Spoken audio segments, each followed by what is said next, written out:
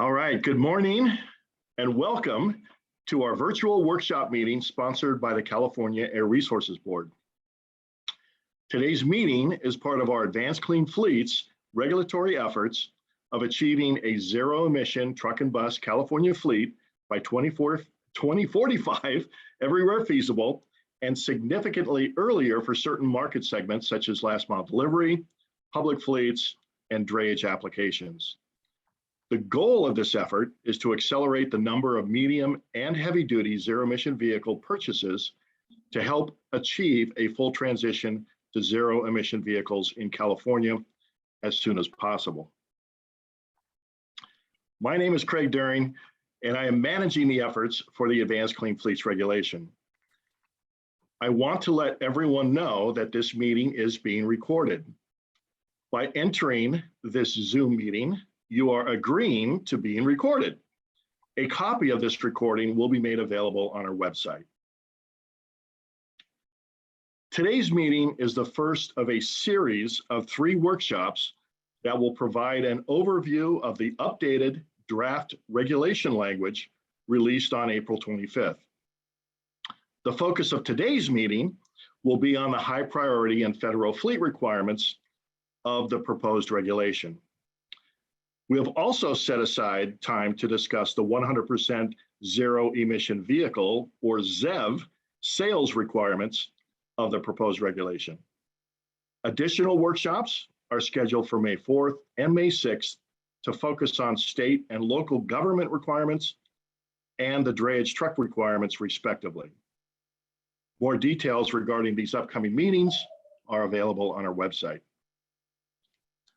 Also available on our website, and we're dropping links into the chat, are the materials for today's meeting. This includes access to the workshop agenda, presentation, and the draft regulation language that we will be discussing today. Our website also provides links to our informal comment log and comment submittal form. More information on how to submit comments will be discussed during our presentation. I need to point out that our notice for today's meeting shows it being scheduled to end at 2 p.m. This was a typo. My hope is to end this meeting by noon, which is reflected in our agenda. However, we will be available to continue the conversation if additional time is required. Once again, our focus today is on the high priority and federal fleet requirements of the regulation. Our intention is to allow for full and open communication throughout the meeting and allow our stakeholders to ask questions, seek clarification, and provide comments specific to this part of the regulation. Therefore, I encourage everyone to hold any comments or questions related to other topics such as drayage trucks, state fleets, and local governments for their respective workshops being held later in the week. And let me remind everyone again that this meeting is being recorded and the recording will be made available on our website. During the meeting, the chat feature and ask question feature will not be available. Therefore, you will only be able to ask a question or make a comment verbally by raising your hand and using your microphone. We will call upon individuals in the order your hand was raised. When called upon, we ask you to unmute your mic and state your comment or question. And as a reminder, please introduce yourself by first stating your name and affiliation before making comments.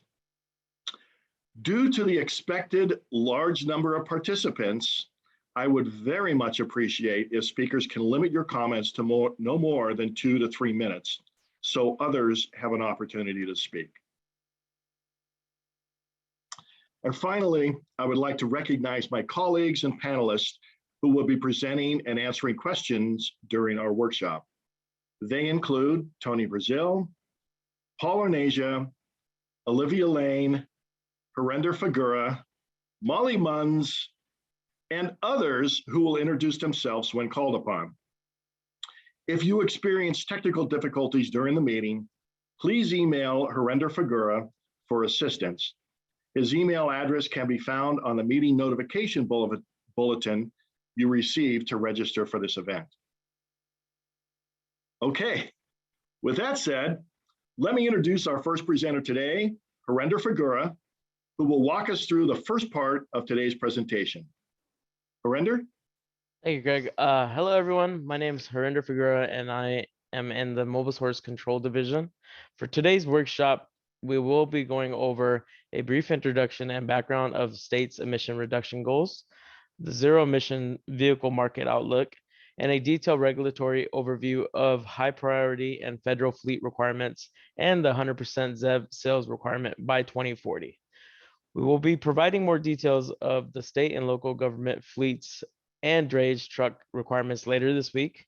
We will continue today's workshop with an overview of emissions benefits and the next steps. Next slide.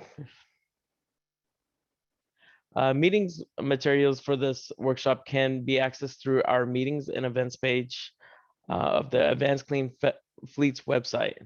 In addition, staff will continue to accept informal comments through the informal comment docket, where their comments are posted online through meetings and other means to work through issues.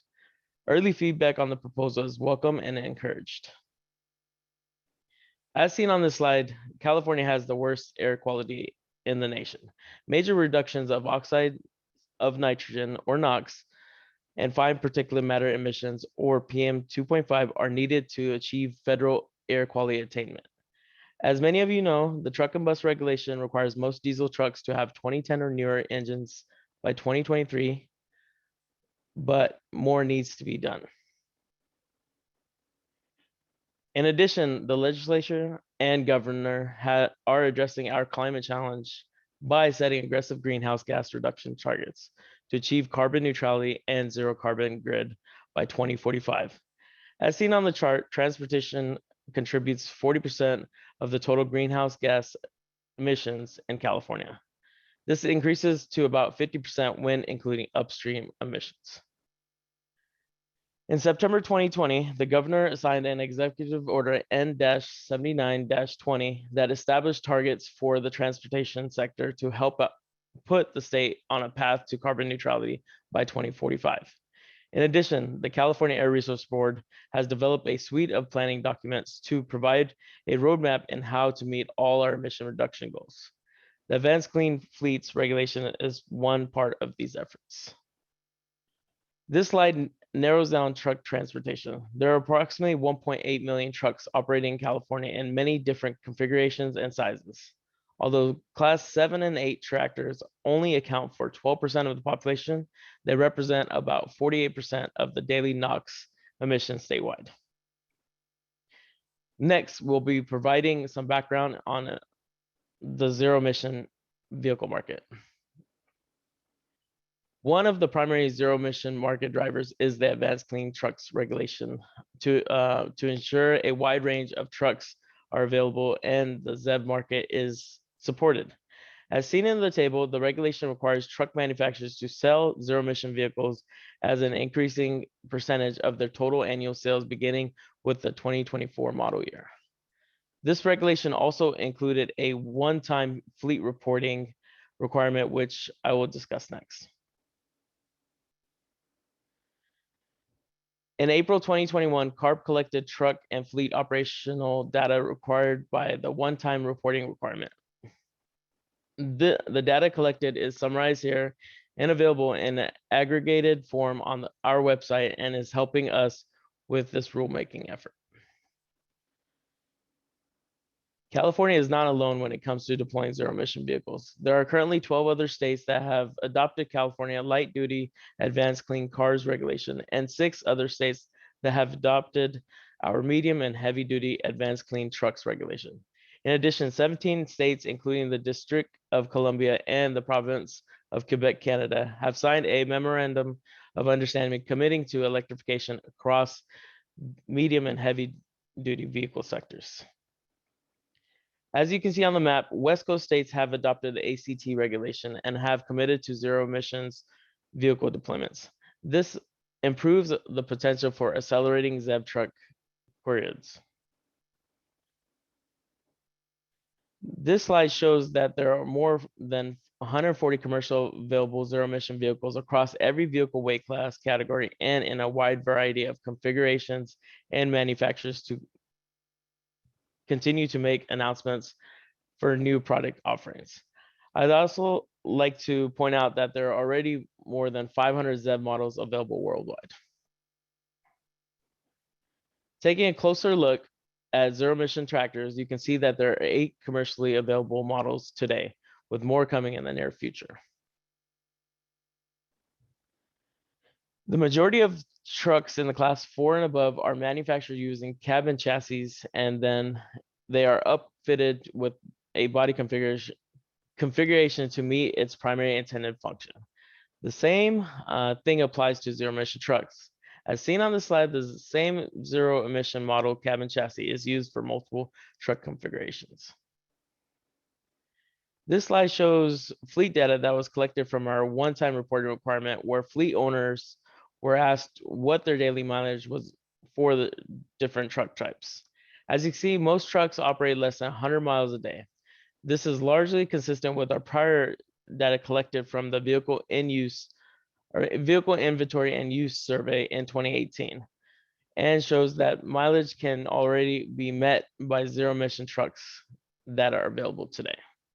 We recognize that for some work trucks, daily operational mileage does not paint a full picture and have factored that into our thinking. I will now turn it over to our next presenter, Paul Renaja, who will be discussing high priority and federal fleet requirements of the regulations. Thank you. Thank you and good morning, everyone. So I'll be walking through the high priority and federal fleet requirements of the proposed advanced fleet and trucks regulation. We'll be going about halfway through this section and stopping for questions and answers.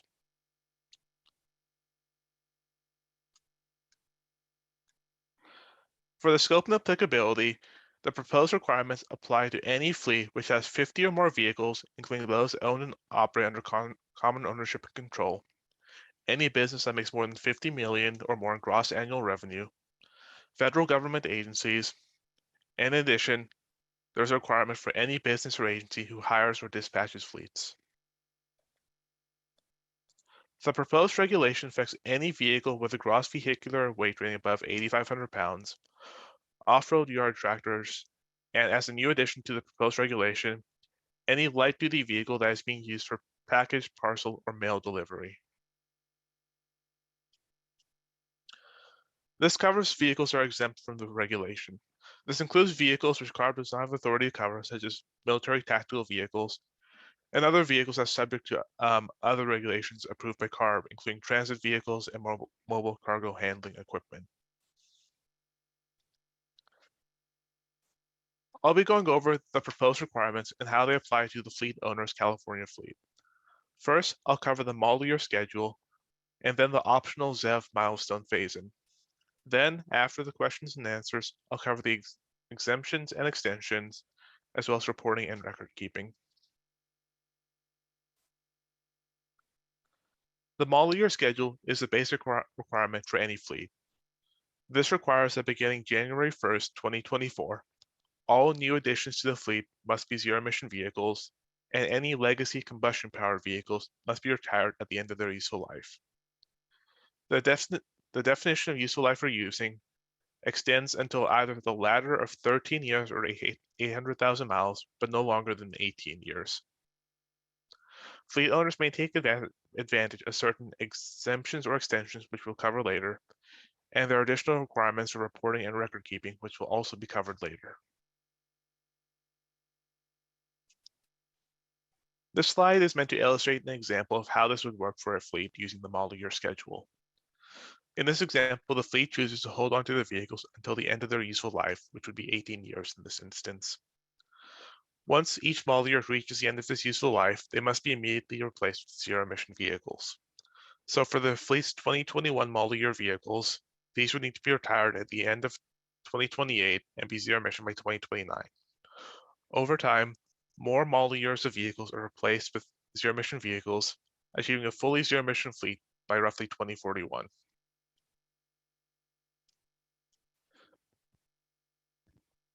How quickly a fleet will transition to zero-emission vehicles will depend on how quickly they turn over their fleet.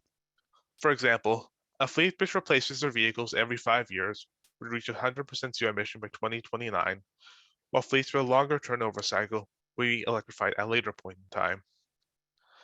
Given the definition of useful life, we expect that fleets under this pathway to be fully electrified by roughly 2040. So to summarize what this concept does, it is a fairly straightforward pathway, but it's not as flexible since there's limited options a fleet has, and the only considerations are the vehicle's mileage and age. The criteria within this requirement are meant to be consistent with Senate Bill 1's useful life requirement. Under this requirement, combustion-powered vehicles can only be added after 2024 if the fleet qualifies for an exemption. And this requirement would make a high turnover fleet either transition to ZEVs quickly or potentially slow down their rate of replacing their vehicles.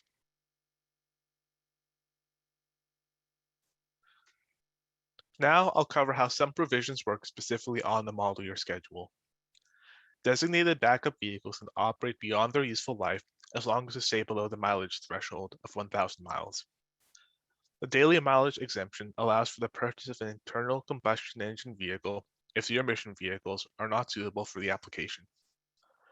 Both the infrastructure construction delay and vehicle delivery delay allow for a vehicle to continue using their combustion-powered vehicles and delay the delivery of ZEVs if applicable. The zero-emission vehicle unavailability exemption allows the fleet to purchase a combustion-powered vehicle if there's no zero-emission vehicle available. Lastly, in the event of a declared emergency event, expanded use of combustion-powered vehicles is allowed, and vehicles providing mutual aid can purchase combustion-powered vehicles. The proposal has a second optional pathway available to fleets called the ZEV milestone phase-in. This pathway allows fleets to comply by ensuring a certain number of vehicles in their overall fleet are ZEVs. For this pathway, the fleet's vehicles are broken into 3 groups. Each group has a phase-in requirement, which eventually reaches 100%. Group 1 vehicles, representing box trucks, vans, buses, and yard tractors, face their first requirements in 2025 and reach 100% in 2035. This is the quickest timeline as these vehicles are seen as the most suitable for electrification. Group 2 vehicles representing work trucks, day cab tractors, and 3-axle buses have their first requirement in 2027 and are fully electrified by 2039. Lastly, sleeper cab tractors and specialty vehicles have the first requirement in 2030 and reach 100% zero emission in 2042. The fleet can reach the overall ZEV milestone requirement using any combination of vehicles in their fleet to provide some flexibility. This pathway also does not place any restrictions on purchases, which gives some flexibility in terms of how the fleet chooses to treat their combustion-powered vehicles or potentially add them. In order to be eligible for this pathway, the fleet must opt in to this pathway and sign a waiver. The slide illustrates how the milestones work for an example fleet with vehicles in all 3 groupings. The requirement for each group is calculated by multiplying the number of vehicles in each group by the percentage requirement for that group in that year. The 3 groups are added together and the fleet-wide ZEV milestone is calculated. If the fleet has enough ZEVs to meet this milestone, they are in compliance, and they can have ZEVs in any group to achieve this requirement. This figure displays the number of ZEVs required for the fleet in the previous slide. The first requirement is in 2024 and the 2025, and the number of zero-emission vehicles ramps up to reach 100% by 2042. To summarize this concept, when compared to the model year schedule, the ZEV milestone pathway allows greater flexibility to the fleet. The requirements of the pathway are designed to align with projected ZEV suitability across different vehicle types. This provision does allow for fleets to purchase combustion-powered vehicles given they're in compliance with the ZEV milestones. In some situations, the fleet may not be able to keep their vehicles until the end of their useful life, but in other situations, they could purchase and keep combustion-powered vehicles longer than the model year schedule. So there are some trade-offs with this concept. Now I'll describe how some provisions work specifically with the ZEV milestone pathway. Backup vehicles can be completely removed from the milestone calculations. The daily mileage exemption allows the fleet to purchase combustion-powered vehicles and exclude them from the milestone calculations if the remaining combustion-powered fleet has exemptions as well. The infrastructure construction delay and vehicle delivery delay allow existing combustion-powered vehicles to count as a zero-emission vehicle until the delay is resolved. The Zev Unavailability Exemption allows the fleet owner to purchase a combustion-powered vehicle and exclude it from the milestone calculation. During declared emergency events, emergency mileage can be excluded from backup vehicles. Non-compliant trucks may temporarily be used, and mutual aid fleets may purchase combustion-powered vehicles and exclude them from the ZEV milestone calculation. Other provisions include those from rental vehicles, vehicles acquired with public funds, and corporate joint compliance, which I'll cover briefly. The updated regulation has a new rental vehicle provision for fleets using the ZEV milestones. This provision is meant to address transient interstate fleets and allow for compliance based on the average number of vehicles in the state. Fleets using this provision would be required to report information for all vehicles in the state. The fleet would then need to report 4 quarterly snapshots of the rental fleet. The fleet size would be based on the average of these 4 snapshots.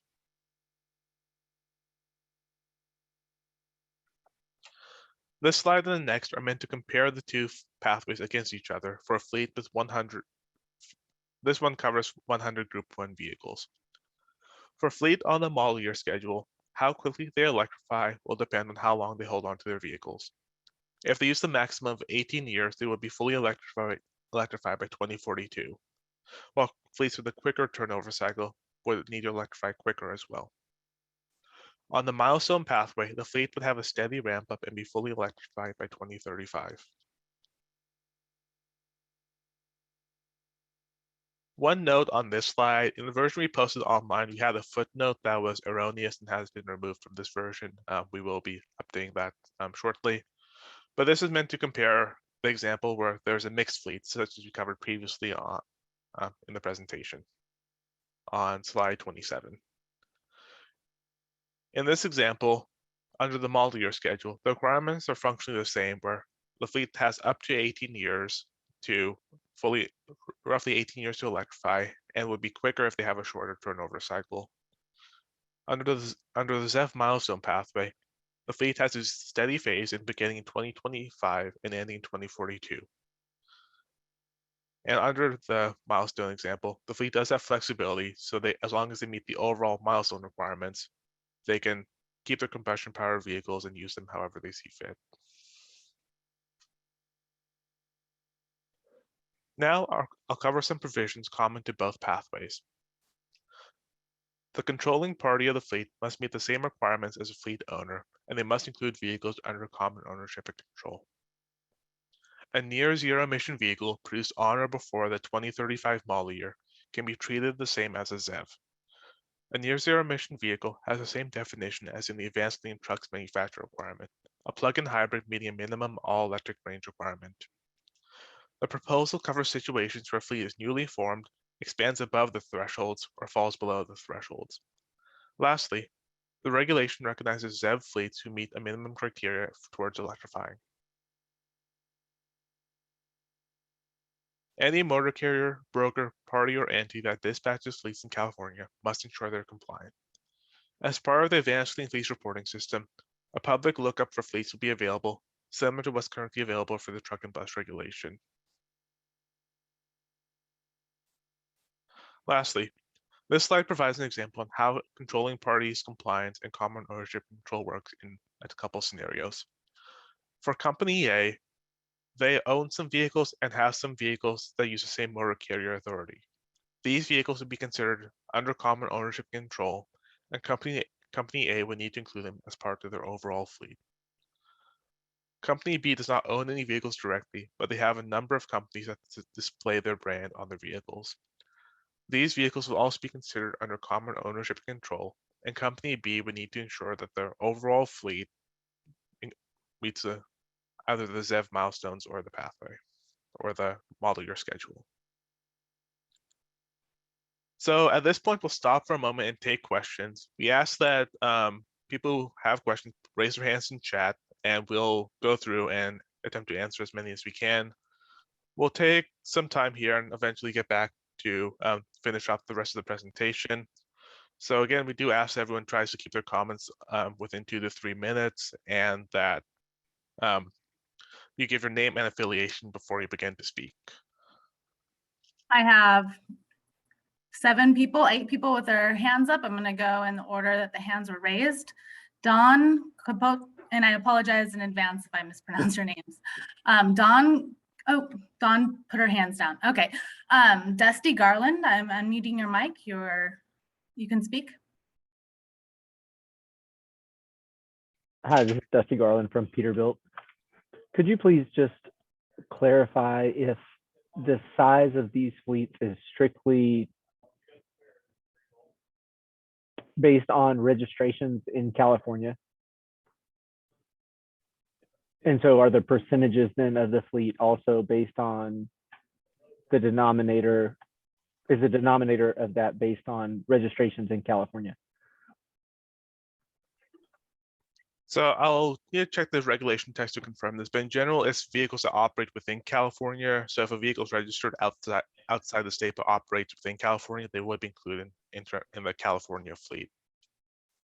Okay, so this then would apply to fleets with 50 or more vehicles in their fleet or in subsidiaries or licensed carriers operating in California. And then the percentages would be such that it's 10% of the vehicles operating in California for that fleet. Is that right? That's correct. Okay, thank you. Thank you. The next speaker is Kat Laker. Kat, I have unmuted your mic. You may speak. Hello, this is Kat Laker from Allison Transmission. You may get into this in your exemption portion, but the exemption about lack of availability, how are you planning on checking that? We have heard about ZEP cert quite a bit, but it's been a little quiet on that lately. So we're just wondering what sort of checks there will be, and is it up to the fleet to determine there's nothing available, or is it, something like HVIP vehicles are the reference? I'm just a little confused if you could clarify that.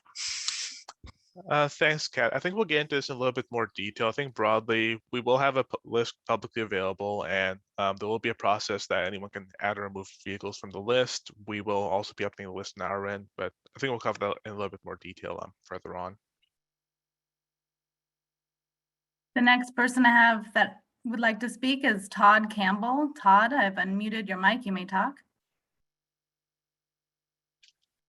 Good morning, Paul and ARB staff. This is Todd Campbell with Clean Energy. I answered one of my questions, which was where was the staff presentation? I found it. Thank you. The second question I had for you was, when the situation does arise where an exemption is warranted, is there anything or staff thought of creating a mechanism that would attempt to or direct that fleet to purchase the cleanest combustion engine, or is this rule essentially allowing any purchase of any type of combustion engine under the omnibus rule? And I ask with the assumption that you would have a combustion engine available that meets the 2027 standard at 0.02 grams, fully compliant with the new emission requirements. Tony, are you able to take that one? Yeah, in the current, on this part of the regulation, we do not have anything explicit at this point. We're treating the a plug-in hybrid or ends up the same as a Zev, so that purchasing either would be equivalent. If we encounter a scenario where a Zev may not be suitable, we do not currently have language in there that specifies that they must buy cleaner than otherwise required engine. By definition, any new engine is sold in California has to meet the omnibus requirement. So all engines will in essence be certified to that standard. And so that's an issue that we're still discussing internally, but we do not have it in the current proposal. Thank you. The next speaker is Glenn Coe. Glenn, I have unmuted your mic. You may speak. Thank you. Glenn Cho from Toyota Motors North America. Paul, this is regarding your slide number 27 with the ZEV milestone for mixed fleet. So is the compliance based on each of the subcategories, or is this compliance based upon the vehicle, the top row, I guess, the number of ZEVs by calendar year, 25, 29, and 33. Kind of like to get some clarity on this, because a little bit confusing as a fleet. If we have mixed fleet, are we judged based on each of the individual type of trucks, or are we judged based on the actual ZEV milestones in the bottom? So the short answer is you're judged by the ZEV milestones at the bottom. So in terms of calculating a requirement, you do take the three groups individually and add them together. But in terms of which fleet vehicles you want to electrify, you can use vehicles in any of the three groups. So if you have your 2025 requirement, but you want to electrify your day cabs instead, you're free to do that. So as long as you meet the overall number of the ZEV milestone listed at the bottom, any of your other vehicles can be electrified. So in essence, then, if you have a mixed fleet, you may be basically regulated from 2025, even though your predominant fleet is 2027, right? Well, you'll be regulating 2025 based on, it'll be your group 1 vehicles, and you have the option to electrify some of your other groups sooner, but we expect that every fleet should be able to comply with the milestone requirements with vehicles in their own group. This is meant to be a flexibility to give fleets more options on how they can choose to comply. Okay, thanks, Paul. Yeah. This is Tony, just to make sure nobody misses it. Yeah, in this table, you see the number 6 at the bottom. If you have 6 ZEVs, we don't care which category they come from, but the number 6 was determined by that group 1, the number of vehicles in that group 1 category. So that, again, as Paul mentioned, to provide the max flexibility to fleets and to ultimately make their own business decisions as to which ones are the best, rather than necessarily going to zero emission on the ones in the first category. But keep in mind that category wasn't largely selected in that way because of the high suitability for typical operation. So Tony, if I have a mix of yard trucks and day cabs, hey, I can't get my ZEV yard truck, so I'm going to comply with day cab instead to meet my yard truck requirement in 2025. Is that allowed? Oh yeah, by all means, and that allows, again, part of the thinking there is to give the flexibility, should help on any questions about specific availability of any one particular truck that you may not have. And then honestly, part of it is that if you have the right mileage characteristics, you might want to, for other business reasons, prioritize the electrification to those that are going to give you the best payback too. And then this is like a milestone up to 2025. I need to be at 6 trucks. For example, if I decide to get yard trucks now in 2021, 2022, those all count up to 2025, correct? Yeah. Yes. Yeah, we will. Okay. This is based on your fleet as it exists. So if you buy them now, and by all means, we're trying to encourage that. You can, if you have 6 already and your fleet looks like this, you're already done with the 2025 milestone. If you aren't, then by all means, go out and get six trucks in the next year or so. Get some early experience with them.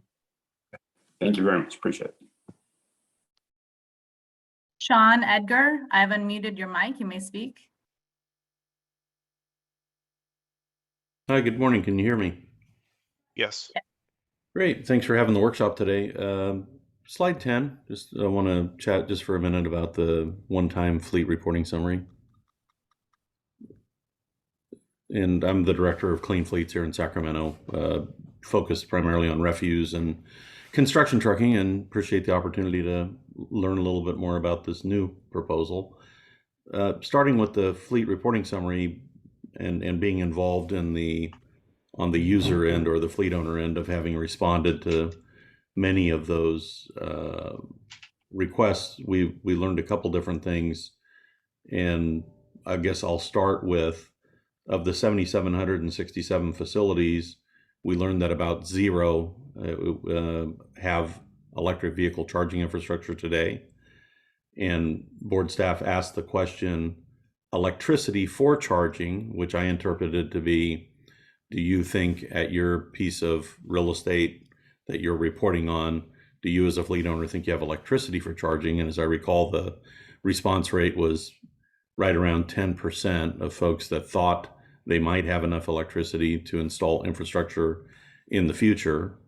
And I'll contrast that, and we realize that the board's priority is to try to move away from internal combustion engines, and I got that. And we know that diesel fueling is pretty prevalent. But embedded in the number of 7,767 facilities, you took answers from 532 facility owners that already have natural gas infrastructure installed, which you didn't ask the question on how old that is, but we know that 532 physical locations have natural gas installed today. Many of those operated by the refuse industry and other folks that are running low NOx engines. And we also know that as a result of the survey that about zero have electric vehicle infrastructure. And we also know that last Thursday, your board had a very spirited discussion about the, I'll say, gaps over the next decades and the literally hundreds of billions of dollars that it's going to take to begin to build this electric infrastructure.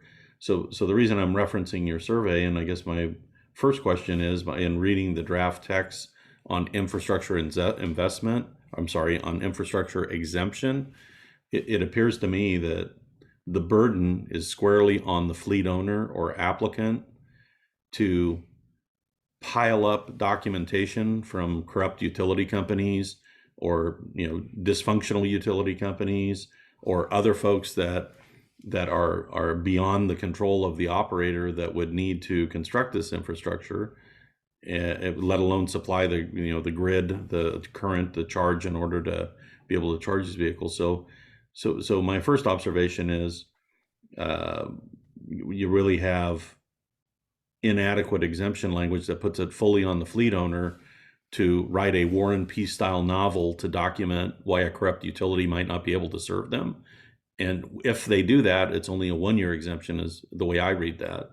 In the meantime, you already have 532 locations that have cleaner natural gas today that can go into a low NOx engine today that can continue to deliver emissions benefits today. But I just don't see anywhere in your package recognition of any of those low NOx engines fueled by natural gas. So I'll leave it there. Just ask, may I know? And I know you've received repeated requests to do that, and we've talked about transition plan for those fleets, and seeing there's pressure on, communities and the air districts to deliver near-term emissions reductions. May I ask why staff is not including a renewable natural gas component in here or a multiple tier system in order to choose best, better, and really good? So that's my question. Why do we not see a transition plan for fleets that are burning cleaner natural gas today?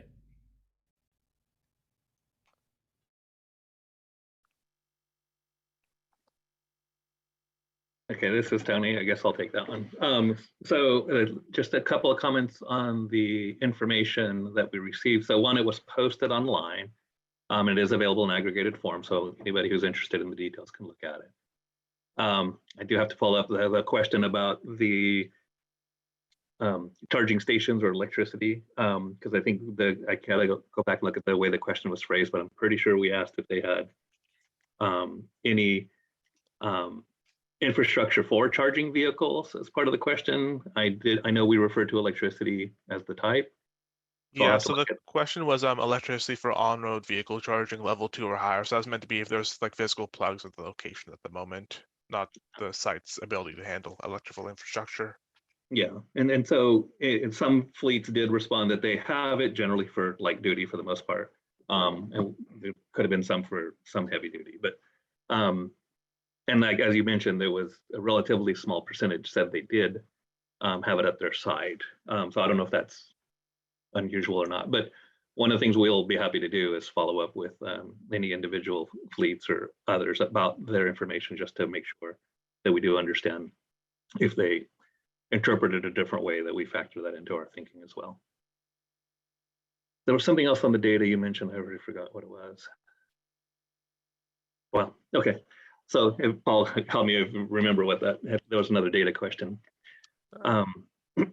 But then, oh, I'm sorry, there was the infrastructure. So we did ask the question about, we didn't ask how long it was in place per se. We asked the question to the effect of if it was if it had been installed within the last 10 years or not. I believe was more or less what the question was. And we, in fact, in that particular case, did follow up with a lot of the fleets that actually reported natural gas vehicles to confirm what their response was, as well, to try to get that information in there. And then with respect to the broader question of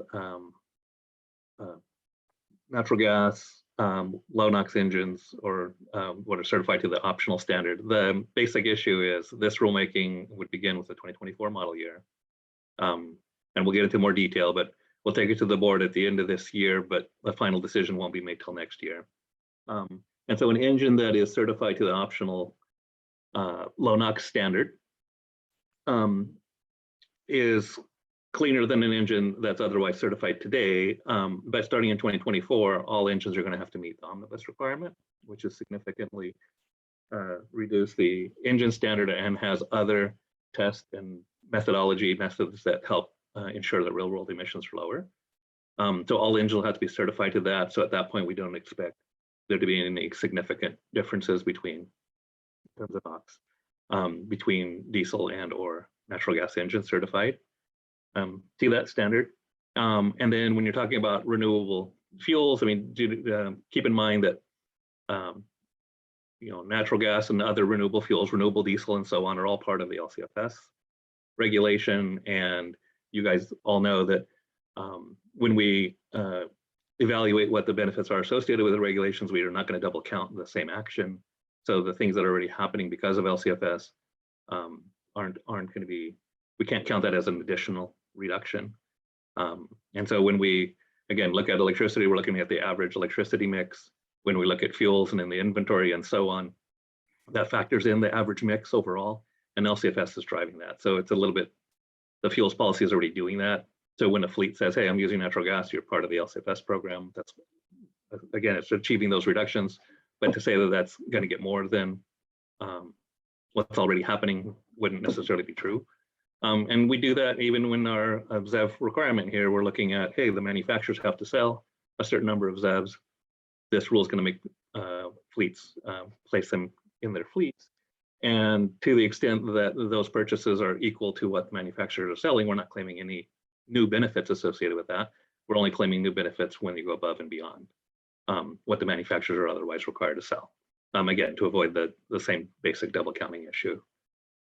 So that's pretty much, I think, in a nutshell, what kind of hopefully covers that your question. Dan Chia, you're next in line to speak. I've unmuted your mic.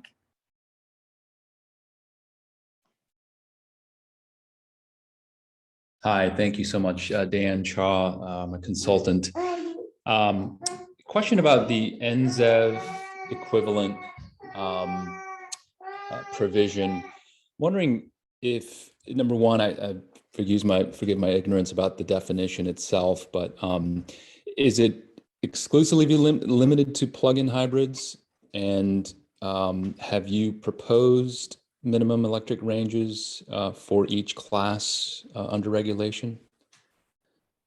Thanks, Dan. So in terms of NZEV, the definition is the same as in the advanced clean trucks regulation. So I guess it is a little bit broader than plug-in hybrid vehicles. If it's charged inductively or conductively while in motion, it can still qualify as long as it meets the minimum all-electric range requirement. And the range requirement is the same for all vehicle classes. It does increase over time though. In 2020, one model year is 10 miles up to 20 miles in 2024, 35 miles in 2027, and then 75 miles in 2030. So it's meant to just increase over time to reflect that we are expecting longer range vehicles to support the overall ZEV market, but it's not based on the weight of the vehicle, just the mileage. Just to throw in that is also perfectly or almost perfectly consistent with the phase 2 GHG requirements that apply nationwide. The next speaker Got it. is Thank you. Just to follow up, or one kind of, not a follow-up exactly, but about your Class 8 requirements. I'm curious what the thinking was. I mean, you did show quite a bit of availability today, commercial availability in the Class 8 realm, yet the compliance dates are the furthest out for that class. Can you sort of describe a little bit of your thinking there? And then just the last final, more administrative question is, do you plan on making a red line available for the public to easier track the new additions from the previous version of the regulation? I guess I'm gonna start with this slide. So we do have tractors on the later schedule, mainly because we do recognize that there are longer range needs for these vehicles, which we see the technology still developing, but also I think as a larger component, infrastructure is going to be needed for these vehicles. They do require fairly large chargers, so that will take time to build out. So to ensure that all the different types of vehicles are able to electrify, we did see that more time was needed. We do recognize some applications probably could be on a quicker timeline, but there's a lot of different types of tractors out there that all need to have a pathway to comply. And there was a second question on the red line part. But yeah, I'll cover it. I mean, so no, we're not going to put out, I guess, a red line version of it. We, in the presentation, as you notice on this slide, we marked new on something that was a change. Part of the reason is a lot of this was partly just reorganized and moved around, and the red line might not provide as much value, I guess, in doing so.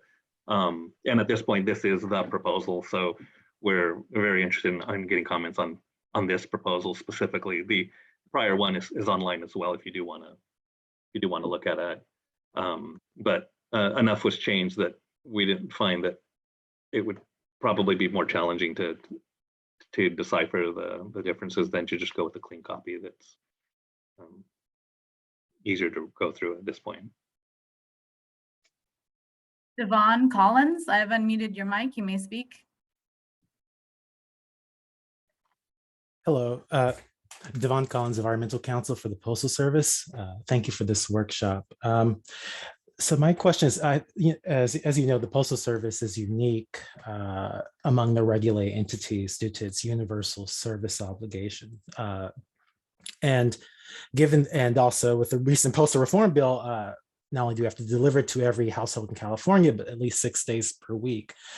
So particularly with the expansion to include older light duty trucks, which probably is not a surprise to you, is a large proportion of the postal fleet. What mechanisms are in place to ensure that there is not a conflict between this rule and the Postal Reorganization Act, the Universal Service Obligation? I'm thinking, of such scenarios where a truck will have to be retired, but if there's not a ZEV replacement vehicle to replace it, then I think that might put the Postal Service in a rather untenable position between complying with the PRA and this rule. So I recognize the alternate compliance pathway, but I don't really see any other provision for avoiding such a conflict. So yeah, I'll jump in. I was like, yeah, and so just for people that are commenting, I do appreciate that you're keeping them brief. In this particular example, we are going to discuss a number of those provisions. So if you wouldn't mind, if that second part of the presentation here doesn't answer your question, by all means, feel free to raise your hand again. But I think we're building some things in, and we'll get into that part of the discussion as to how that works and how it might address the concern you just raised. Okay, great. Thank you. There are 15 people left with their hand raised. I'm going to call on the next person, Bill McGavern. I have unmuted your mic. You may speak. Thank you. Bill McGavern with Coalition for Clean Air.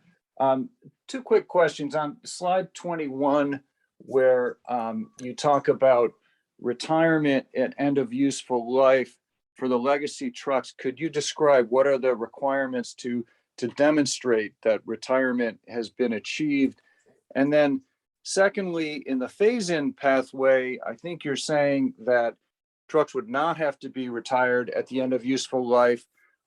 Why not require that? And have you calculated the emissions differential between requiring retirement and letting those trucks be on the road indefinitely? Thank you. Thanks, Bill. I guess I'll start with what we mean by retired. So in the definition, we have defined removed from the California fleet, which covers a few different options. The vehicle may be destroyed or scrapped, registered as a planned non-operational vehicle within DMV. It can be sold out of state or transferred out of state, or for the controlling parties, common ownership of the vehicle ends. So there are a couple options there in terms of how they can choose to remove it from the fleet. As far as the rest of the question about the differences between the model year schedule and the ZEV milestone pathway, I think I guess Tony or Chris are able to help out on this one.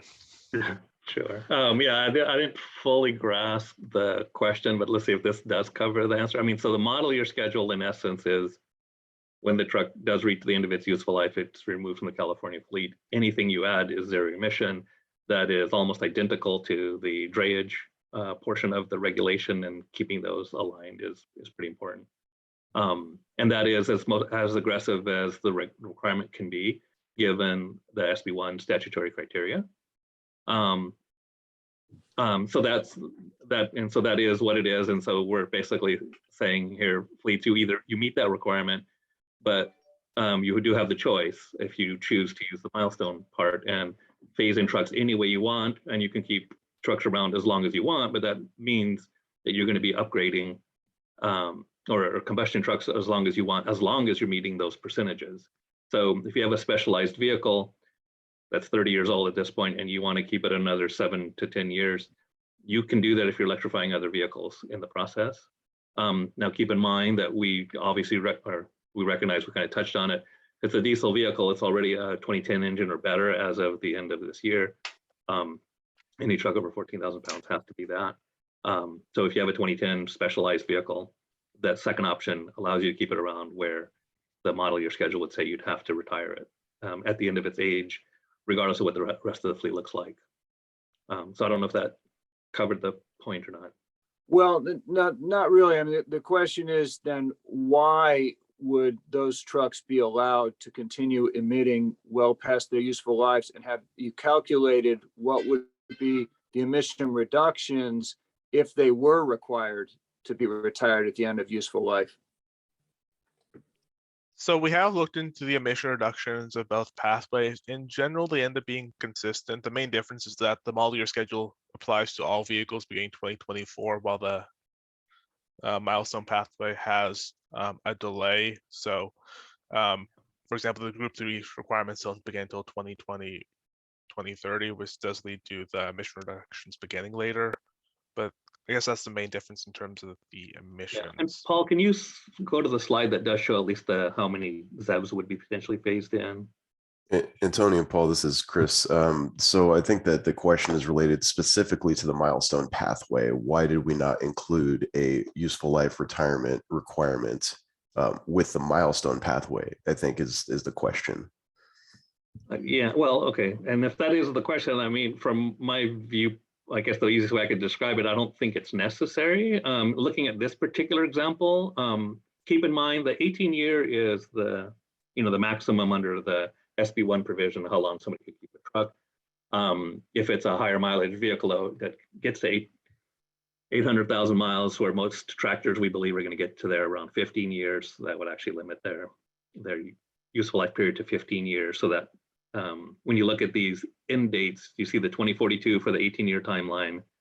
It's 2039 under if it's a tractor doing 800,000 miles in about 15 years would be the timeline there. And you look at the green milestone one gives you more flexibility in how you meet it, a lot more flexibility, but gets you to zero emissions sooner. And so we think that some fleets will ultimately prefer to follow the black line, the 18-year approach, and others would largely prefer to meet the green milestone one and actually get to zero emissions sooner, but in a lot more flexible way. So we see these as fairly equivalent, where the milestone one does provide a lot more flexibility. And again, when you're talking about a fleet of diesel engines in particular, let's just pretend like they're all tractors for the argument's sake. If I make you get rid of 2 or 3 particular tractors, maybe they're heavy haul or something else on the 18th birthday, and the rest of your fleet are just day cabs that are doing some kind of local haul kind of thing, whichever one you replace emissions wise isn't going to achieve a whole lot of different emissions reductions other than if they're roughly the same emissions. So I don't know that we gain a whole lot by setting that as a limitation. And this will still get us to potentially more reductions in the later time frame, maybe a little less in the early time frame, but it really depends on the option the fleet picks. Okay, thanks. You did answer the question. Okay. Mike Tunnel, I have unmuted your mic. You may speak.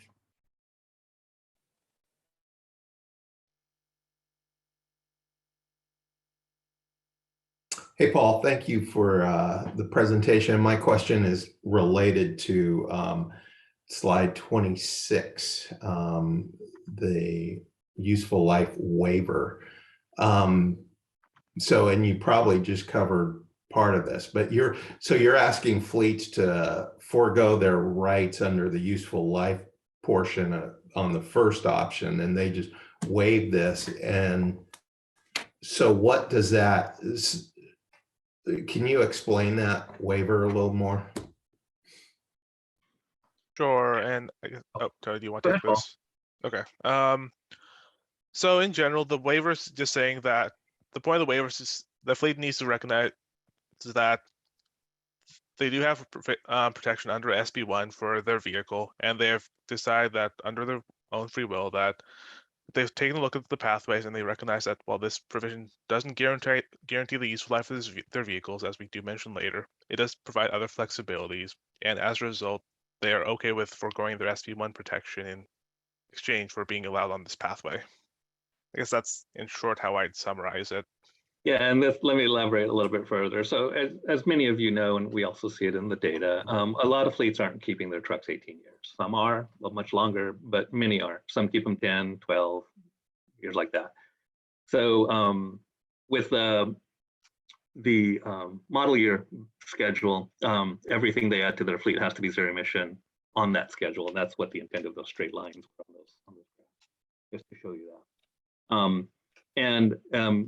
The milestone approach allows the fleet, one, to decide which vehicles it wants to electrify first.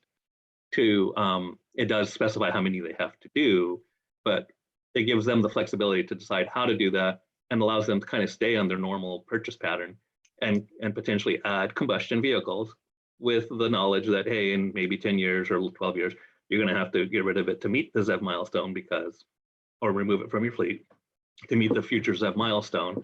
And this approach leaves it to the fleet to make that decision. So it may align much better with their normal purchase pattern, frankly, and potentially reduces the likelihood that somebody might stop replacing their vehicles very quickly. And that's kind of what the 5 and 10 year lines kind of show. It's a lot of the 10 years very common. I mean, the 5 years for longer haul kind of type applications. If you're a long haul fleet and the rule is very simplistic and just says, yeah, everything you add is zero emission, then a fleet that replaces their trucks in 5 years by 2028 would be 100% zero emission. That's also a fleet that's most likely to be doing over 100,000 miles a year, probably 150,000 miles a year. So, and it's traveling interstate, and to meet it on this schedule might not exactly work for them.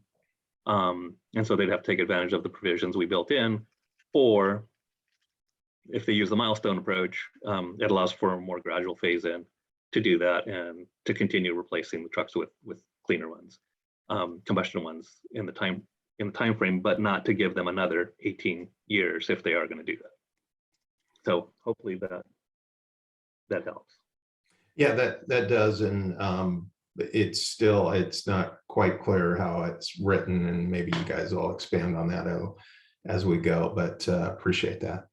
Yeah, and for everybody's benefit, I mean, so we also try to make sure it's like you either meet one or the other, they don't get mixed. So it's either you're following that model year schedule outright, or you're in essence meeting the milestone part outright, but you do need to notify us because the default is going to be the model year schedule. I have 17 people with their hands raised, and I'm just a reminder to state your affiliation after you give your name. Matt Schrapp, I have unmuted your mic. You may speak. Hi, thanks. Good morning. Matt Schrapp with the Harbor Trucking Association. Tony, Paul, I'm just wondering if you guys can elaborate a little bit on how you envision the enforcement component of this breaking down. Obviously, we have experience through the on-road truck and bus rule, and drayage is its own animal, so to speak, that we'll go over this Friday, but hoping you can expand a little bit on enforcement and then also elaborate in how brokers are brought into the controlling entity and or common ownership or control for dispatching entities.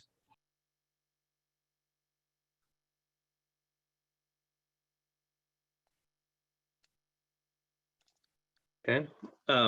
Let's see, there's two pieces to that question. So then, and actually I want to make a point that you just kind of alluded to. Yeah, so the model year schedule is essentially the identical requirement that the drayage fleet has, except for the drayage requirement is when you're going to be entering effectively entering the intermodal ports and rail yards.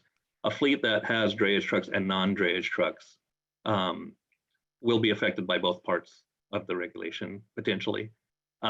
And so that a fleet that's meeting the milestone requirement can count all of their zero emission trucks towards that requirement, including those that might serve the port.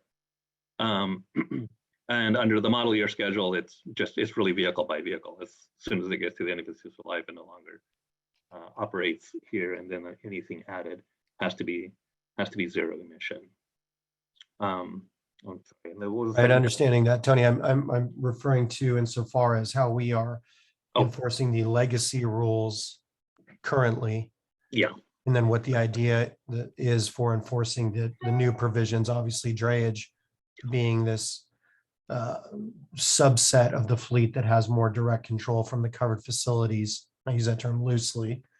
That's more what I was referring to, understanding that they'll all count within each other. Okay. It's about how is it going to be enforced, especially from fleet size, revenue, model year schedule versus phase in.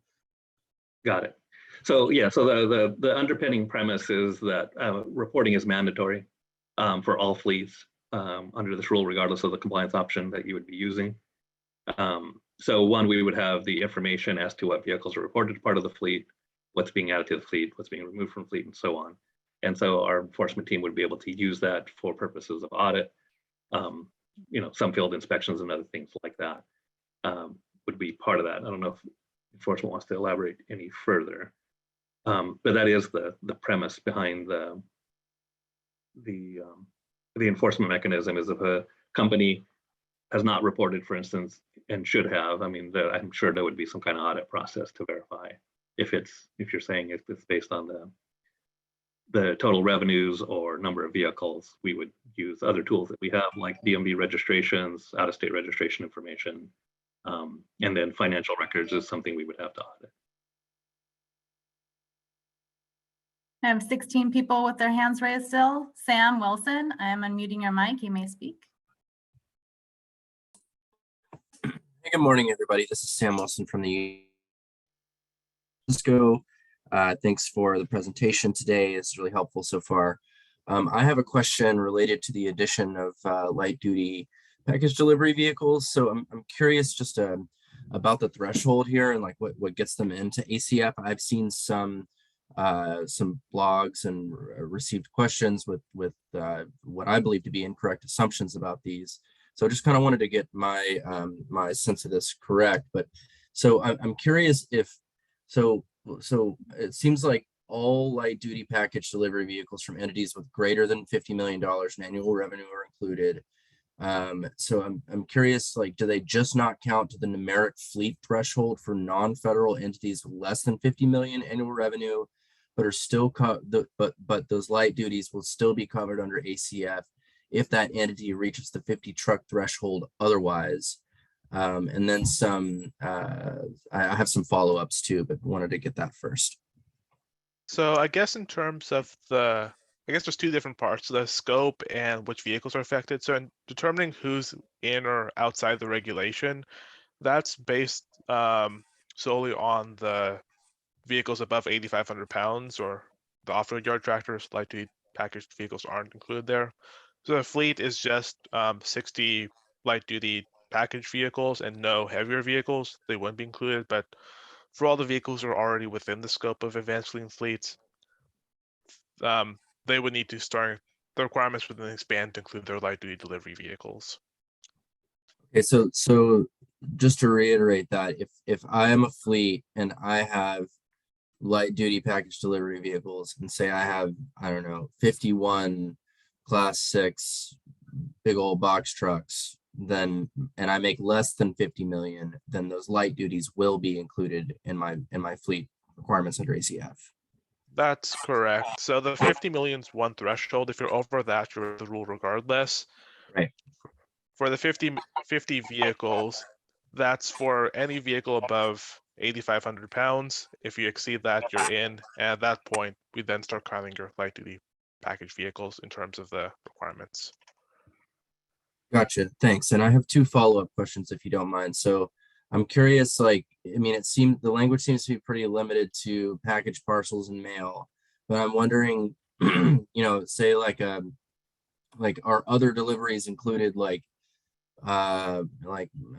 meal prep boxes? I mean, I guess that's a package, but like other, I mean, how do you guys see the scope of that? And then I'm also curious if you guys have done a statewide emissions or an analysis of the emissions reduction benefit that this will bring by adding these guys into the rule. Thanks. Okay, this is Tony. So in terms of the definition, I mean, one, that part of the reason we are doing the workshop, I mean, if you do have suggestions on how we draw that line and where we draw the line, then by all means, that's part of the point of the meeting. At this point, again, it's these terms, package, parcel, or mail delivery. So that's what it's intended to cover at this point. But we do have to put more details around it, and appreciate any comments there. There was a second part to that. Gosh, I already missed it. About the emission reductions. Emission reductions, yeah. So again, this is that kind of that same issue again. As you may be aware, California's had a light duty zero emission vehicle sales requirement in effect for a number of years, or even decades at this point. And so the number of vehicles here that would be required to purchase will not increase that number necessarily. So we won't result in reductions that aren't already expected from manufacturer sales in the light duty space. I can't remember what our estimate on the number of vehicles is. It's on the order of, is it 40,000? Some around there, yes. Yeah, and I think Zev sales in California are, do you have a sense of the number on that? Under advanced clean cars 1, it's like 8% of sales, I thought. Yeah. But yeah, I but think there's millions of vehicles out there, and we're talking about 40,000-ish over the next 10 years or so. So well within what's already expected, and those who aren't aware, there's an advanced clean cars 2 regulation that would actually increase those numbers, starting with the 26 model year as well. But even if that weren't approved, the existing regulation that's been on the books for some time significantly exceeds the number of light duty vehicles that would be deployed under this particular requirement. So it wouldn't result in new emissions reductions. So the next speaker in the queue is Tim Blubaugh. Tim, I've unmuted your mic. You may speak. Okay, and I guess we're about at, I guess, 11:15. I guess we can take Tim and the next speaker and then move on to wrap up the presentation. We'll then come back and take questions about anything, but just to make sure that we get through all the material and have plenty of time for Q&A. Thanks. Go ahead. Thanks, Tim. Paul. This is Tim Blubaugh with the Truck and Engine Manufacturers Association. And I have a comment about the exemptions that exist for the fleet requirements. I see there are exemptions for school buses, military vehicles, emergency vehicles, snow plows, heavy cranes, and others. And there also is an allowance to extend the model year schedule for infrastructure, ZEV infrastructure construction delays. I would note that the Advanced Clean Trucks rule that applies to manufacturers through at least 2039 includes no exemptions. And we would ask that ARB modify the Advanced Clean Trucks rule to provide manufacturers with equivalent relief from the sales mandates, so that manufacturers they're not penalized for selling to fleets that receive the exemptions under the ACF rule. Thank you. Okay, so yeah, so Tim, I mean, these rules are rather different, and the manufacturer has quite a bit of flexibility in which vehicles they choose to produce or not produce. And under this option here, we're talking about individual fleets and tens of thousands or thousands of them. And so we need the rule to also be workable for the fleets themselves. So we'll get into the provisions a little bit later, but the provisions are there to a degree. If the vehicles aren't available from the manufacturer, then we can't make somebody purchase it or penalize them because the manufacturer didn't make it. The last thing we want is to make a list of vehicles that the manufacturers are going to say, oh, we can just ignore these because we actually want more of the vehicles out there and more options. And so the fleet rule by definition is in essence saying if the manufacturers have it available to purchase, you have to buy it. So it seems like a pretty good synergy in terms of how it goes.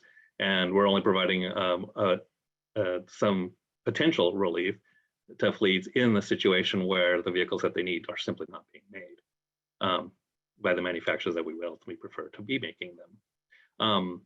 So it's a rather different issue, I think, from our viewpoint. If we were confident that every vehicle will be made when everybody needs it, for no matter what the situation is, then we wouldn't build any provisions in. But I'll also say that even though we are building the provisions, largely believe they're not going to be greatly needed except for some out of the ordinary situations in terms of some vehicle categories or fairly unique vehicles or low volume ones that I don't expect the manufacturers to necessarily target as their initial foray into the market. And one thing to add that we will cover this later, before that vehicle unavailability exemption, we do envision there being a public process that outside stakeholders could request to have vehicles added or removed. So if a manufacturer does start offering a product, they can submit that information to Carbon, we'd be able to remove it from the list at that point. So that is another way to just make sure that the requirements are. So Tim, feel free to, if we get to the next part here, you still have the same concern, by all means, feel free to bring it up. And as Paul mentioned, let's just take, Paul, how many more do you want to take? So we just move on and then we'll continue the dialogue. We can just take one more and then cover the rest of the presentation. So. All right. There's 13 people with their hands raised. I'm going to call on the next person. And if you want to leave your hand up, I'll start from the top of the list next time we open up for Q&A. The next person on the list is Lisa Mcgee. Lisa Mcgee, you may talk. Hi there, can you hear me? Yes, getting some feedback actually. Okay, hold on. Is that better? Oh, no, it's not. No, that's still pretty bad.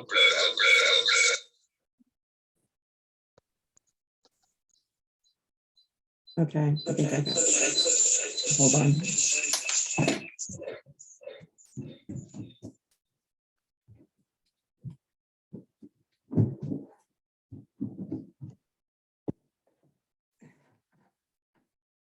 Okay, here I am. Sorry about that. Okay, a lot better. Okay, my question is for clarification on the ZEVs. So the three options are, as far as qualifying for a ZEV, is a battery electric vehicle, near zero, or plug-in. Is that correct? I guess our definition of ZEV includes both battery electric and fuel cell vehicles. Okay. I guess we also have Okay. catenary vehicles, but those are in common. We also allow for near zero emission vehicles or plug-in hybrids that are produced in the 2035 model year or before. Yeah, and to make sure when we say near zero, it has to have all electric range. So I know that term's not always used in the same. Okay. Okay, that helps for clarification. So, and then moving on slide 18, where you talk about the gross vehicle weight rating compliant vehicles, or that would fall under the compliance, the 8,500 pounds and vans, what is considered to be in that category exactly? For example, I know that obviously the transit and the school buses, you've got them in a different category, and obviously the airport shuttle bus regulation. But what about the other passenger moving vehicles that use vans? Are they falling under this category, like churches, universities, any type of schools, or anything else that use vans? So in terms of the size, above 8,500 would be, let's say a Chevy Express, a Mercedes Sprinter, or a Ford Transit van. Those are all above 8,500 pounds. Correct. Below that would be like a typical minivan, or also some of the smaller vans, like Ford has their Transit Connect, Mercedes has, I think, the Metris. Those are below 8,500 pounds. I was just trying to find out though, because you kind of implied some vocations, I just wanted to be clear, are those passenger types of vans falling under this regulation if they're 8,500 pounds and over in terms of If they're their above vocation? 8,500 pounds and the fleet meets the applicability requirement, then they're in. If they're below 8,500 pounds, the only vehicles we're including are those being used for parcel or mail delivery. So if you're a fleet if you meet any of the applicability requirements, you're regulated and all your vehicles above 8,500 pounds, including your vans, need to be included regardless of what vocation they're being used for. So if it helps, yeah. So if you have a commercial passenger transportation company that uses vans and shuttles and cutaways and things like that, not part of the transit service, for example, they would potentially be subject to this requirement if they meet the thresholds. Got it. Okay. And then I got another one, ZEV Cert.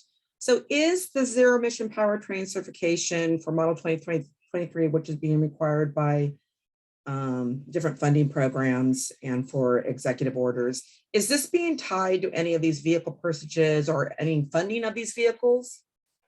So we're not doing anything specifically in advanced clean fleets about the ZEP Cert program. Instead, under the advanced clean trucks regulation, beginning 2024 model year, all vehicles need to meet the ZEP Cert requirement in order to generate credits. So as a result, we're expecting essentially all manufacturers to follow ZEP Cert starting 2024 model year, which is about the same time that this regulation will begin.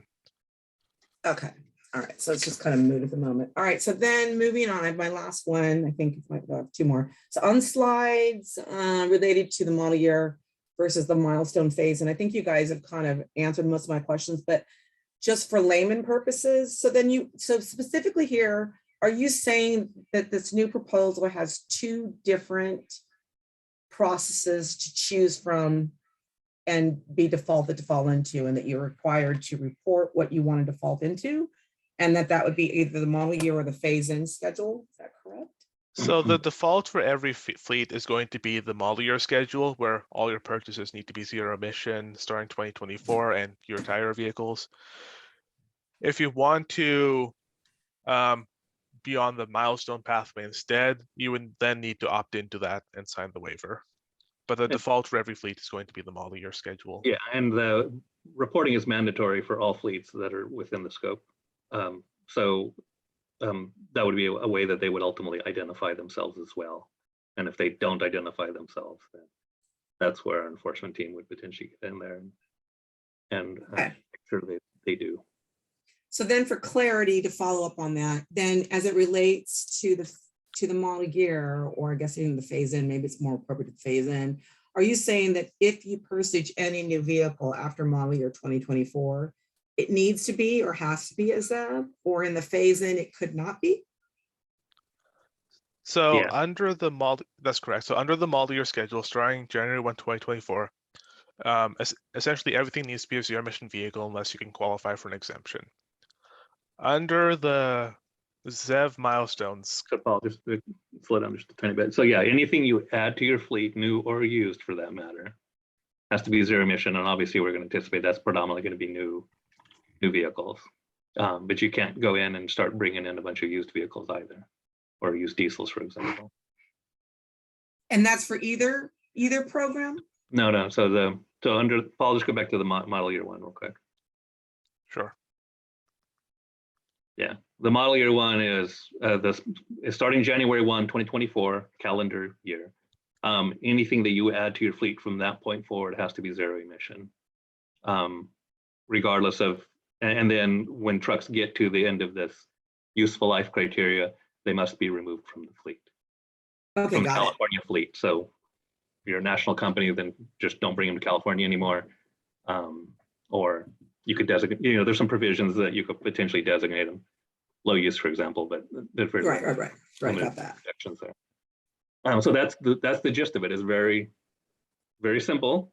It's not going to fit all needs, but that's almost the entirety of it. So then the phase in does allow you though to purchase a internal combustion engine, isn't that correct? It does.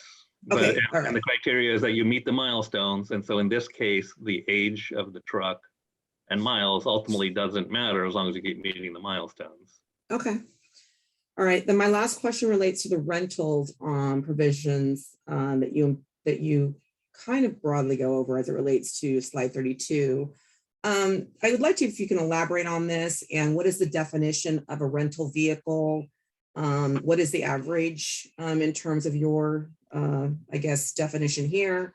And then my first thoughts when I look at this, I'm assuming that there might be some influence driven by this compliance as it relates to maybe you might drive more people towards rentals if there's some definition that I'm not clear on, but I'll hold that. But just a quick thought I had.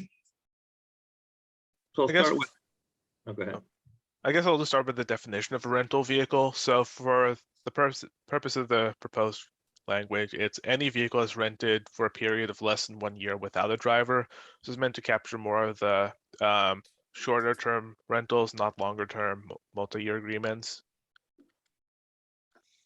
Yeah, and it's limited to rental companies that regularly engaged in renting of vehicles, again, without the driver. And so the provision's really there to address, to a large degree, the vehicles that are coming in and out of California. I mean, just, I think most people are pretty familiar with like a U-Haul example, where trucks are moving in and out of state. People are entering individuals or businesses, for instance. And so a company that might operate in the United States, half of their entire US fleet could come to California 1 or 2 days. Sure. Potentially. And so in theory, you could find a situation where a rental company might have 10% of their trucks in California on a regular basis. Maybe they don't even leave. They electrify 100% of them. But if you count all the vehicles that come in and out of California, they would never be able to comply. So we're trying to address that situation by in essence saying, hey, because of this nature of some of the fleet generally operating across state lines might only be in California once or twice a year, that for this special provision, we're going to look at a snapshot of the number of vehicles that are operating in California on average to apply this percentage, so that 10% of the trucks that are in California in any given day need to be electrified. And so that'll just smooth out the transition to be, and the ZEV phase in to be much more similar to other fleets that are otherwise staying in California. So it's a provision to kind of address that. Okay, well, that's helpful as far as that explanation, because it's hard to interpret it. And I guess my only takeaway from your explanation would be is just to make sure that we've got maybe a good definition. Because my concern was just thinking that you could drive and influence maybe a market towards the rental provision just for the purposes of more leniency. But that was it. But thank you very much for for the presentation, and also thank you for the provisions that I think kind of well address some of the concerns that have been going on for the last year or so. So thank you. Yeah, appreciate those comments. And again, that's a perfect reminder for everyone. Yes, if you do find that, hey, this isn't very clear, this could be made better by changing this language. We're very interested in those kinds of things because the whole point of this is to make it as clear as possible. So everybody is, the lack of a better term, singing from the same sheet of music as we move forward, because that's beneficial for everyone. Yeah, Okay. and also I was just going to say, Tony, on addressing that is that I think you're finding this new emerging market as it relates to the EV truck service, trucks as a service. And so you've got this new business model that I think is emerging for the adoption of trying to take on all the investments up front for different types of fleets. So it might help support those and also distinguish them different from these shorter term type of rentals. I'm not sure if I'm wrong or right, but it's just a quick thought. Thank you. Yeah, thank you. Okay, with that, I guess we'll move into the next portion and kind of go over the provisions, and then we'll continue the discussion. If you have your hand up, feel free to leave it there, and we'll just continue down the list. Okay, so I'll be going over the exemptions, extensions, and then the reporting record keeping. Then I'll pass it off to Olivia Lane, who will close out the presentation. So this is the list of exemption extensions we have within the draft text. So this list has been expanded since our last workshop covering the regulation, and we'll be covering mainly the stakeholder feedback. So we'll be going over these. So first is the Zev and Zev Unavailability Exemption, which is meant to capture when these vehicles are not commercially available to purchase. So CARB will maintain a list of which chassis and body configurations are not available as a Zev or NZEV. This list won't contain some common body types listed here that we do expect to be electrified essentially immediately. So to maintain this list, outside parties can submit documentation to add or remove vehicles from the list. All listed vehicles are grouped by two general weight classes and their primary intended function. After the vehicle does become available, we'll have a 6-month grace period where you can still apply for the exemption. And if you do qualify for this, the fleet owner may purchase a combustion-powered vehicle and report it once it's delivered. So they would not need to provide any additional documentation if it's on the list. So in order for a vehicle to be added to the list, all the following must be true. The vehicle is already available as a combustion-powered vehicle. No complete zero-emission vehicles are sold in that configuration. There's no zero-emission chassis available, and there's no zero-emission chassis conversion kit that can be sold, or no zero-emission, in that specific configuration. So you would need to report to claim the exemption and submit a photo of the vehicle. Next is a daily mileage exemption. So this is meant to capture situations where the vehicles available on the market don't meet your fleet's mileage needs. So in order to qualify for this, first you need to achieve at least 10% of your fleet being zero-emission vehicles. You must show that there's no NZEVs available or plug-in hybrids. And you need to show that the available ZEVs can't meet your mileage needs in any type. To do this, you have a couple of options. First is to submit operational data showing that in at least 3 out of 30 days, the mileage need cannot be met with any available zero-emission vehicle on the market, and there's no publicly available infrastructure along the routes. You can also use any collected data from zero-emission vehicles actually in service in your fleet. So once you can demonstrate this, you would submit the information to the executive officer, and we would approve the request. Next is the infrastructure construction delay extension. So this is meant to address situations where a fleet is making a good faith effort to install infrastructure, but due to situations outside their control, they are unable to have it available by the time the vehicles are delivered. So this applies to both battery electric and fuel cell electric vehicles. And in order to qualify, first, the construction must have begun at least 1 year prior to the compliance deadline. And you would need to meet an eligible reason for why the project was delayed. And some of these are listed here and are elaborated on in the regulation text. So once you're able to do this, you can submit your request to the executive officer and delay the addition of ZEVs to your fleet and continue operating your existing vehicles.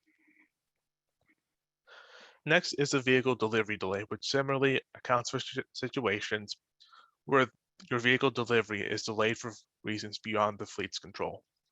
So in order to qualify for this, the zero-emission vehicles must have been ordered at least 1 year in advance of the deadline.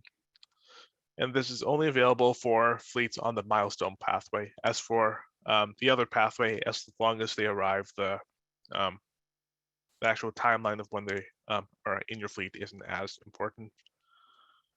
So in order to claim this exemption, you would need to claim it and then provide the proof of purchase that you did submit the order ahead of time. Next is the mutual aid exemption, which is designed for entities who have signed existing mutual aid agreements with other agencies in the event of a declared emergency. A fleet is eligible for this if first, already 3/4 of their total fleet consists of zero-emission vehicles, and you need to demonstrate that mobile fueling is not an option for your fleet.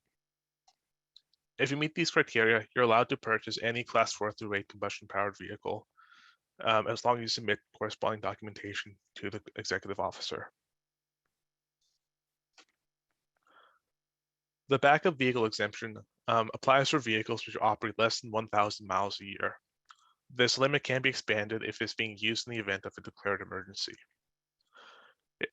This applies differently for the two pathways. On the Zev milestone pathway, they're excluded from the fleet completely, while for the model year schedule, these vehicles are able to operate beyond their useful life. So the fleet would need to annually report that the vehicle is a backup and submit their odometer reading every year. Now we'll move on to reporting. Fleets are required to report compliance annually by February 1st, which is a change from our last presentation. They'll be required to report some general entity information, general vehicle information, for vehicles approaching the end of their useful life, odometer readings, and engine information. In addition, the fleet would be required to report any changes within 30 days, regardless of whether it's outside the reporting window. And the fleet would also need to keep information available on request as part of the record-keeping requirements. Now I'll cover the 100% ZEV sales requirement by 2040. So this requirement hasn't changed since our last workshop, and in short, it requires that all manufacturers, whether large or small, begin in the 2024 model year that all vehicles sold into California must be zero emission, excluding their authorized emergency vehicles. So we see this as part of a larger transition to, in part, meet our state's carbon neutrality goals and to help ensure that a large-scale transition to zero-emission markets occurs in all sectors. You said 2024. I just want to make sure it's 2040. 2040, yeah. 2040, sorry about that. So this requirement will continue the existing reporting under the advanced clean trucks requirement and record-keeping requirements. Now I'll pass it off to Olivia Lane, who'll be providing an overview on the missions, outreach, and next steps. Olivia? Thanks, Paul. Hi, everyone. My name is Olivia Lane. I work in the Mobile Source Control Division. So yeah, I'm going to be talking about the emissions, outreach, and next steps. Next slide, please. Okay, so again, I'll first go over the emissions, and then I'll touch on outreach efforts and go on to the next steps. Okay, so the ACF emissions inventory was developed using the latest available MPAC 2021 model, which was released to the public last Friday. Most of the methodology and assumptions used in the inventory modeling stayed consistent to those that were presented in the inventory work group meeting that happened last November, with recent updates to the regulatory language reflected in the following slides. So the results shared here are all compared to what we refer to as the legal business as usual baseline, which considers recently adopted regulations such as the Advanced Clean Trucks and Heavy Duty Omnibus regulations. One thing to note is that the current inventory does not include the impact of the Heavy Duty Inspection and Maintenance regulation, as it is still pending approval from the Office of Administrative Law. So the proposed ACF regulation is expected to result in approximately 20 tons per day statewide NOx emissions reduction in 2031. And then in 2037, the proposed regulation is expected to result in more than 50 tons per day NOx emissions reduction statewide. And then by 2050, the total NOx emissions benefit in California resulting from ACF is expected to be around 97 tons per day. We have also computed the projected emissions for fine particulate matter, or PM 2.5 emissions. Here we included both exhaust emissions and brake wear emissions. With the current proposed regulation, ACF will lead to approximately 0.3 tons per day PM 2.5 emissions reduction in 2031 and 1 ton per day in 2037.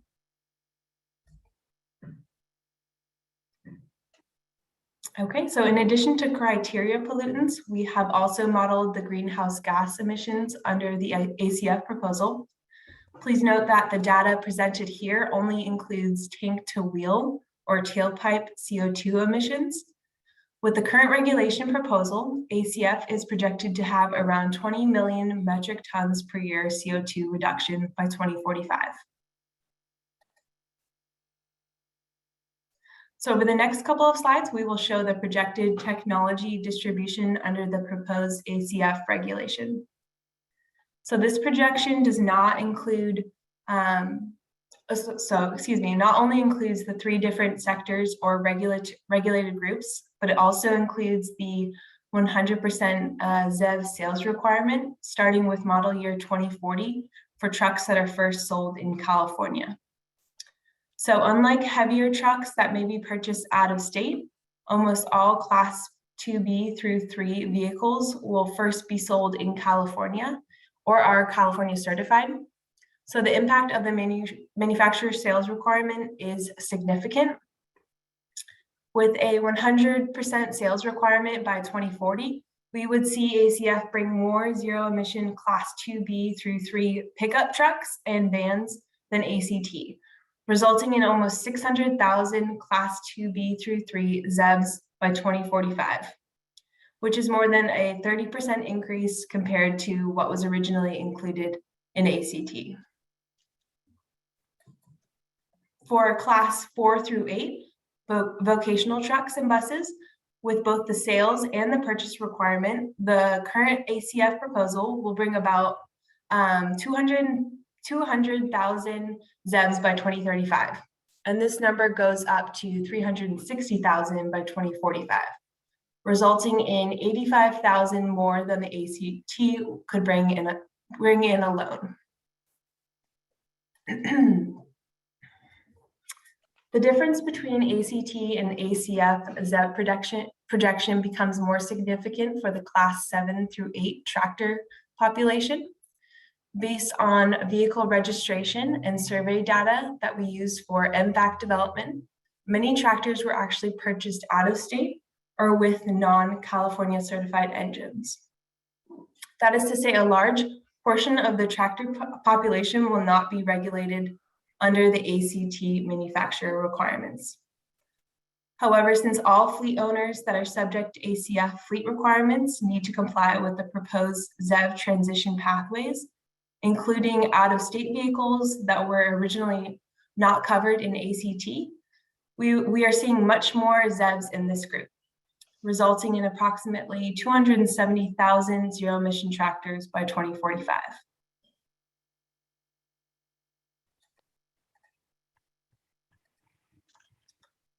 Okay, sorry, I lost my spot. Okay, so for, what slide are we on? 58? Okay. Yeah. Sorry. All right. Overall, combining all weight classes together, ACF is consistently bringing more ZEVs as compared to ACT, with more than 1.2 million ZEVs by 2045, a 60% increase as compared to the 780,000 brought by ACT. So here we show the total affected vehicles under the current ACF proposal. All the data here is based on information collected in calendar year 2019. So overall, about 12% of the class 2B through 3, 53% of class 4 through 8 vocational, and 67% of class 7 through 8 tractors will be regulated under the ACF fleet requirements.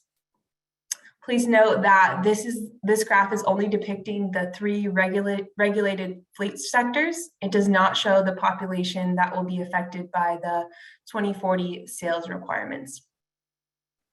Also, this graph only shows the 12% of class 2B through 3 vehicles that are regulated under ACF in the state and local government fleet and high priority fleet categories. Most of the rest of these vehicle types will be covered by both the ACT and the ACF sales requirements, which will result in a significant increase in ZEVs in that category.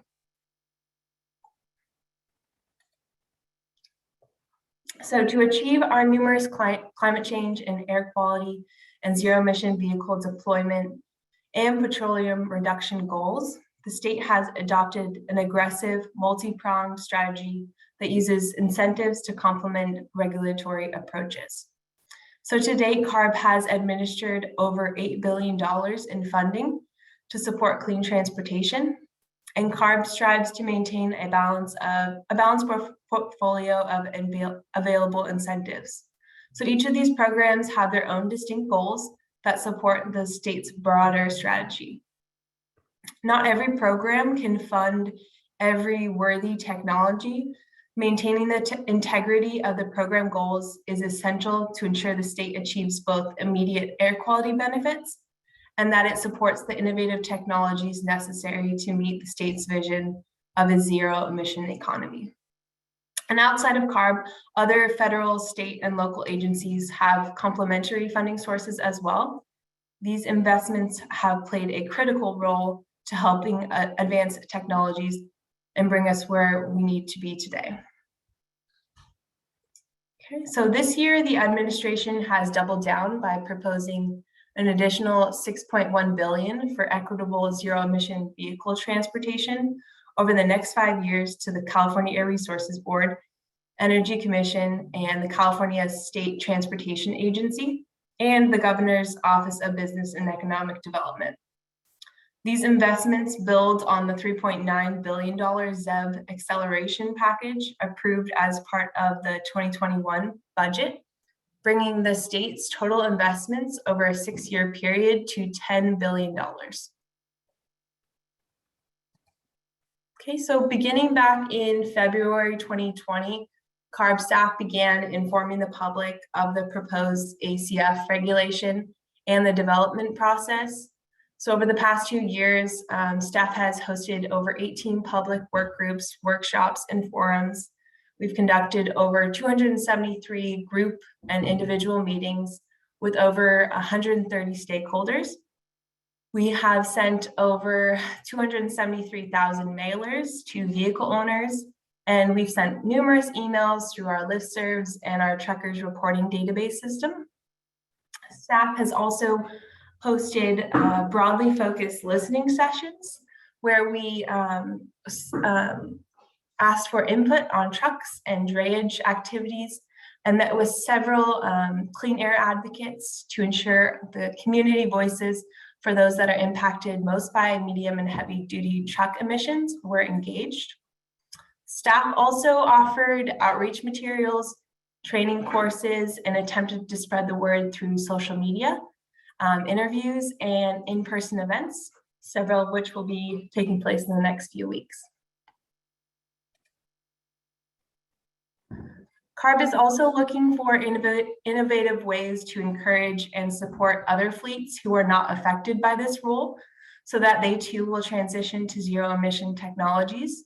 And we are looking for ideas that go above and beyond CARB's regulations, policies, and investments. So please stay tuned for upcoming listening sessions or focus groups where we are going to dive into these ideas. So for example, a voluntary recognition program for fleets that are adopting zero emission vehicles at an accelerated rate, or developing workforce training avenues, collaborating with local agencies or land use measures or changes to permitting, exploring innovative financing models, and partnering with other organizations to conduct outreach and training. So throughout all of this engagement and outreach, we have heard consistently the need for infrastructure and resources for fleets as they transition to zero emission technologies. So CARB hears you, and we are working closely with other state agencies, especially the Governor's Office of Economic Business Development, or GOBIZ, the California Energy Commission, and the California Public Utilities Commission, to provide the framework for heavy-duty zero-emission vehicle fueling. So two aspects of this framework are planning and funding. In addition, CARB continues to discuss issues surrounding infrastructure with stakeholders and electrical providers. Many of you may have tuned in for our recent work group series on infrastructure, but if not, you can watch the recordings of these meetings on the ACF Meetings and Event webpage. So CARB staff is also working hard on making resources available for fleets who will be transitioning to zero emission technologies. So there are several websites already available now with information on planning, total cost of ownership, calculators, and funding, with more to be added soon. And then staff is also working on training opportunities with the focus on zero emission technologies. And there will eventually be a training focused solely on the Advanced Clean Fleets regulation. Okay, you can go to the next slide. Awesome. So this slide gives the URL for CARB's informal comment docket. You can copy it there and paste it into your browser. You can also find all of these resources that are supporting this workshop on CARB's ACF webpage. You can also contact us through the program email address or by the phone number listed on this slide. And so just a reminder, the meeting materials for this series of workshops and all of our past workshops is available on our meetings and events webpage. You are also welcome to leave a comment in the informal comment docket. The notice for the 45-day rulemaking package is expected to go out in early September of this year and will be presented to the board in October. Okay, so thanks again for attending our workshop today. And so I think we're going to finish up the comments and questions. So I will hand it back over to Craig maybe, or Paul. Hey, thanks, Olivia. Yeah, I think at this point we'll go ahead and go back into our Q&A and just pick up where we left off. So that is our presentation, and now we'll spend the rest of the time talking or answering questions and taking your comments. There are 19 people on the queue to speak. First is Juliana Rodriguez. I have unmuted your mic. You may speak.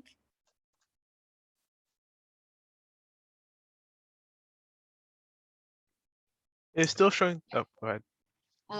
I'm here, Juliana Rodriguez with GNA. I have two questions. The first one is for the reporting. It mentions that every 30 days, you would have to, report any changes.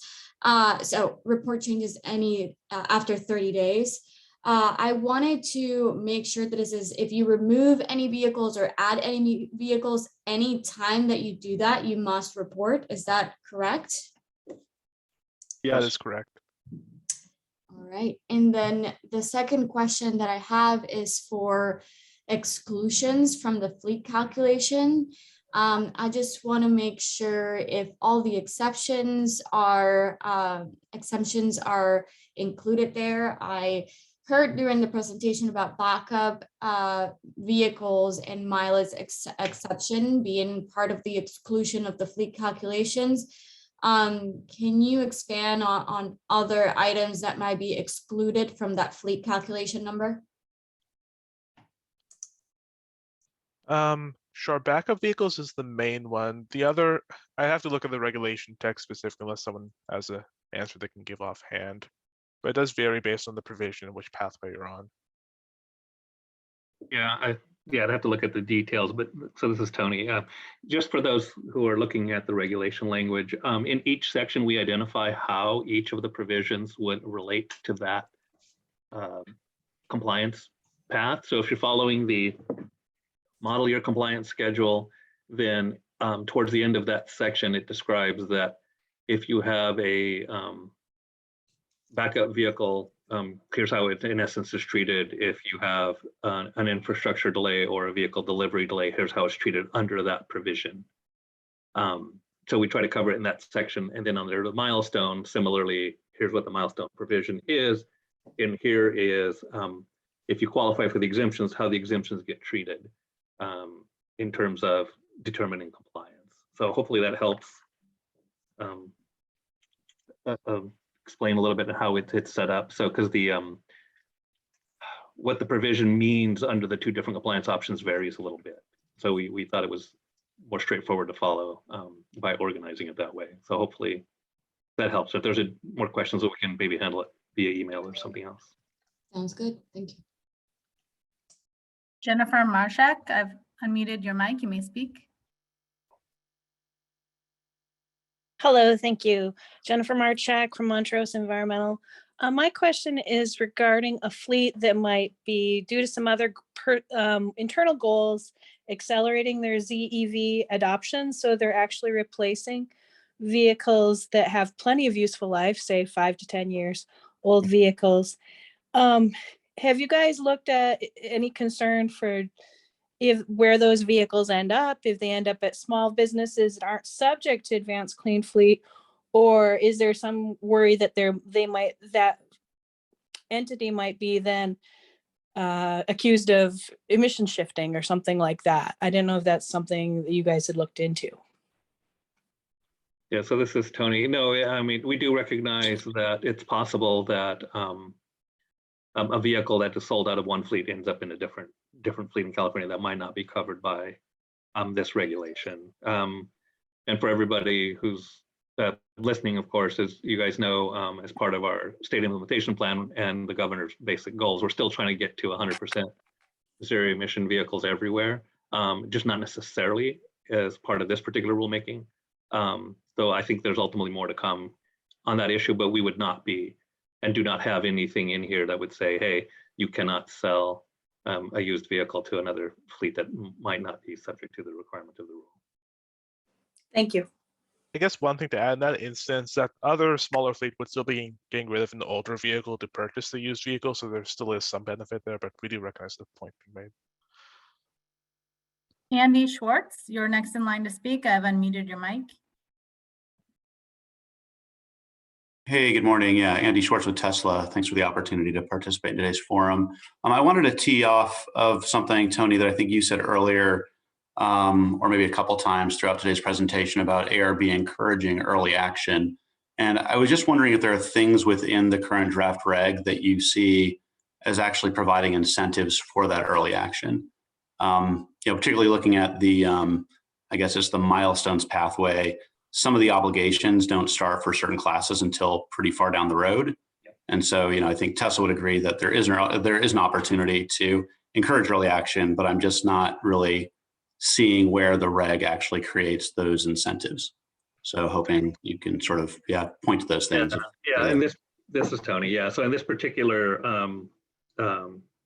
regulation, there isn't something that's called early action, but as we kind of went over those examples, if you need 6 zero emission trucks, you can do that, today, and then count them towards your future requirement. So that puts you in some advantage.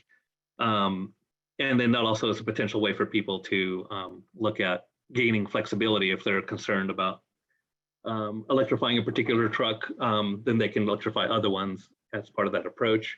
And then as we kind of touched on, we didn't spend a lot of time on it, that, as of today, there is quite a bit of funding available in terms of infrastructure. Utilities are largely paying for most of the upgrades on a customer's property, and that's been established for a number of years, but how long that continues into the future is somewhat uncertain. So if I'm a fleet owner, I might be looking at, hey, maybe I should take advantage of some of these incentives that I can get now that may or may not be around in the future.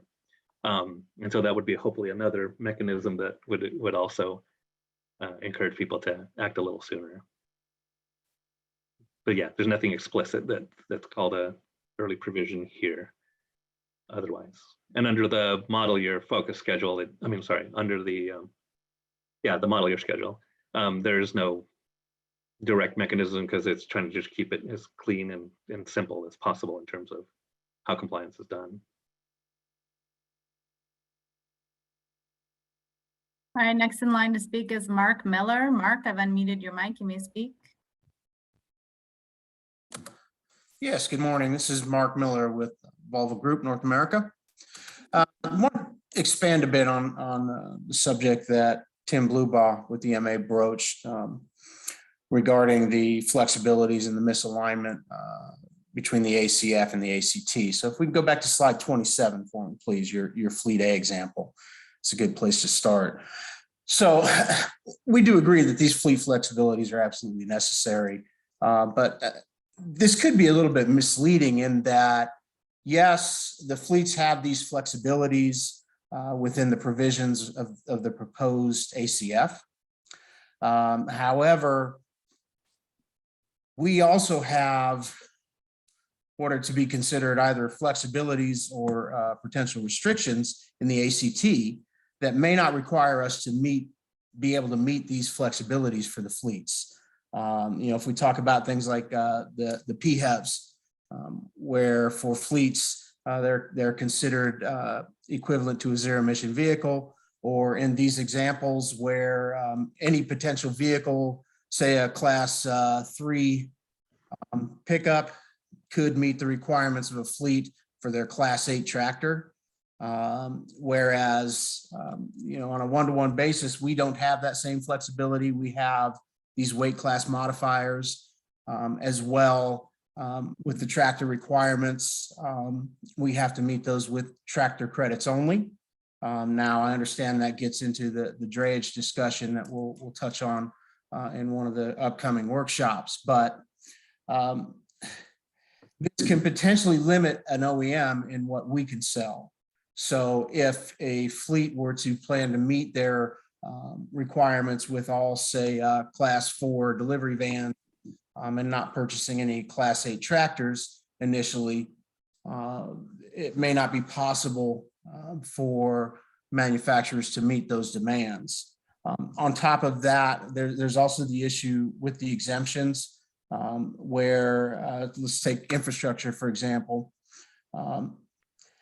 The OEM doesn't have a matching exemption. So yes, we could potentially sell an internal combustion engine powered vehicle to a customer if they have that exemption because the infrastructure isn't available yet to them. However, that still goes against our deficit calculation. And I understand the reasoning when it comes to, maybe availability of specific vehicle categories, but in the terms of at least the infrastructure exemption, for example, I think that's one where the ACT and the ACF need to be aligned. And it's not certain to me that the infrastructure is even going to be available as we move forward to meet the demands of either the ACT or the ACF. And the reason I say that is because on the transportation electrification page for the California Public Utilities Commission, they give some investment levels to date that have been authorized and spent. And for heavy duty, it's almost $800 million that have been authorized for infrastructure investment through the Public Utilities Commission.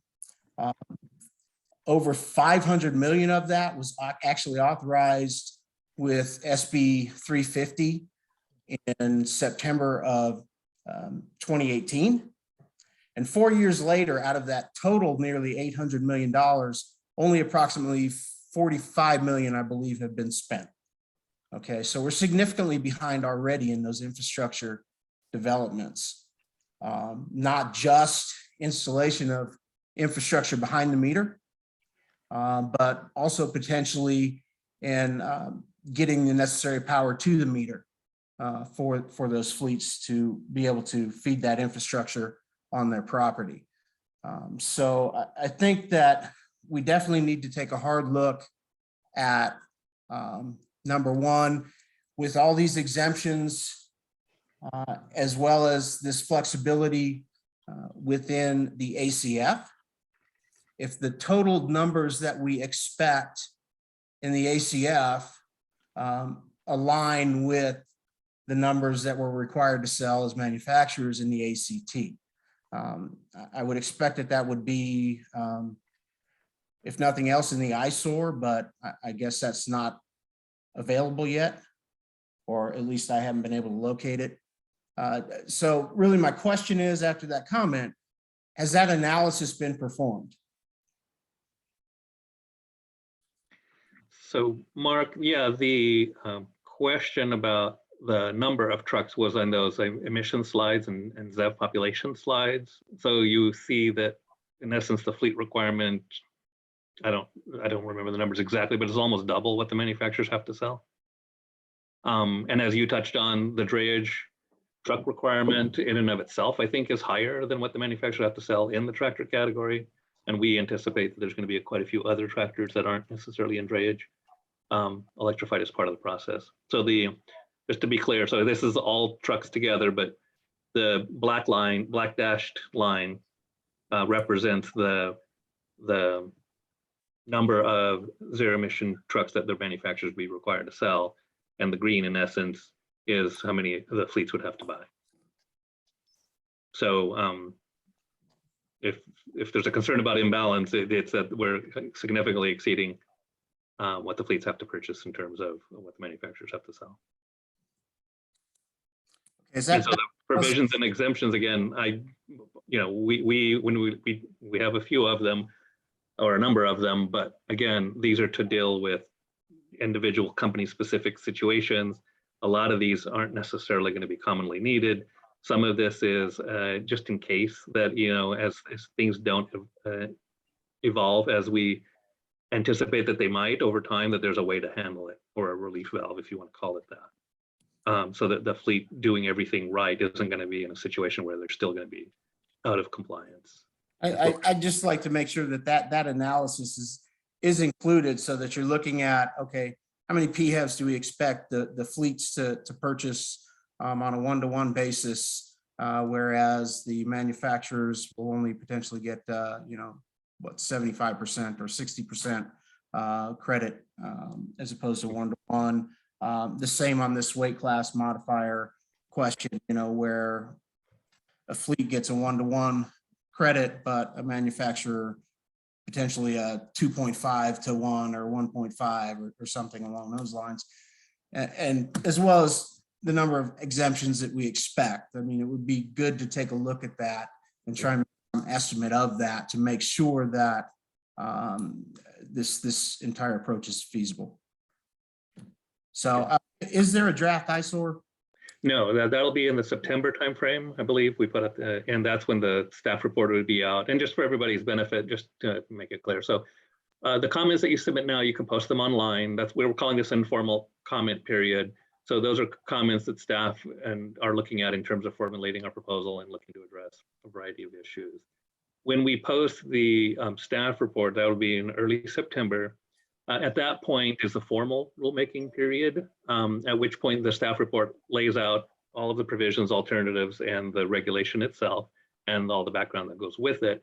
At that point, all of the comments that are submitted become formal comments that are ultimately posted online, but is going to be used by the board for ultimately making its decision. And so the comments you're submitting now, anybody can see them. And when we'll meet with people as needed to work through issues and so on. But once the formal rulemaking period starts, those comments are for board consideration. We'll continue to meet with people about it, but at that point, those are comments for the board to specifically consider of what the final proposal is and whatever the issues are that you want to present to the board in terms of your views on the regulation. Thank you. So hopefully that helps. Next in line to speak is Andy Schwartz. Andy, I've unmuted your mic. You may speak. I think he's still on the list from last time. Oh, okay. That's right. You answered my question. Yeah, thanks. I'm sorry, I must have forgotten to remove your hand. Next in line is Alejandra Miriteran. You may speak. Hi, this is Alejandra Miriteran with the Otay Mesa Chamber of Commerce. So in terms of the actual definition of the high priority fleets, I just want clarification to see how much it will impact our members. We have a very unique community where we have small operators that have very large clients, like multinationals that might have a manufacturing facility, let's just say in Tijuana, for example. Just think like Samsung or Medtronic. And these are small operators, and the definition 50, that obviously a lot of these manufacturers have over $50 million in gross revenue. But the definition, I guess, says direct 1 or 2 trucks. And so if they hire a small operator, are the small operators subject to this particular regulation or not? I think it depends mainly on our definition of common ownership control. If they're just hiring a truck to move a load or something, that would not meet that and they wouldn't be regulated. If they are a controlling party and directing the fleet where to go on a day-to-day basis, it's spelled out more clearly in the common ownership and control definition. But if they are actually controlling that fleet, then they are, in essence, the owner of the vehicle, and that would bring them into that 50 million or more revenue with at least one. To that, I mean, that's a very important sort of definition of see if like that example or not, if they are under this regulation or not. So basically, if the manufacturer hires and any particular day, oh, I need 10 trucks to move this particular merchandise this particular day. I mean, that's not common ownership control, so they would not be treated as a fleet in that instance.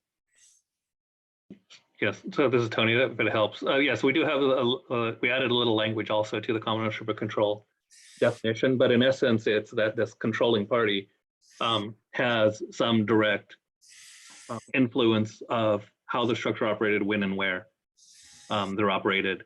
Very different than I'm ordering windows and I need somebody to ship them. And I don't care who does it. It's just, you know. So it sounds like they would not fall under this regulation, correct? There's probable, yeah. It's fairly likely because I know in the trucking world, I mean, I know it's a little bit messy, but in essence, we're looking at, because there's all kinds of different business models, but in principle, it's those, we try to identify some of those things that made it simple. If you have, I'm just going to use a specific example. If you have a FedEx logo on the side of your truck, whether you're actually, that truck is owned by FedEx or not, at that point, it's in essence being operated as part of the FedEx fleet. That would be a vehicle that FedEx would need to include in there. The motor carrier number is the other kind of clue that makes it pretty easy. There are a number of companies where the controlling party has their motor carrier number. They may or may not own trucks themselves, but that motor carrier number is used by all of the trucks that they use, and they are controlling what's happening on a day-to-day basis with every one of those trucks, and they're providing a service to somebody else. In that case, all of those vehicles would be included. It's the controlling party that's responsible for compliance. So the individual truck owner that might be part of that fleet isn't necessarily going to have the big picture as to what the rest of the fleet is doing.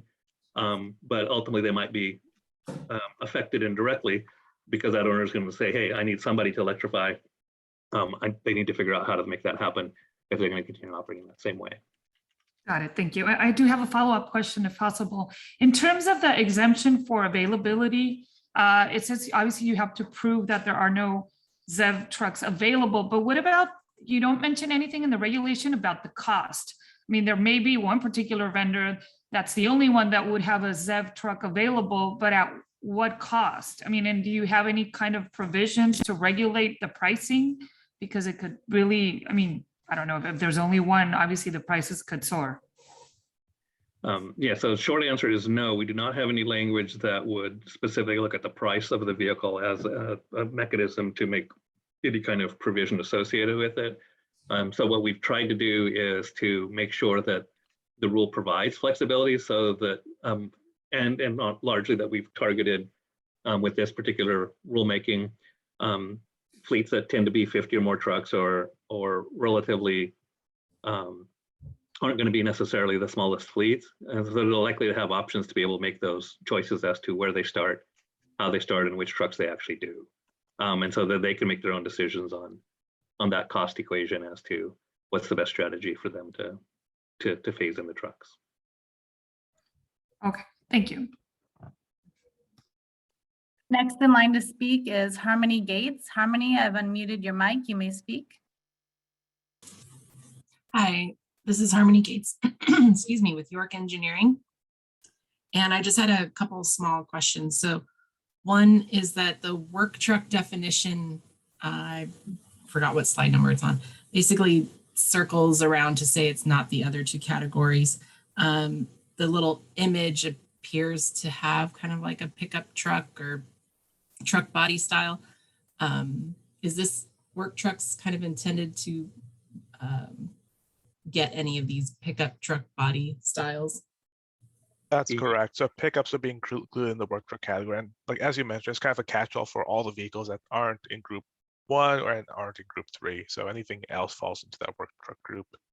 Okay, I have two small follow-up separate questions. One, you mentioned something about non-op. So if a vehicle, regardless of its historic DMV registration status, if it's California DMV non-op and operating on a private property only, does that take it out of its California fleet?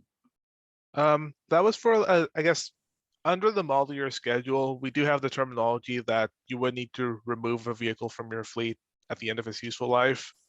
The regulation says remove from the California fleet. And one of the options to do that is to designate it as a non-op vehicle. Right now, I don't believe we have anything in the milestone pathway that deals with non-op vehicles. That no, it does. It does. I mean, I think the key point here is the 1,000-mile backup vehicle limit still applies. So you cannot have a vehicle that you're saying is non-op and then operating at 3,000 miles on the campus or a ranch or something like that. You still have to, but you could designate it as non-op as one of the. A lot of people will do that to simply mothball the vehicle or use it as a parts vehicle. Oh, you mean they would use that to qualify as a backup vehicle, essentially? Yeah, it would be another form of proof.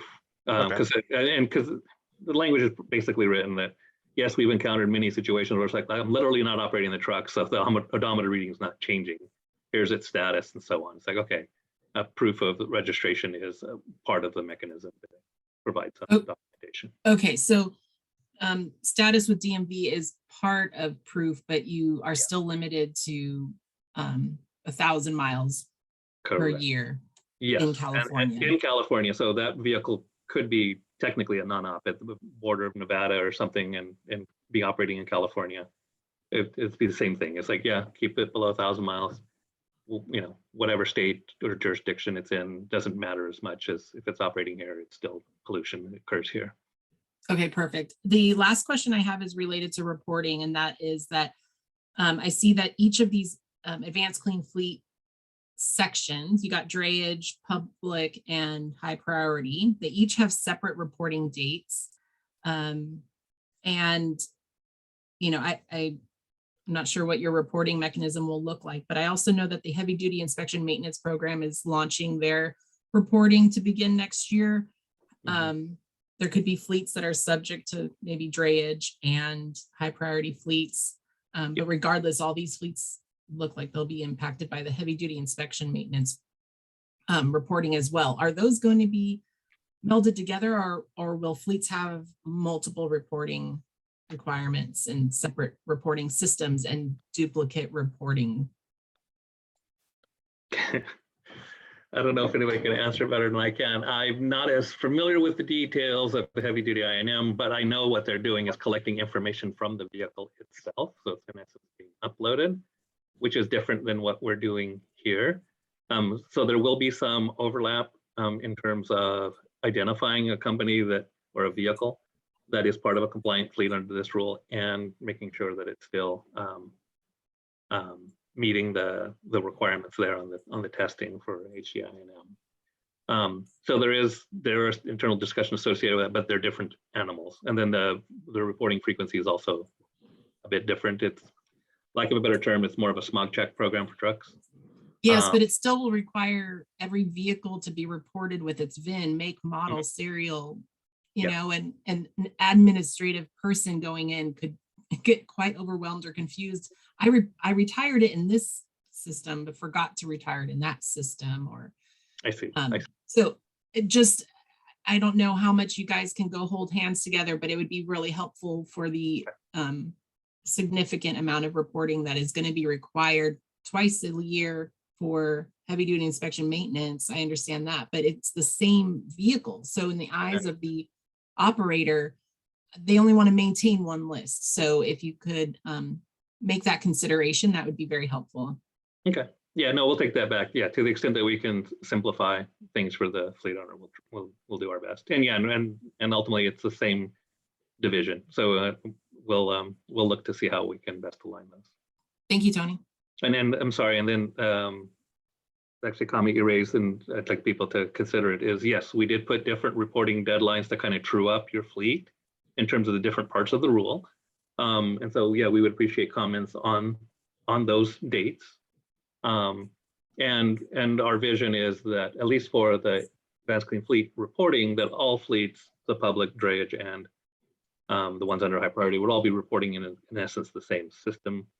And we do recognize, and as I mentioned earlier, those that are, for example, have some trucks that go to the ports and are under the drayage requirement, will probably, a number of them will also have trucks that aren't necessarily meeting the drayage definition. And there is some overlap with some other categories as well. And so we're looking to, again, use in essence one seamless approach and one account for managing the fleets.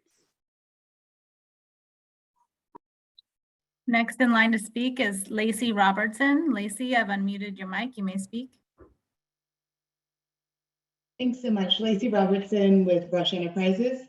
I first completely agree with the prior speaker's recommendation about a single reporting system. That is going to be really important for the fleets to provide accurate and timely records. Second, what is the plan for, is there a plan for the states that have adopted ACT that they will also be required to the extent to adopt ACF? How will cross-state accounting work for fleets if they're required to comply with ACF in multiple states? Has that been considered? Well, to be frank, no, I haven't thought about that specifically. We've had some more discussion on actually on the manufacturer side, since that one's already been adopted by a number of states. But you're saying in a situation that another state might have a fleet requirement like New York, that would in essence adopt the ACF regulation in another state? Right, because since ACF was required under ACT for you to adopt ACF, all the states that adopt ACT will be required to adopt ACF. Is that correct? I wouldn't say that's correct. Like, each state has the option to adopt whichever regulations they see fit. Like, a good number of states have adopted or like do the advanced clean cars program, for example. Some have adopted advanced clean trucks. The choice is ultimately up to the state about which regulations they want to adopt and what fits best with their state's needs. So we do envision a good number. Sorry, to clarify, I thought that ACT required adoption of ACF. That's not correct. ACT is a standalone regulation and ACF is a standalone regulation. Yeah, and yeah, if it helps, I mean, as you might know, our light duty regulations have been a manufacturer regulation for the cars to introduce zero emission ones. So that's worked fine. Most of our fleet regulations, the diesel ones that we've done, have predominantly been fleet requirements with no manufacturer requirement on filters and upgrading to 2010 engines, for example. So they can work separately. In this particular case, for this particular market, we decided that the best strategy for the heavy duty space was to have a manufacturer requirement and a fleet requirement that were enforceable, so that we kind of cover the market on both sides of the equation, if you will.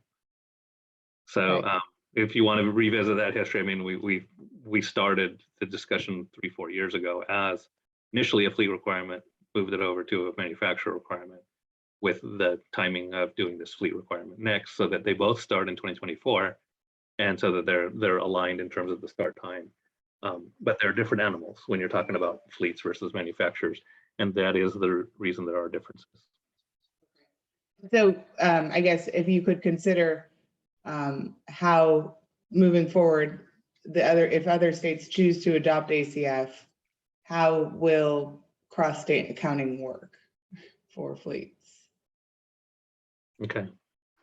Okay, no, I appreciate that comment. I guess we'll give it some thought, but I mean, if it's California versus New York, I don't know if there's too much overlap issues per se.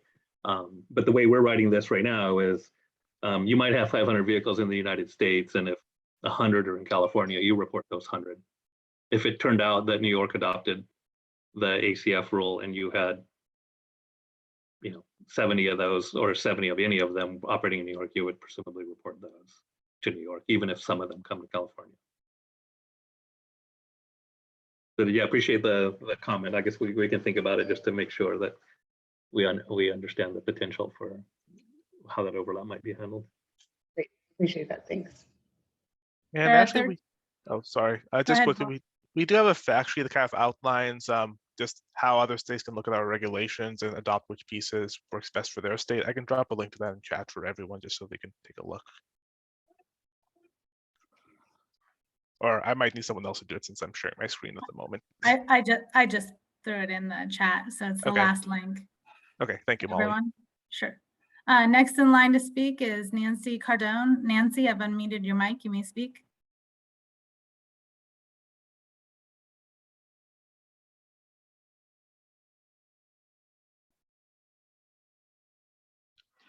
It still shows you're muted on your end, Nancy. You would need to unmute yourself and then you can speak.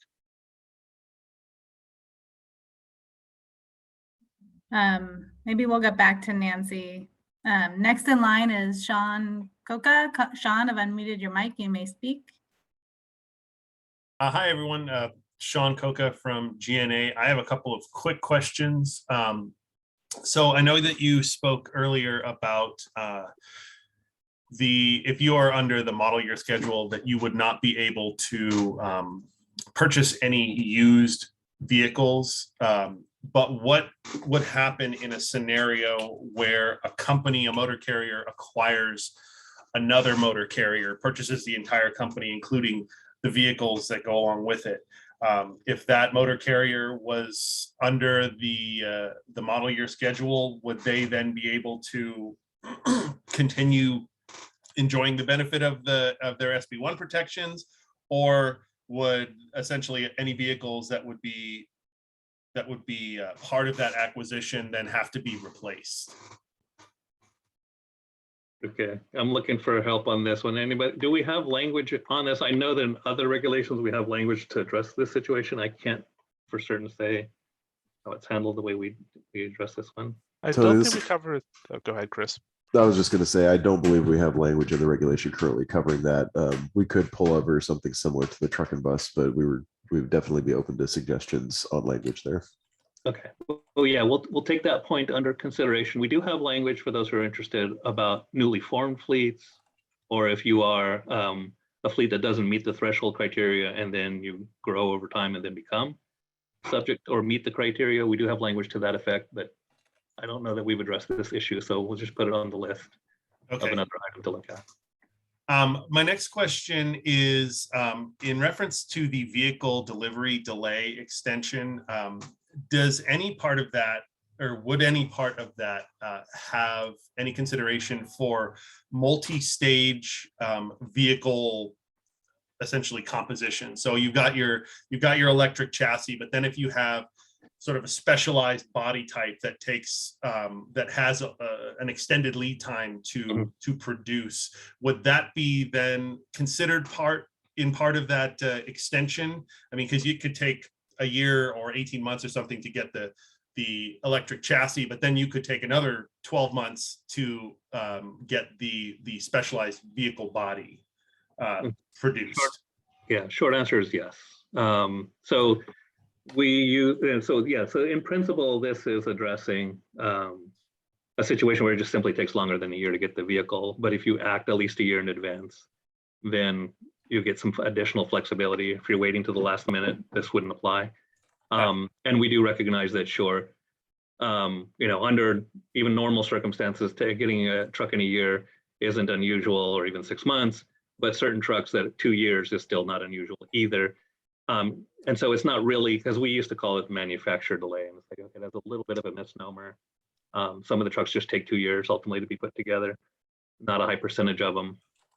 This would apply for that, even if everything is normal and business as usual, as opposed to something that the manufacturer, it's not really about the manufacturer. It's just about, you're acting early. You wouldn't be penalized if you're acting imprudently. Gotcha. Appreciate that. And then my last question has to do with the Zev Unavailability Exemption.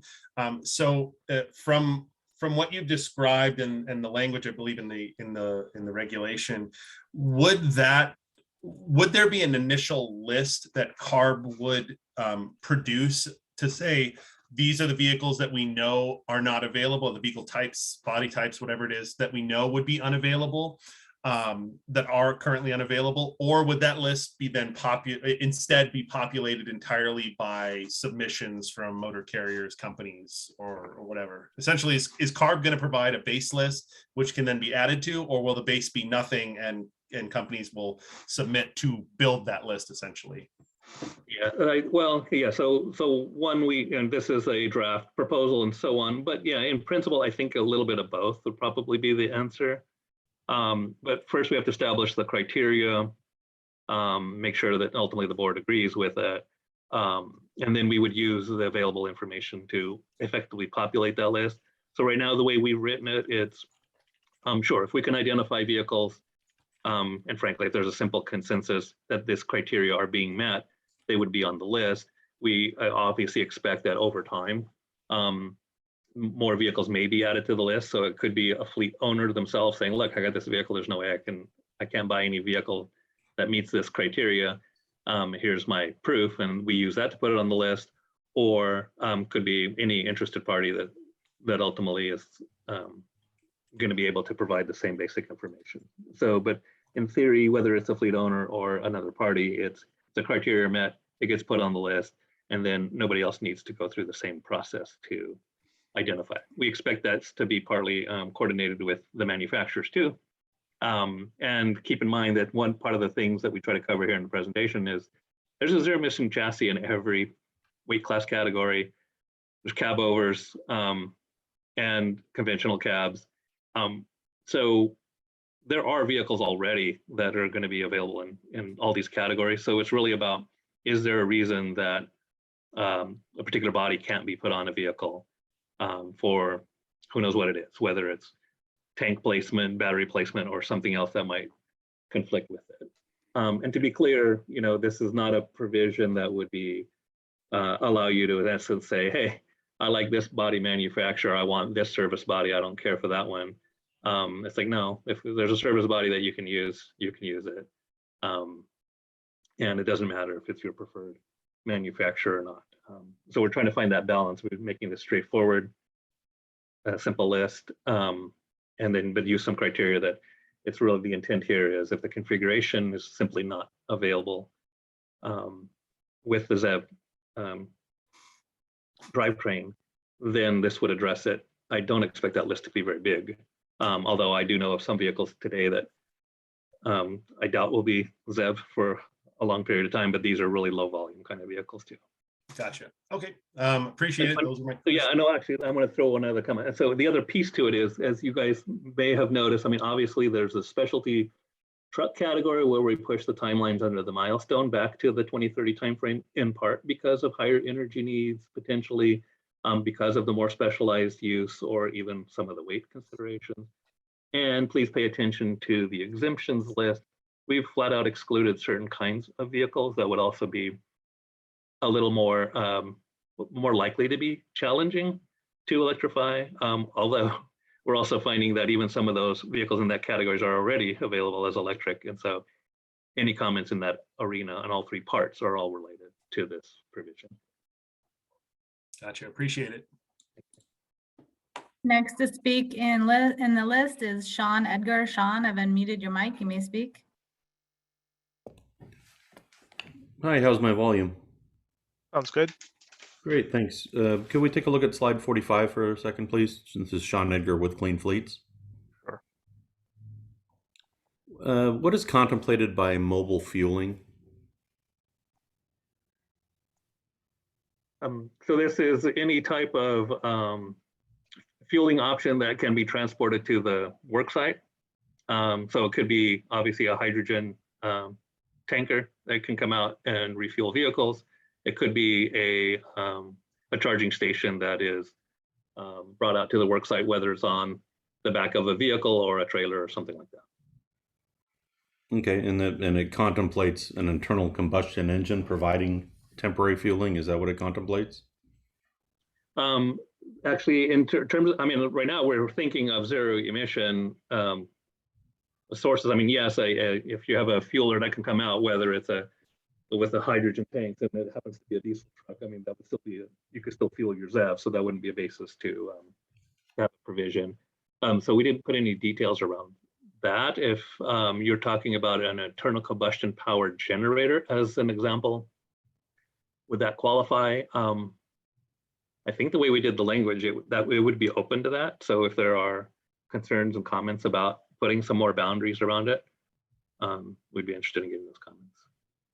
Okay, I'll probably put that in written comments, but just as it relates to mutual aid or emergency vehicles, the idea that 75% of a fleet must be ZEV before someone could apply for the mutual aid exemption seems to me an extremely high bar, because when Department of Toxics or FEMA or other people need 200 dump trucks, they need 200 dump trucks to clear out places like Paradise and Quincy and all these other disaster areas. So I'll put written comments.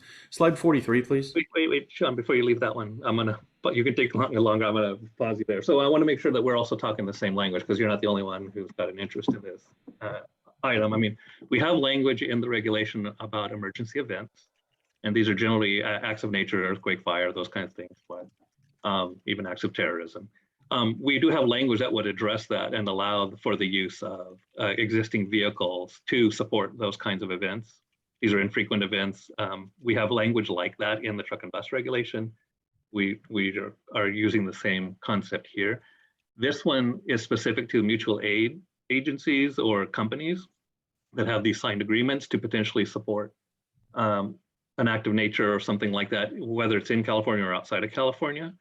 And so the basic issue here is, and keep in mind that if you're at 10-20% of your vehicles are zero emission, you still have the other 80% of your fleet that can go out and support any emergency event anywhere for that. And so part of this here is that we do also know that most of the companies that or entities that we've spoken to aren't sending generally more than 20% of their trucks out because they need to support some kind of emergency event, because they need to be around to continue to serve their own customers. So this one's more of this addresses what you purchase in terms of an exemption from the requirement to purchase ZEVs, which is different than ability to use existing trucks that almost anybody can do. If you have backup vehicles, you can use unlimited miles to support an emergency event at any time. So just want to make sure that those differences, those are slightly different issues, although they're all related to supporting emergencies. Okay, that's helpful. Thanks.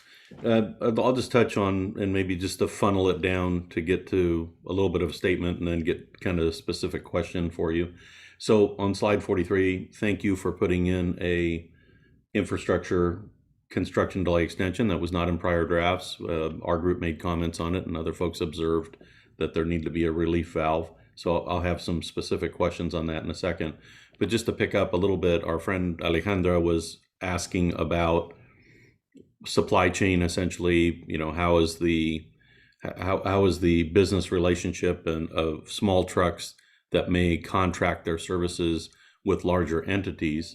And so I would say, unless or until the controlling party definition that is in the draft language is changed, it seems like small fleet owners are contemplated and may very well end up as part of the fleet being controlled, because arguably when you look at the controlling party definition that is in the draft language, it talks about, it contemplates that there are motor carrier, broker, or entity that dispatches, directs, or otherwise manages day-to-day operation of multiple fleets under common ownership or control to serve its clients, customers, or clients. That's the draft language. And I would submit that neither a motor carrier, broker, or other entity may be familiar, probably is not familiar, of all the relationships of all of the individual entities that they may contract with.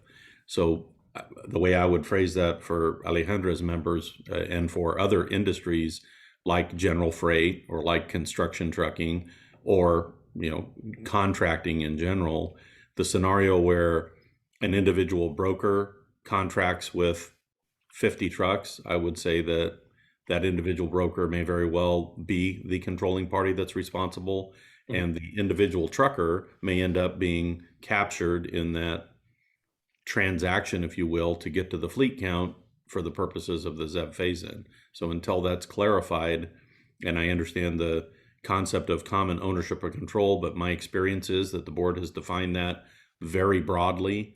And so, three guys with the same surname that happen to do business at the same address, even though they have separate motor carrier permits, separate business entities, those folks will likely be lumped into one category by board staff. That's been past practice in my experience. So I would just say, unless or until the controlling party definition is changed to be much more specific, that this contemplates down to the single truck owner. And frankly, the single truck owner would be guilty until proven innocent, or the broker that contracts with 50 single truck owners, or the general contractor that contracts with 50 individual truckers, or the motor carrier that contracts with 50 other truckers, would essentially be guilty until proven innocent, that none of those businesses that they're contracting with are under common ownership or control, have shared resources. And when you get into the weasel words and the common ownership or control definition, it's very, very broad, and board staff has interpreted that broadly. So that my first comment is everybody in the supply chain, until further notice that board clarifies it, could be controlled by a controlling party. So therefore that individual trucker that may contract with multiple brokers, he may be covered 2 or 3 times. So I know, Tony, you're sensitive to double counting, but the controlling party likely will contract with multiple parties that may or may not have common ownership. So for the purpose of construction trucking, the purpose of general freight, the purpose of general contractors that may hire construction trucks, that is very, I would say, uncertain at this stage in the ballgame. I know board staff is representing that it's about big fleets and big entities that are 50 trucks or more, or 50 million in revenue. So there's the perception that somehow the economy is just going to figure out how to pay for all this really super expensive stuff. But I would submit, until you fix the controlling party definition, to make it very clear that a single broker or a single motor carrier that may contract with other individuals is not on the hook for the compliance of their subhaulers or subcontractors, then it's going to be down to truck one, and it's up to the regulated entity to prove otherwise. It's not for board staff to demonstrate that it's not a 50 truck fleet. So that's my first comment on the controlling party definition. I guess just to accentuate the positive, thank you for putting the construction delay extension into this draft, and that's great. My challenge is it really has more holes than Swiss cheese at this point, because we know that the construct of this is for the fleet owner to submit an application, and the fleet owner application, once again, is only good for 1 year, and the fleet owner application has to, it looks like, go into very good, although I like Paul's characterization that the executive officer would approve such an exemption if all of the documentation is supplied.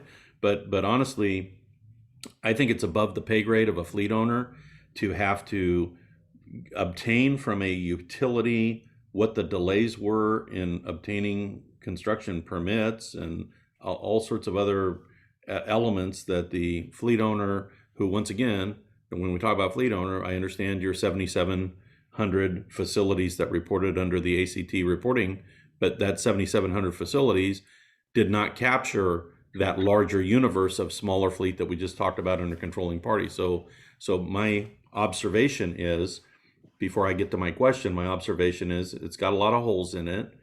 It is really a lot of make work for the fleet owner to prove beyond a doubt why utilities are corrupt and why they can't get a responsive utility to install infrastructure at their site. So it's really above the pay grade of a fleet owner, possibly a small fleet owner, to have to document to the board's satisfaction why utilities are inept and corrupt in California. So my specific question is, I know that the ACT cost estimate was $9.6 billion, and that was buried in the back in Appendix B when you went to before the board, and the board adopted in June 2020 the ACT regulation.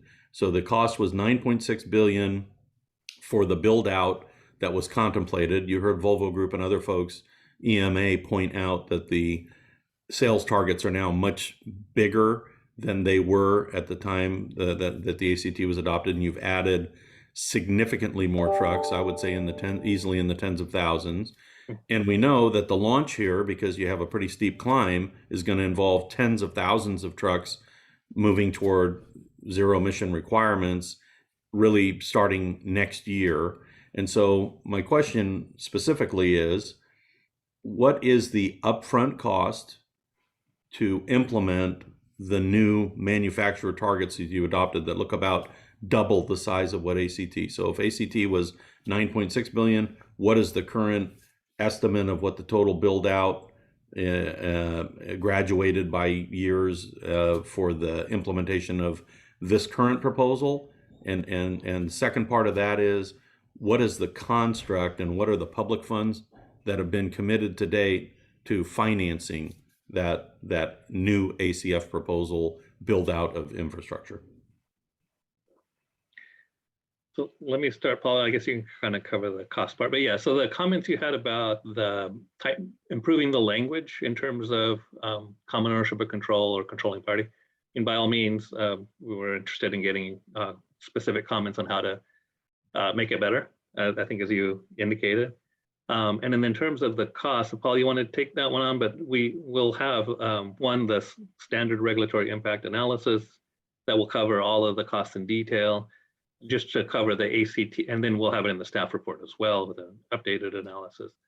And it will show what the net increase is and what those costs look like. And just for make sure we're talking the same facts here, is that in terms of the ACT regulation, the net impact on the economy and the regulation ended up being a considerable savings. We acknowledge that, yes, there's clearly upfront costs that are higher, both for the vehicle and the infrastructure, but there's also fuel and other savings that tend to nullify those over time. And I think that's partly why we're starting to see these pay for ZEVs as a service models, because they are in essence taking on the financing and spreading out those costs and finding out that they can come out ahead with that form of a business model. Paul, is there anything else you want to add to that? I can add that as part of all our major regulations, we will perform a standardized regulatory impact analysis, or SRIA, which attempts to capture what we believe are the costs of the regulation. We did one for advanced clean trucks, and we're going to do one for advanced clean fleets. In terms of timing, that gets released before all the other regulatory documents. I think the deadline is by about mid-June. We may release it sooner, but we will have the document out in the public shortly as part of our rulemaking process. Okay. Next in line to speak is Ryan Kenny. Ryan, I've unmuted your line. You may talk. Thanks, Molly. And thanks, Paul and Tony. This was a very helpful workshop. You presented this very well today. I got a couple questions to run by you. And my first questions are regarding process. Do you anticipate another draft release before the formal 45-day period? And do you anticipate the board having an info item before that period starts as well? I'm sorry, I missed the second part of that question. Is there going to be a board info item? Oh, info. Oh, yeah. Informational item. At this point, I presume not to both questions.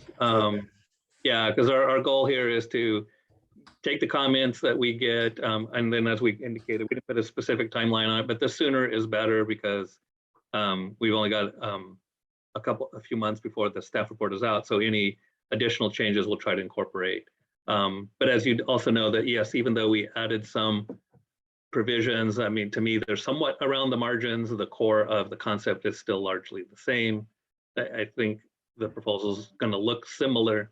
It's not going to be drastic changes per se, but there's still a number of issues that we're still trying to work through and get a better handle on. Okay, that's helpful.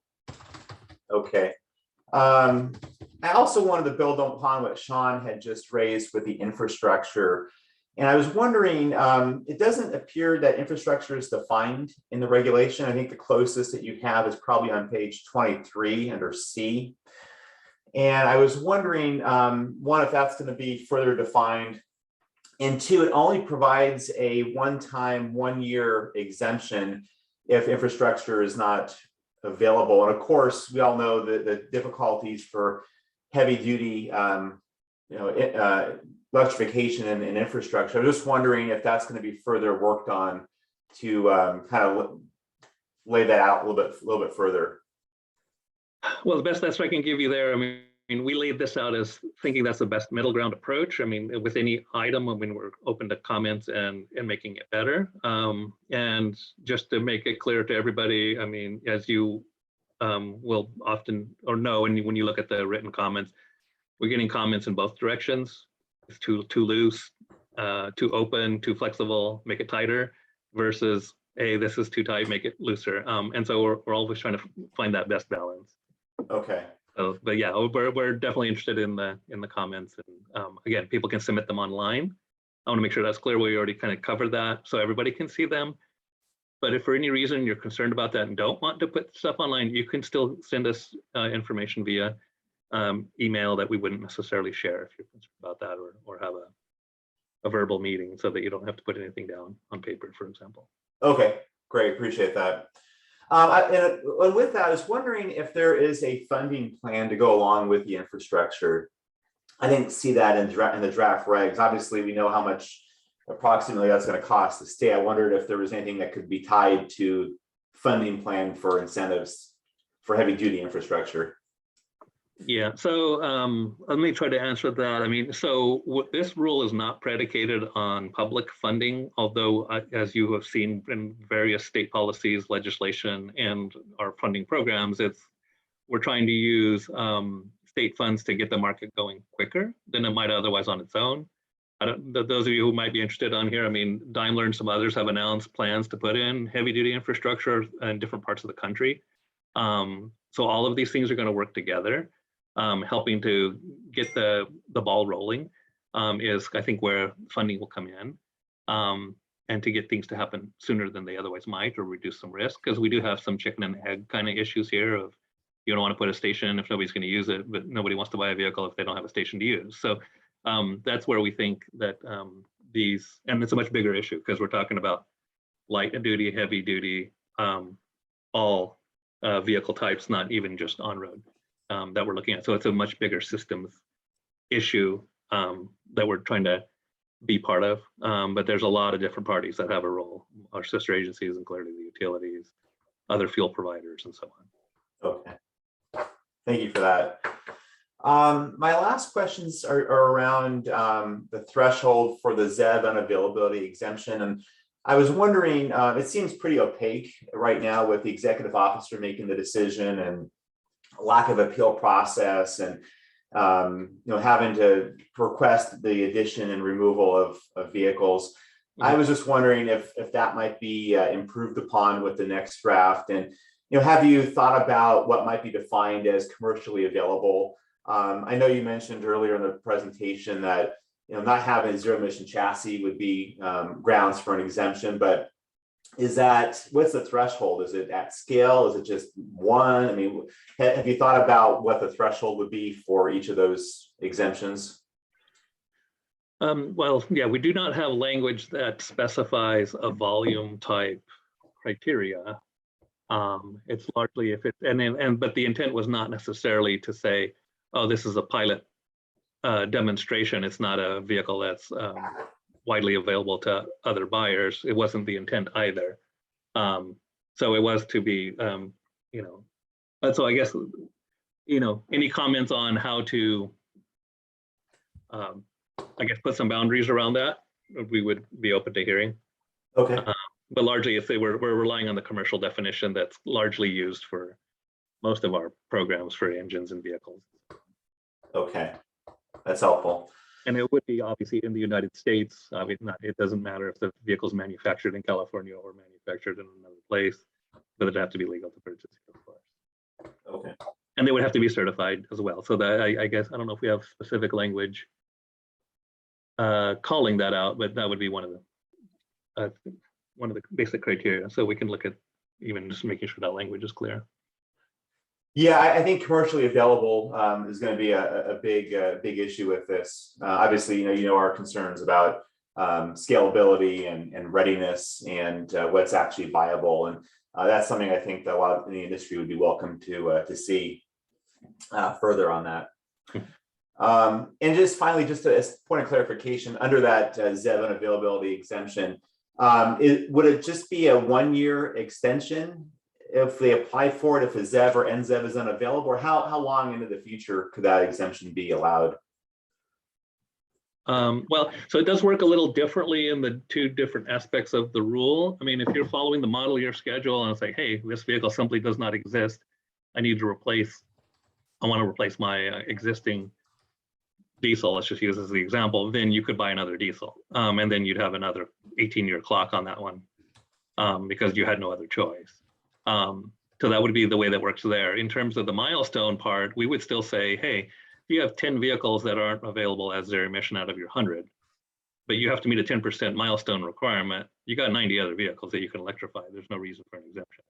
Now, if you get to the point where you're done your 90%, then you're getting down to these last 10, and it's like, okay, there is nothing else I can purchase at this point that's zero emission, which again, I believe would be highly unlikely, but if that's the situation, this provision would then allow you to go ahead and buy a combustion vehicle in its place. Okay. Okay. Those are the end of my questions. Thank you for your time. Thank you. Next in line is I'm sorry, I gotta go one more. So I think when we did the slides, we kind of described it slightly different.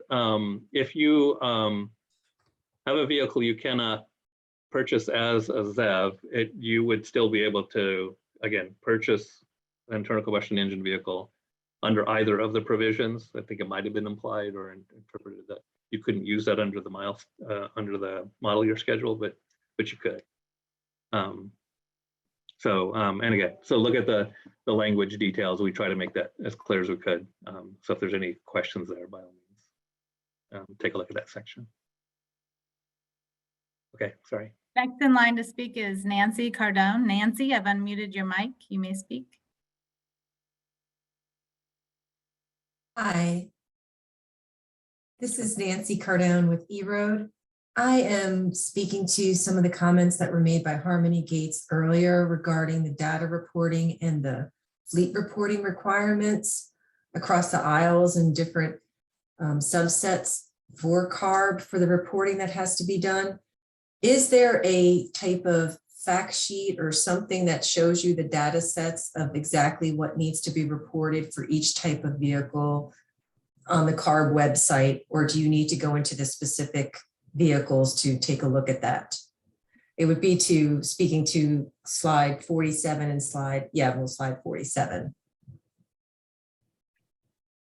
I believe at the moment we don't have anything, especially since Advanced Clean Fleets is currently being developed. I think that might be something that we work on in the future as part of our outreach efforts, just to have a consolidated place for all the different truck regulations. Like currently at the moment, we have our truck stop website, which is meant to be a one-stop shop for all our different trucking regulations. But I'll see if Olivia or anyone else. Yeah, but to make sure we're talking the same language, the regulation section about what needs to be reported specifies exactly what needs to be reported. And then, yeah, assuming the board would approve this going forward, then we would come out with either fact sheets or user guides and other things on how to do it. And what we're doing here largely builds on what's already happening in terms of truck and bus reporting and some of the other fleet requirements. So it's not terribly different than what's been happening for the last 10 years. Okay, thank you. There are 11 people with their hands raised. The next in line to speak is Sam Wilson. Sam, you may unmute your mic. And I guess just a quick time check. We're about at 12. So as Craig mentioned, we're going to just go over and just try to get as many questions answered as possible. I guess if we try to keep comments quick, that would probably get through more people, but we'll be here for a while. Hi, thanks so much, Sam Wilson, Union of Concerned Scientists in San Francisco. Just a quick question about the 2040 sales requirement. I noticed the removal of language around violation accrual in the new version. So I think it's actually was the last sentence in the old pre-proposal regulatory text. Just kind of curious of like what the reason for this removal is and what the impact of it will be. Thanks.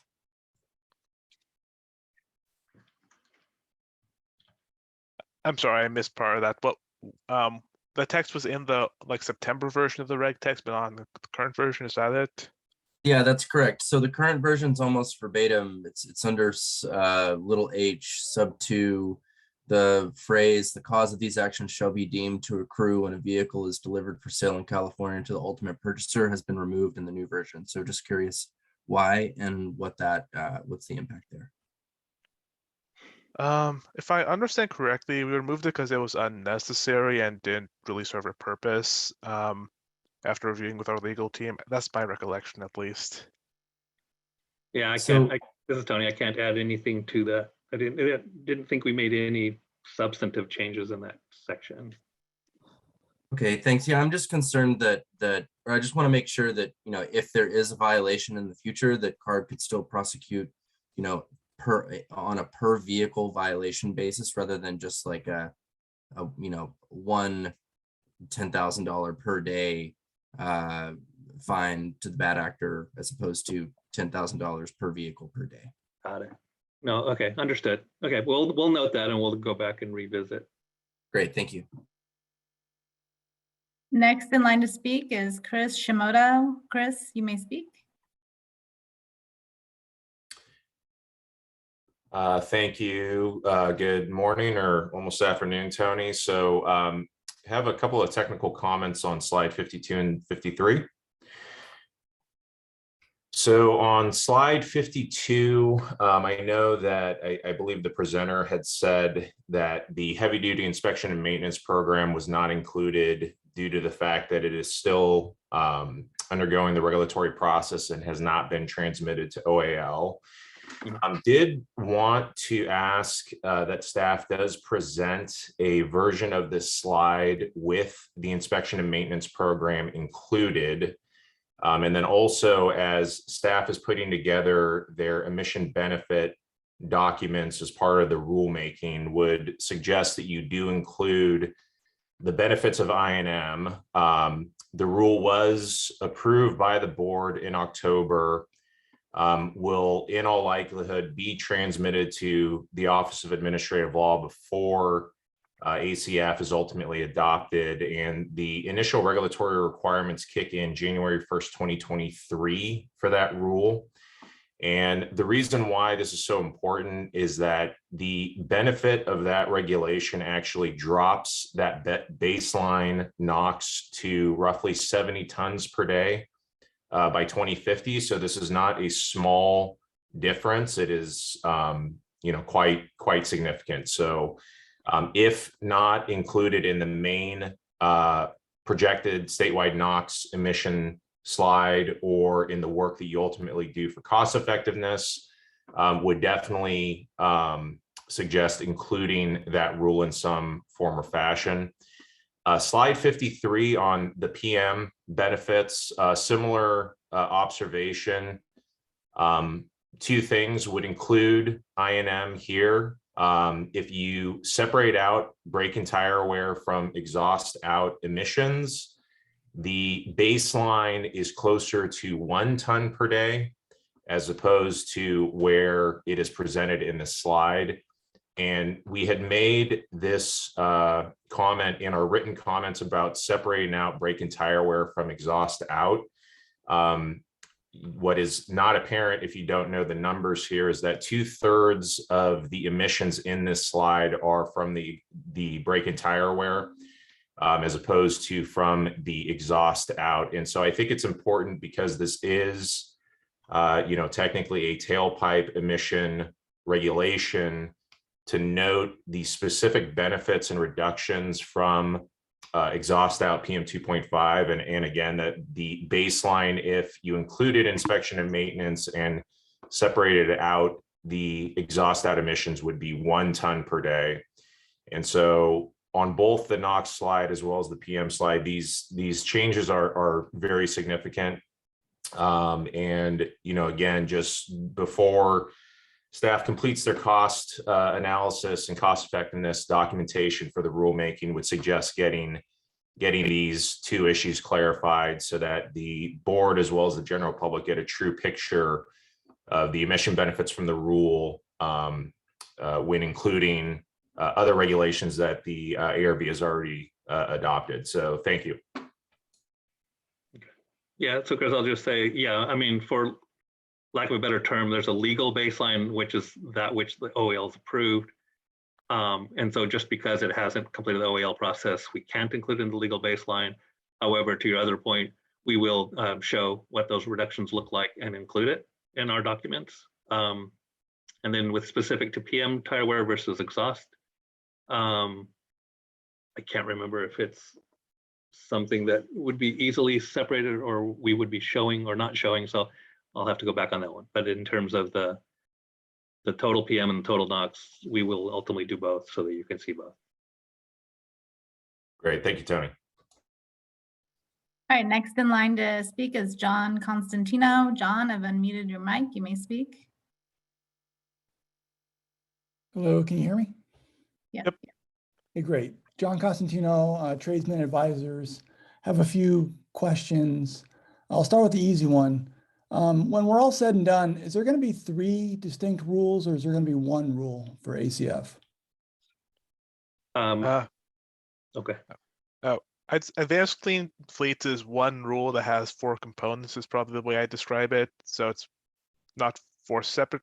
That's how I describe it's it. 1 rulemaking. I mean, it's really 4 different sections. So I'm not the lawyer, so I'm sure they're all different regulations. But as you may see, we're trying to make them as similar as possible with each other, given the different construct. The public fleet approach is different simply because it fits their normal business model better than this particular approach. Yeah, I noticed there's the number of definitions aren't, I haven't checked definition by definition, but if they're going to be combined, I was just curious. So. Well, John, to be clear, so I mean, I think the easiest way to say it is, they're separate sections, they are separate rulemakings, but as much as possible, we try to copy the provisions that were applicable into all the different parts. So you will see the mutual aid provision in the public fleet, you'll see the emergency use language and I think all of them on the fleet requirement ones, and so on. And then some of the things just don't relate to each other. I think even the vehicle unavailability bit is the same in public fleet and under high priority, but not applicable to drayage because the tractors already exist. There's no reason to. No, I appreciate that. And I forgot to start off by saying thank you for getting these out a week in advance. That was helpful. So, but Tony, you just said these are 4 different rulemakings. Does that mean there's 4 statements of reason, 4 rules? I'm trying to say 1 rulemaking, 4 different rules technically because they're different sections. Okay. Yeah. Like you could think of the advanced clean truck rules being similar as 1 rulemaking package that had 2 distinct elements: the manufacturer requirement, the large entity reporting, something like that. Okay, that's helpful. So I know you said as soon as possible. Can you give me a date for when written comments would be able to be incorporated into the SRIA and or the initial statement of reason? No, I can't give you a date. I mean, because we thought about that and said, oh, let's put a date. But it's like, well, it really depends on the issue and the time it takes. So we anticipate that some of the questions or comments or issues are going to be, oh, we need additional research, need to meet with some people. You know, it might take a little while to work through. There's other issues that interrelate, for example. something that's like, hey, this is not clear, it needs to be fixed, here's some suggested language, like, oh yeah, or typo or whatever. It's like, oh, okay, we can make those to the last minute. So it's hard to say a good timeline, but we like the idea that sooner is better. So I guess that's because you know, yeah, it depends on the complexity of the issue and what it takes to work through what the implications are, frankly. Because that's what we try to do. We try to understand what are the implications for actual fleets and different examples. Does that one change create an unintended consequence that makes things more difficult elsewhere? So okay, gotta leave it at that because yeah, that's fine. Yeah. But so that's where I'm sorry, and that's where we try to put out. September is when the staff report comes out, the initial statement of reasons. So obviously there's going to be some review time associated with that. So if you get your comments to us, you know, right at the beginning of September, it's not going to realistically be reflected in the regulation package, but doesn't mean that the discussion doesn't continue. And as those of you who are familiar with our process, we'll present a recommendation to our board in the October timeframe. That staff report is out 45 days ahead of that. The board will then provide us comments, suggestions, and direction to either make changes or come back with the same thing. We're going to come back for a second hearing, and that would likely be, you know, at least 3 months to maybe even longer beyond October for a final decision. So there's still steps in time to address these. And those who aren't familiar, every so often in different rulemakings, it's even though staff might have an initial statement of reasons out, if there was something we missed or we catch or realize we need to change, we can actually present a modified recommendation to the board for discussion as part of the hearing itself. So there's a number of opportunities, but at the staff level, or at least this early stage, you know, if we get in the next few weeks, get some feedback, then it's going to be easier for us to address and follow up on the different topics. Okay, that's understood. So with the process dragging out till next year, and usually the 15-day packages are dealing with things like definitions for operator controlling interest. So we may not know exactly who's in the rule or what the provisions are until it goes effective this time next year, maybe a little later. What's the thinking on making the pathway, whether you choose the first option and second option for the timeline? Because procurement decisions are timely a year from now, if not sooner. Yeah, I mean, so the idea here is that reporting would in essence begin at the beginning of 2024, maybe late 2023 for people that want to report a little earlier. And then in 2024, that's when the declaration need to be made as to which approaches the fleet's going to use. And the way, yeah. I'm sorry, once in, always in?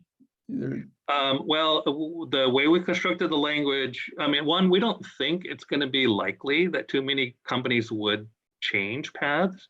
We're leaving the door open so that if you look at the language, if you're at the same place in 2030 as another fleet that was on the model year schedule, you could demonstrate compliance with that schedule even if you were using the phase-in for a period of time. But that's just not terribly likely to happen. But the door is open. And then again, I think that if a company, yeah, we didn't put any limits on it. If you said, hey, I'm just going to do this model year thing, and then 2 years down the road, it's like, you know what, just adding ZEVs all the time isn't going to work. I'd rather meet the milestones. I think the door would still be open to do that. I don't know that we have any language around that. So if you're for or against leaving that open, I think the language leaves it open right now. Okay, that's helpful. I'll take it back and think about it. There's switching gears, there's to unavailability of ZEVs. It seems to be that only one OEM who says that they can meet the requirements is good enough.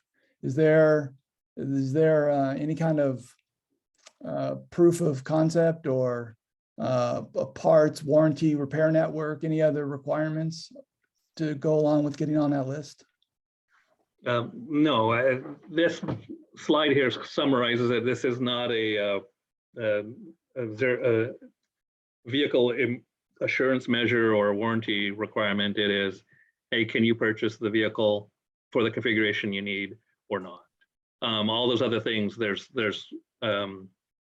quality assurance measures as part of the ACT regulation, as part of the sales requirement. And so we're not duplicating that here. And I would say that, can I buy this piece of equipment? Could be different if I'm a very large company and if I'm a very small company. And I don't see any, I mean, it might be available in the marketplace, but I can't get it if I'm a small utility or a small enterprise. So want to throw that out there. Okay. Well, let me just throw that comment for everybody. It's, yeah, we're trying to approach this as a little more of a technical requirement, if you will. It's like, hey, if somebody can buy it, it's not that it's not technologically feasible or that there's some kind of barrier to electrifying the vehicle. So we are trying to find a kind of a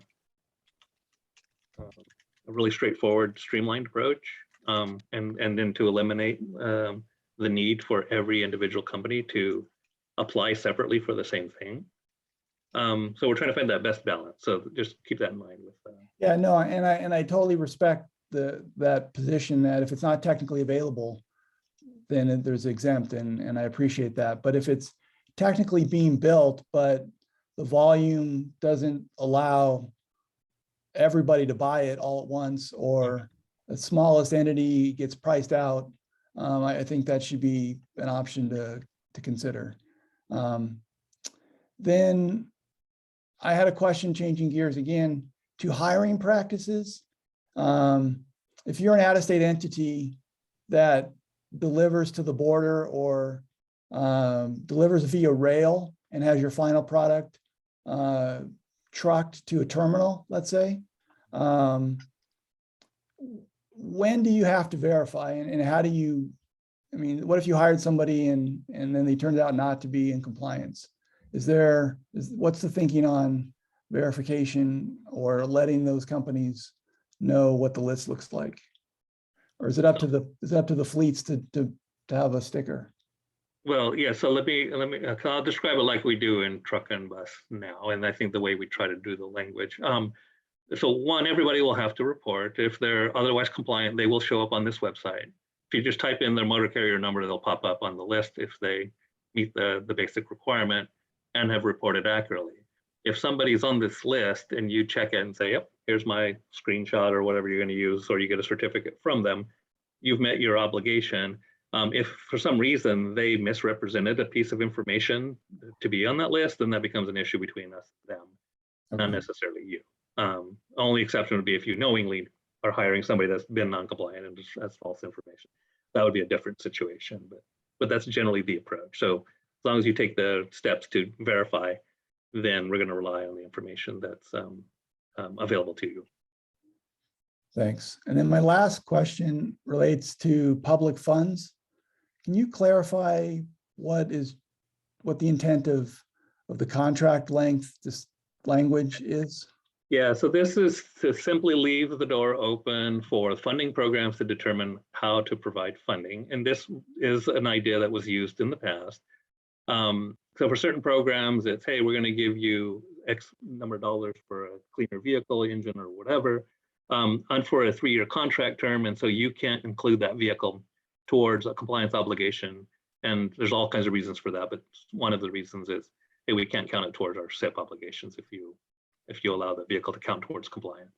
So this is simply language that says, hey, if there's a funding program that wants to make sure the vehicle doesn't get counted towards, in this case, the milestone calculation, then the regulation is written in a way that if you identify those dates, that we will exclude it from compliance for that time period, and then the vehicle can be counted towards compliance. And so that provides a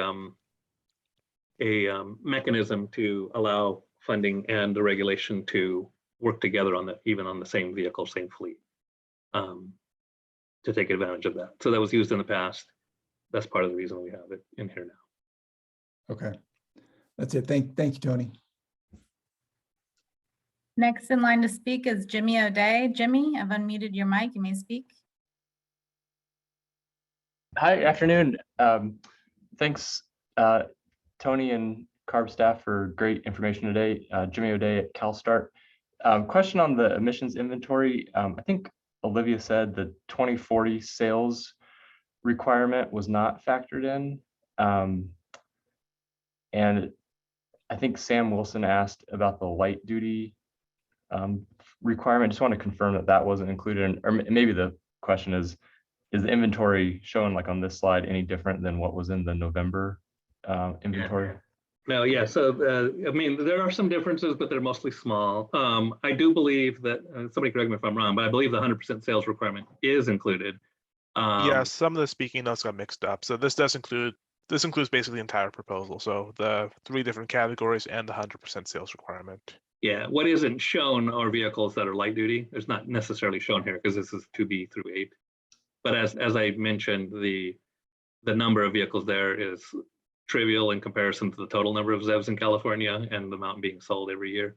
So it wouldn't result in new reductions. It would just be shifting who has to have them potentially. Yeah, I think if you're trying to compare this to the previous workshop, the numbers haven't changed significantly. The major modeling change, I think, is that the MFAC model was updated, which kind of runs into everything, but also that we are modeling that portion of the high priority fleets will be on the model year schedule, and another portion will be on the ZEV milestone schedule. So that's a little bit different than last time, but it didn't end up affecting the numbers too much. And so does this slide, does it assume which pathway fleets or which pathway does it assume fleets will choose? It's like a fraction will be on the milestone pathway, a fraction will be on the the model year schedule. Yeah. Yeah. Okay. Yeah, it's an estimate because again, we're trying to look at the normal business practices and trying to figure out, you know, if you replace your trucks in 5 years, pretty good odds are that you're not going to go with the model year schedule. But if you're in that normal of a 10 to 15, 20 year replacement cycle, either would potentially work. All right, great. Thank you. Next in line to speak is Kat Laker. Kat, I've unmuted your mic. You may speak. Hello, this is Kat Laker from Allison Transmission. Paul and Tony, thank you for holding this workshop. It's a lot of good information. I do want to clarify that I heard you properly, that the original proposal actually had these fleet milestones, and because Allison Transmission represents a lot of vocational and specialty type vehicles, we were commenting or providing comments on just some of the replacement cycles. I want to make sure I heard you right, that the revision is that now if you don't want to do the percent ZEV phase in as the original proposal was, the alternative being offered is that all new vehicles are ZEV from 100% from January 1st, 2024, which is pretty close to when you're going to finalize your rule. Yeah. So we did change the approach to an extent, I think, because we've gotten comments that, wait a second, it's not super clear how the two interrelate. And so, yes, this particular version, it's if you want simple, or simple to under, whatever, simple kind of not as flexible approach, then yeah, everything you add to your fleet is zero emission from that point forward. That is the default. That's very easy to understand, doesn't mean that that's going to work for everyone. And so then the milestone is the alternative now, and you would ultimately opt into that. And this just helps to a degree make it a little easier to say, yeah, these are really separate compliance options. We foresee that some companies are going to prefer one versus the other. And then they still have the choice, but they would ultimately have to make that declaration, recognizing that you can't kind of mix the vehicle life concept with the phase-in approach. It's pick the one that you prefer. Yeah, I mean, what's concerning is that you basically offered a fairly unappealing option as an alternative. And now if you want the original proposal, you must sign away your protected Senate Bill 1 property protection. Yeah, but if you want to have it, you still have the default. And You we have- do envision that fleets are able to take advantage of the model year schedule. It's going to be some fleets that'll be the better option for them.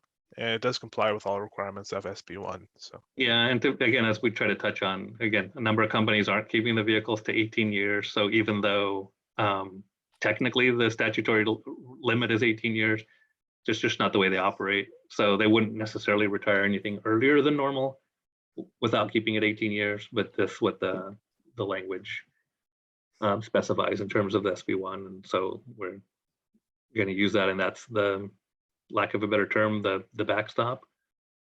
Okay, so it's a pretty hardball approach you have in here, where if the original proposal was concerning, then you have to sign away your property rights. I think that that's just worth noting, that instead of considering some of the hardships, you've offered a default that forces 100% ZEV as the default, or signing away property rights. And I just wanted to confirm that.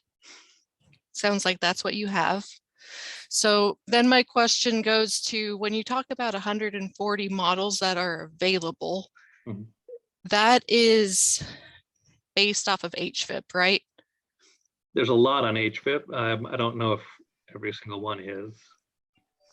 Now, HVIP currently doesn't require ZEP cert, and there are requirements for ZEP cert from, well, I've just heard verbalized for HVIP from 2023. I've heard that, ZEP cert as it's written is optional. However, Advanced Clean Trucks requires it from 2024.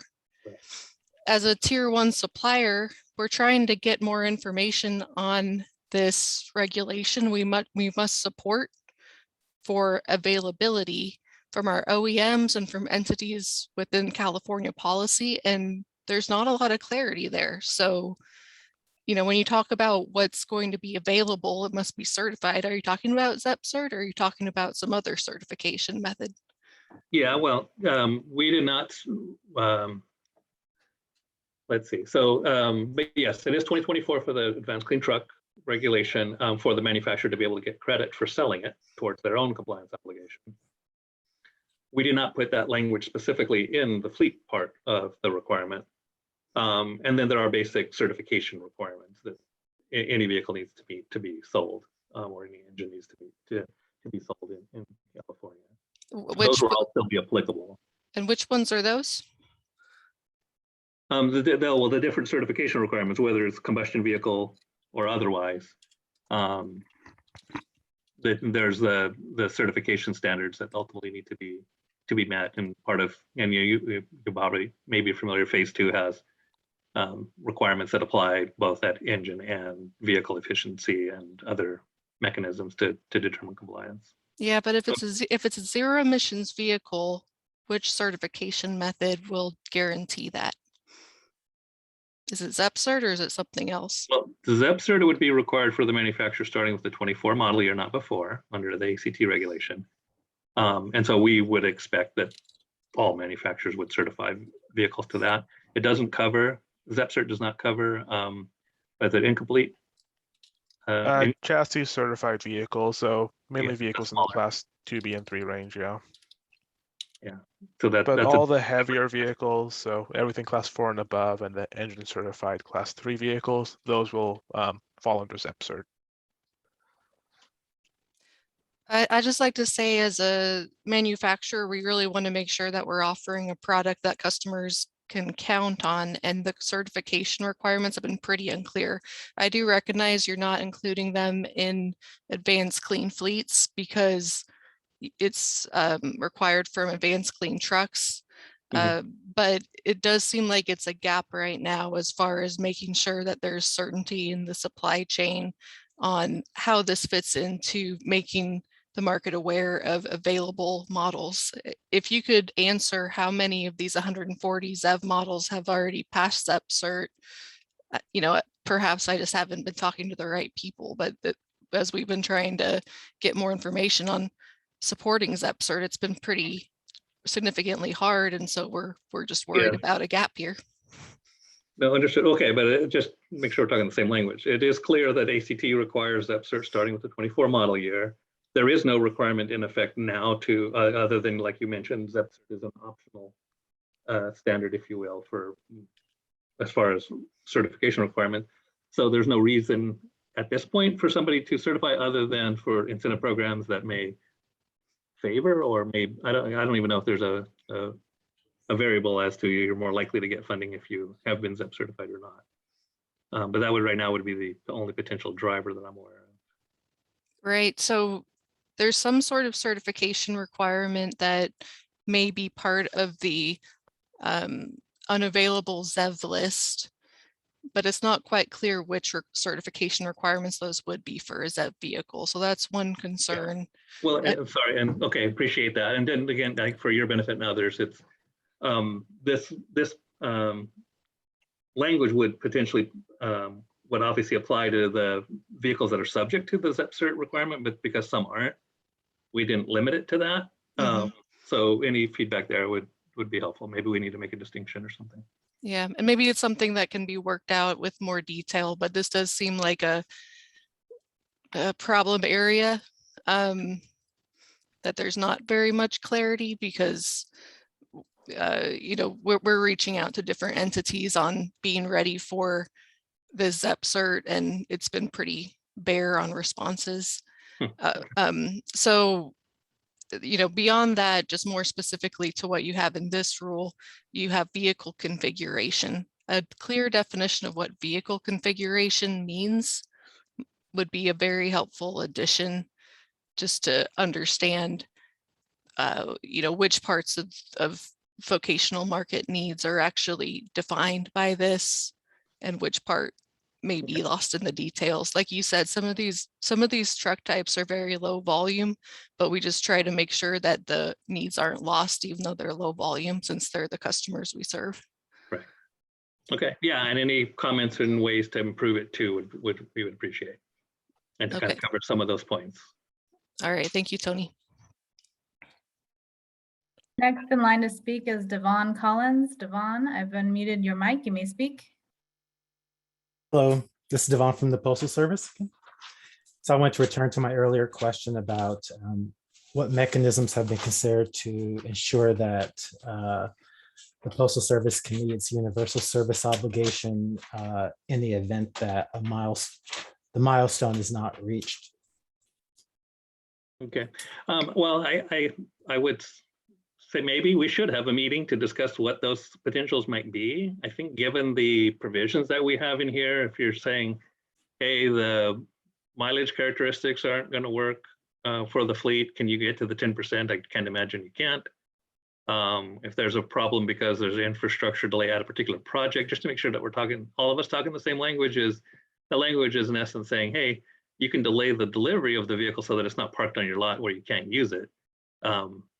For up to a year, but that's what that provision does. And so then I'm assuming it's that the ZEV is available or not available, but my understanding is the Postal Service just signed a new agreement that there's all kinds of zero emission vehicles coming. So I don't know where there would be an issue there. So if you want to follow up afterward, or if you want to identify anything now, we'd appreciate it. But but to be clear about availability, you know, with new vehicle procurements, obviously have to go service the entire nation.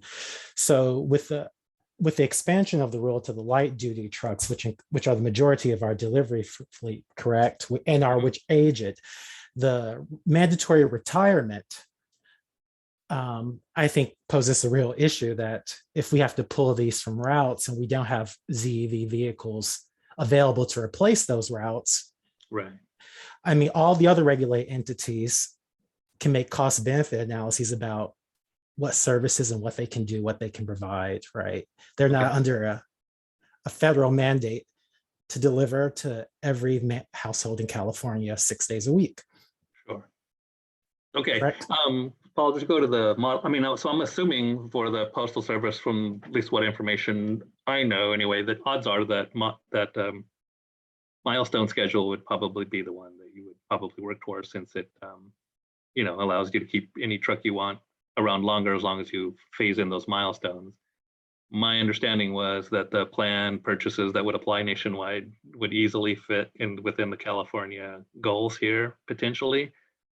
And again, I don't know that there's not sure where the problem is, that there would be a conflict with that meeting your requirement to effectively deliver the mail.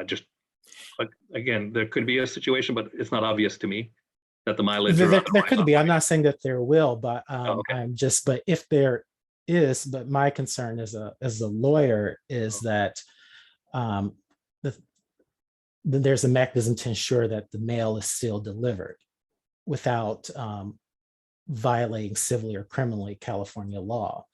Okay.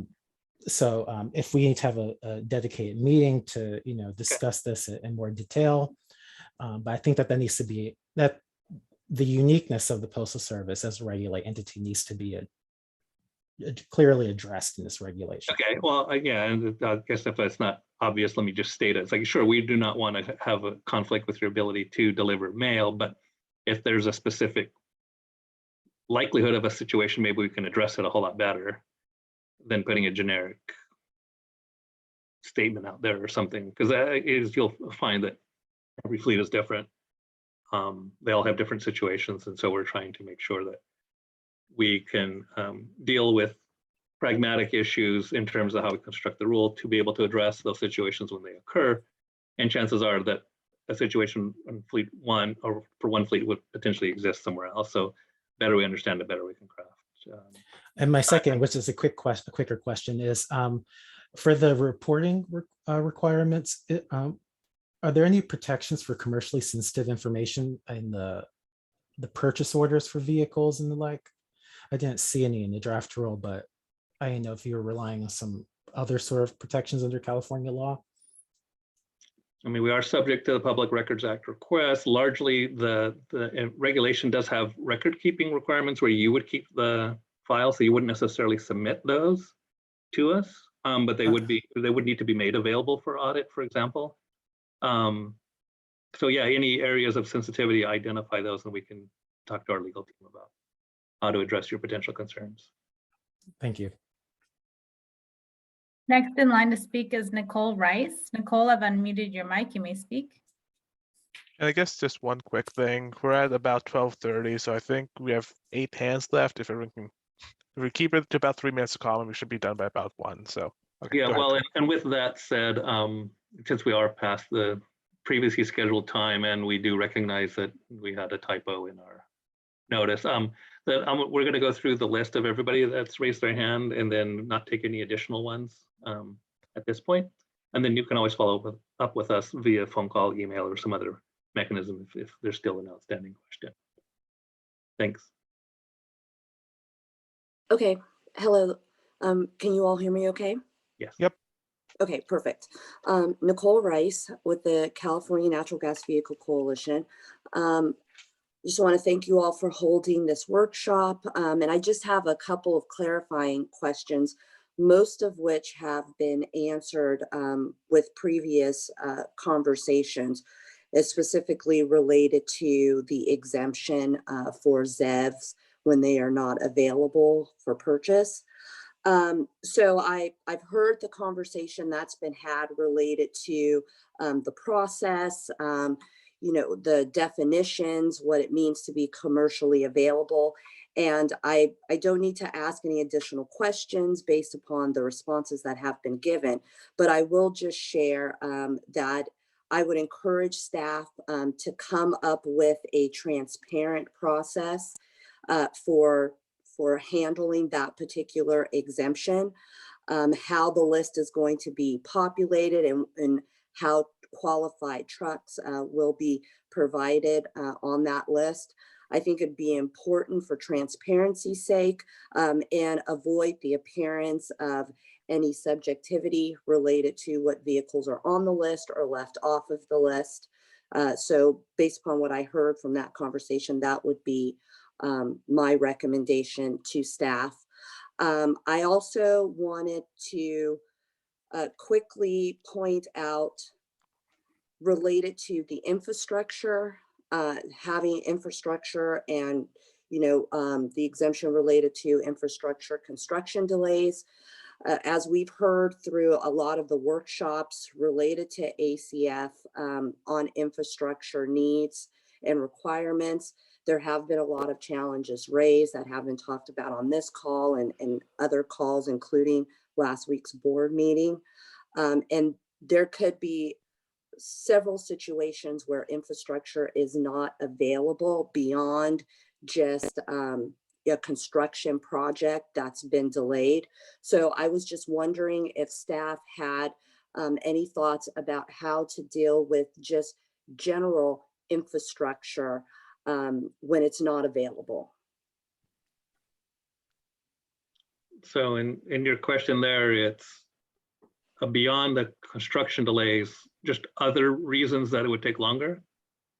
Correct. Like maybe, you can't get the infrastructure out to a particular area because it's in a rural environment and the utility just hasn't built out that far. There could be a whole host of reasons, but beyond you having started construction for infrastructure on your site that could cause a delay in having access. Yeah, so I guess this becomes one of those issues of where do you find the best balance? I mean, it's pretty challenging to anticipate every possible variation that could exist. So obviously the language we put out was to try to, to put out something specific to react to. I guess if you have any, ways to address it, or what are scenarios that are fairly likely to occur? Because again, we're trying to find that balance of having a mechanism to address situations that are, to address pragmatic situations that are potentially going to occur, but at the same time not make it so difficult to follow and complex that it becomes an administrative burden on everybody's side to be able to address every possible scenario that could occur. So any feedback on how to do it would be really helpful. Okay. Or the situation that may have occurred somewhere, how we could potentially learn from it or something like that. Okay. Yeah, no, I'm happy to provide some comments in that area. I know that we have before referenced, infrastructure access being unavailable. And I think a good way to approach it, even though I know you're trying to keep it specific to examples, with the realization of what we heard through, I think it was 4 or 5 different workshops, just specifically on this topic, that there could be a whole host of reasons. So I think broader is probably more, is a better way to approach this as it relates to that, because there are still so many outstanding concerns related to fleet owners. So then my last question would be, so you talked about, that this particular draft and the draft that could be coming for a formal comment, that there might not be much change from what we've seen now in this revised draft to what may come out for the final and public comment.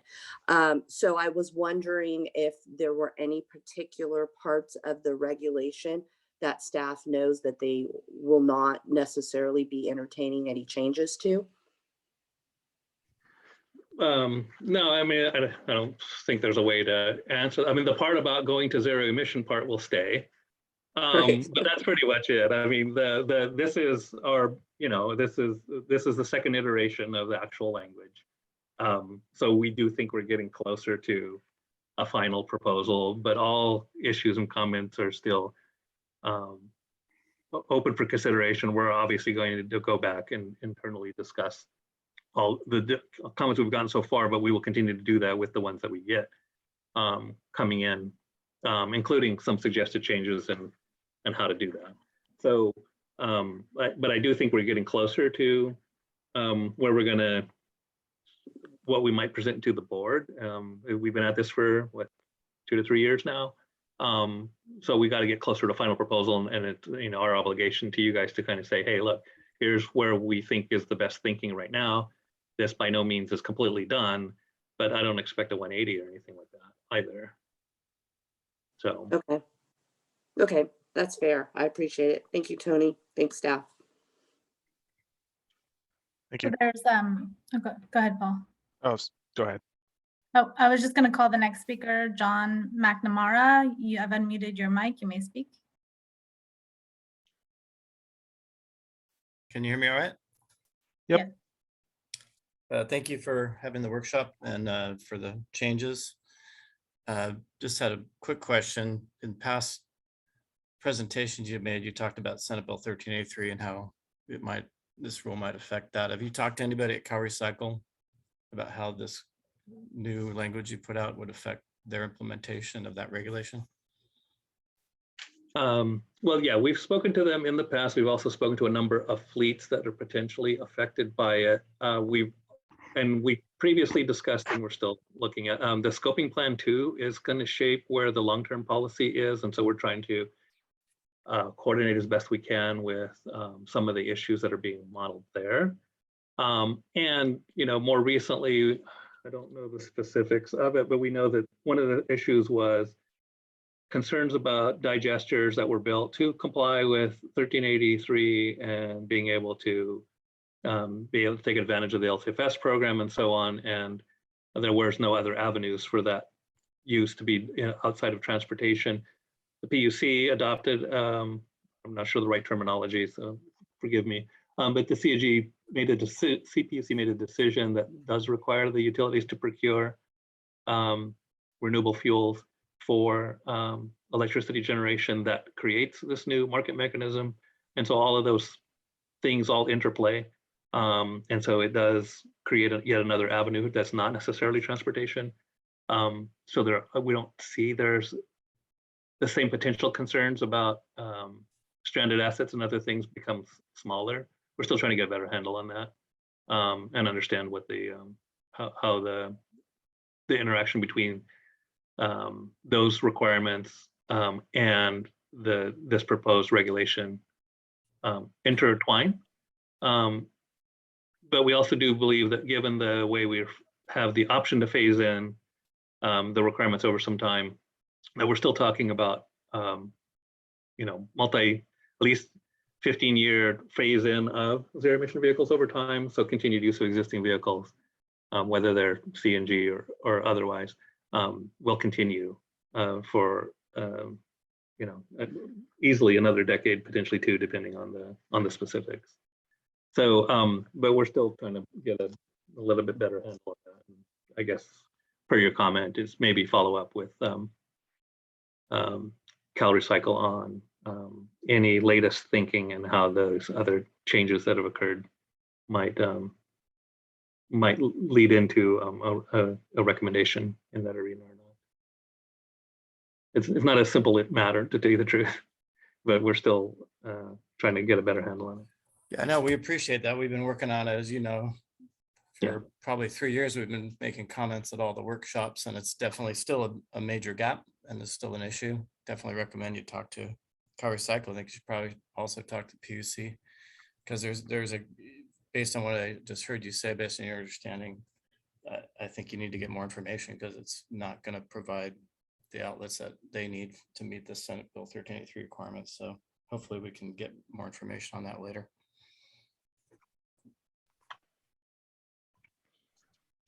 Next in line to speak is Adam Harper. Adam, I've unmuted your mic. You may speak.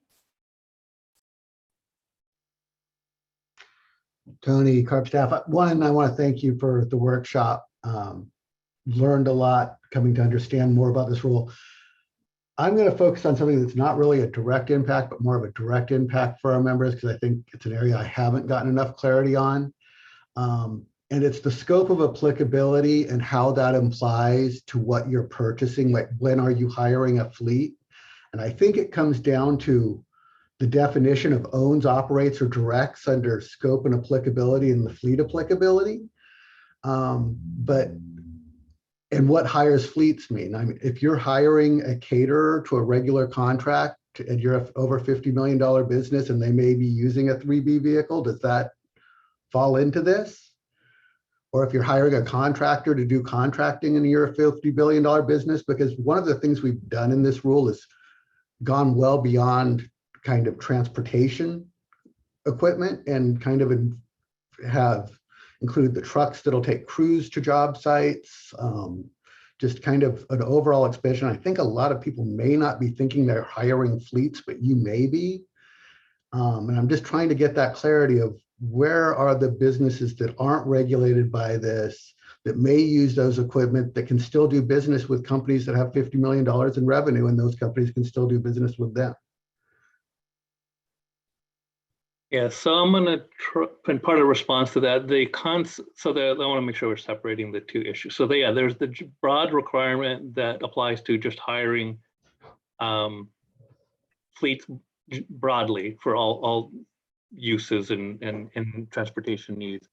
And that language is very similar to what we have had in the truck and bus regulation for over a decade now. And frankly, it's actually been enforced. We have a fact sheet on that I'm going to include in here that maybe helps better explain where the line is drawn. But the language is largely similar. And that's very different than the first bullet, if you will, where this is very specific to operating and controlling vehicles that are in simplest terms, operating as a single larger company is the way I like to describe it. Well, the reason I included the operating or disposing a vehicle is the applicability section is cited back to, so that A1 language, which seemed to be incorporated in other activities related to that, or am I incorrect? Well, okay. I mean, Paul, can you help me out here? Because we tried to, in the regulation, make it very clear that those were separate requirements, I think. So Paul, am I missing the point here? Sorry, I missed the last portion. It's about the vehicle requirements and the hiring requirements. Yes, where the line is for the subcontracted entity that may be operating vehicles that's trying to contract with a $50 million business, so people know, if I'm at a headquarters facility and I call a plumber, I mean, do I have to look if my plumber is on the list now? And if I have a maintenance contract with a plumber, I mean, where is that line? Because there are entities that are using that may not be $50 million entities or have 50 trucks. Yeah, But this I'm is hiring a piece of equipment. This is Where Chris. am I? This is Chris Franceschi. I'm an air pollution specialist who's been working on developing this regulation along with Paul, Tony, and Craig, and others. We're looking at, for the hiring affected fleets portion, the proposed language pretty much states that the requirements would apply to any motor carrier, broker, federal government agency, person, or entity that would hire fleets subject to this rule or the public agency rule. This rule or the drayage fleets rule. And it's basically if you're a person who's hiring somebody who is subject to this rule based on that fleet applicability, that's where you would be required to go and look up whether or not that fleet is on the list. So it's not that you have 50 million, it's that the entity that you're hiring has 50 million or 50 or more vehicles, as the way the language is currently construed. I think as one aspect of that. So I guess my question then is, for all those businesses that aren't 50 million and don't have 50 vehicles and aren't registered in your system and therefore don't have a certificate of compliance, how am I going to know that I can hire that fleet? So the ones that aren't registered would not be, you wouldn't be required to. But how would I know I'm meeting my legal obligations is the point. Yeah. Hold on. As the hirer of the fleet. Yeah. So under truck and bus, fleets need to report to be able to identify themselves as compliant with the requirement. They will be on the list. That regulation is not going away. So they're either going to be subject to the truck and bus regulation because they're not in the scope of this rule, or they'll be in the scope of this rule. All of them will be on this list. Including 8,500 to, class 2B and 3? Yes. No, and that's actually, that's a very good point. So for truck and bus, it only affects vehicles over 14,000 pounds. Correct. So now if you're saying, hey, wait a second, between 8,500 and 14,000, There's all the service industries, right? There's the plumbers, the contractors. No, that's a good point. And that becomes a category that I guess wouldn't necessarily be there. So, all right. So at the point, I think we need to take into consideration how to deal with that there. But I'm going to include in the, if I can't figure out how to send the chat, the link to the truck and bus. I appreciate that, Tony. That's what I've been trying to figure out is where the line is. And I'm going to send it to staff. Staff will be able to send it to you. I can't figure it out. Oh, shoot, I can't even do that. But it's on the truck and bus webpage. I guess that's the best I can tell you. I'll grab the fact sheet and drop it in chat. How to verify. Yeah, I forgot what it's called. I'm looking at the sheet. It's how to verify if a hired fleet comply. And this one's specific to truck and bus, but the concept is continuation of the same concept. But good point. The smaller vehicles aren't necessarily part of truck and bus. They won't necessarily be there. And there's a lot of businesses out there kind of in that under 50 million category using them. I think that a lot of $50 million businesses provide a vital economic lifeline to. Okay. And that does go further into kind of these nuance, where do you draw the line, kind of part of the discussion. And so if there's follow-up to this later, once you do look at the fact sheet and so on, by all means, send us an email, whether it's a formal comment, whether you post a comment online or just email to us. It's a little area that I think we need to be able to address. So appreciate your comment. Thank you.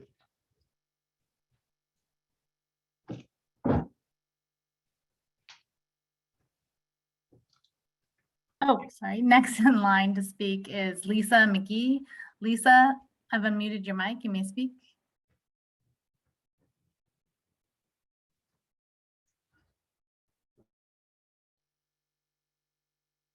All right, Lisa's gone. Next in line to speak is Alejandra Mier y Teren. I've unmuted your mic. You may speak. Yes, thank you. Again, with the Otay Mesa Chamber of Commerce and sort of our very unique border region.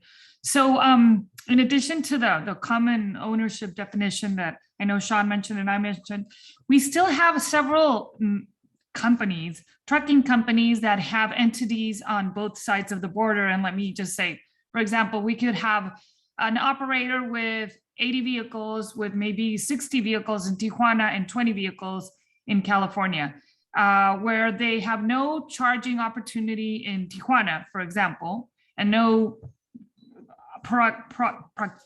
opportunity to do so in the near future. So they would need an electric station for, let's just say, their 10, 20 vehicles on this side of the border. Or I guess they could bring their Tijuana vehicles, but it wouldn't be something very viable. So is there a distinction in terms of the fleet owners for 50 vehicles where we can exclude the vehicles that are in another country where no charging opportunities exist? That's sort of one question. Or how can we work something unique for that? Work something out unique for them? And then the other question is, well, I'll go ahead and do that one and then pose my other question afterwards. Go ahead. I'm sorry. Yeah, so this is Tony. I mean, so I guess I'll say, I mean, with any regulation, we approach them all differently and look at find the best solution. But with that said, at the same time, we are very concerned about, in essence, creating a situation where you, in essence, have a loophole that would allow trucks to continue polluting in California when we're trying to get everybody to be as clean as possible. So that would always have to factor into any discussion. And at least based on our past rules and past board decisions, the requirements effectively apply equally to anybody who operates here, regardless of whether they're coming in from a different state, different country, or always here. So, it's just like there's no opportunity to charge in Mexico is my point, even if they wanted to. So, I mean, that's why it's unique. Again, that's because one of those issues of more specific details would be really helpful if you have a particular situation, because infrastructure isn't largely out there at this point for trucks, and that is part of what we're trying to get to change. And by providing some certainty with rule requirements and other things, creates those market signals and opportunities ultimately for those companies that provide those types of services to make them available. And, you know, we're fully aware of, at least for transit buses anywhere, they're available in, I don't know if it's hundreds of countries at this point, but dozens of countries all over the world, of all kinds. So it's not that charging infrastructure can't be placed in other places. And I don't know specific to Mexico or the border routes in particular. Well, at this point, it's not viable because of what the Mexican president wants and what he's proposing. He's kind of going backwards on climate change, unfortunately. But I guess my point is then the entities on the US side in Otay Mesa would be really like an operator with more than 50 vehicles, but with only maybe 10 or 8 vehicles in California. And it wouldn't really be maybe economically viable for them to do a private charging station in their yard, which is why we would need a public station, which doesn't seem like the market is taking care of that. Certainly not by the timeline that CARB is proposing. So it's once again that we're going to have very small operators needing to charge trucks. And again, the border area is very unique, where trucks are not traveling really long distances, but they are operating their vehicles for long periods of hours because of the wait times. And so that's also not being considered, I think, in the daily mile exception. And is that something, or I don't know, maybe you have some comments or proposals for that? Yeah, well, so again, the specifics are always helpful. The mileage provisions are generally, are based on a total travel distance. If you're in a queue for hours at a time, electric vehicles actually have some advantages or considerable advantages. So you still have an air conditioning load, but you're not using a whole lot of energy. So they might actually be well suited for that type of operation. But I don't know the particulars specifically that you're addressing. So the mileage provision, if it sounds like they're not going very far, probably wouldn't apply. But as some of the language that we put in there is, if somebody does a demonstration and can show that in that particular application, it ends up being an issue from actual experience with the zero emission truck, that is another avenue to provide as documentation. The way that would be number 6, correct? In the daily mile exception, where you can show that there are no charging stations in that area. And then I guess my question is, however, would you have to comply with the 1 through 5 requirements as well? Because just the number 1 that says that 10% of the fleet has to be a ZEV would take them out of the equation. Well, yeah. So you'd have to be able to you have to operate at least 10% of the fleet being zero emission to even consider that operation. How would you do that? Well, it's by having the zero emission vehicles and to operate them. And again, you would then at that point be able to use that to show that they wouldn't fit. But honestly, I just don't see that they wouldn't fit the application right now with the information I have. So I just can't imagine that would be an issue, to tell you the truth. If you can't charge on one side of the board and you can charge on the other, that's still a mechanism. The language we put in there about publicly available infrastructure is we do foresee that in time, publicly available infrastructure will be a viable option for almost everybody. So there would be no reason to provide an exemption if you can just go refuel wherever you're traveling. That's why that language is there, is really looking at. And following up on that comment you just mentioned, is there an opportunity to link the timeline to when the public infrastructure is available? To be direct, I just wouldn't know how to do that. I mean, because again, this is a situation of if I have a goal to meet, then I can plan for and meet the goal. And that is in part what we're establishing here, because then that becomes a very, and I think there's a lot of people actually interested in making sure that all of this works. I mean, from all kinds of groups, not just our agency per se. So I know there's a lot of things being worked on, and infrastructure is one of those, and how to get it out there and how to plan for, honestly, how to plan for the fairly significant expansion for transportation, and making sure that infrastructure is there when it's needed. And so providing these timelines is also part of it. Also want to make sure that it's clear, it's under the first provision in the model year schedule, it's somebody who follows that is looking at, replacing their vehicles when they're roughly 18 years old or 15 or so. So if your vehicle is currently 5 years old or so, you still have quite a few years before you would need to go to zero emission. And so I think that needs to also be factored into the thinking, when will I really need it? Because this doesn't happen overnight. It is a fairly long transition that we've laid out. Thank you. Thank you. All right, so next in line is Clifford Gladstein. Clifford, I've unmuted your line. You may speak.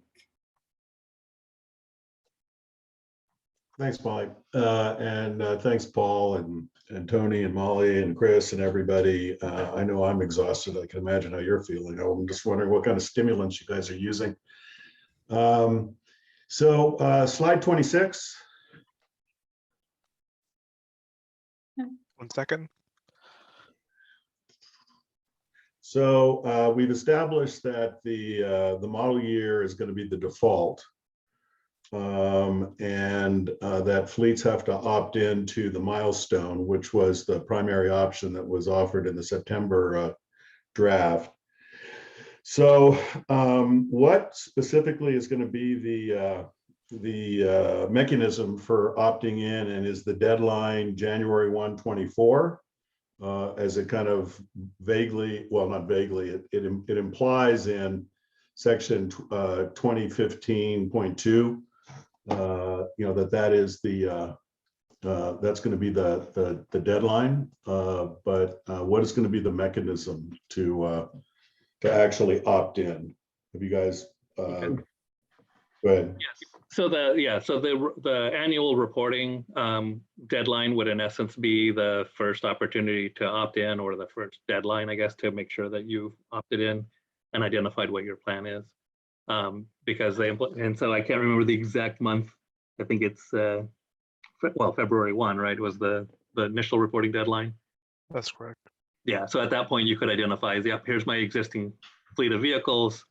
I'm going to choose the alternative compliance path. Or the milestone approach.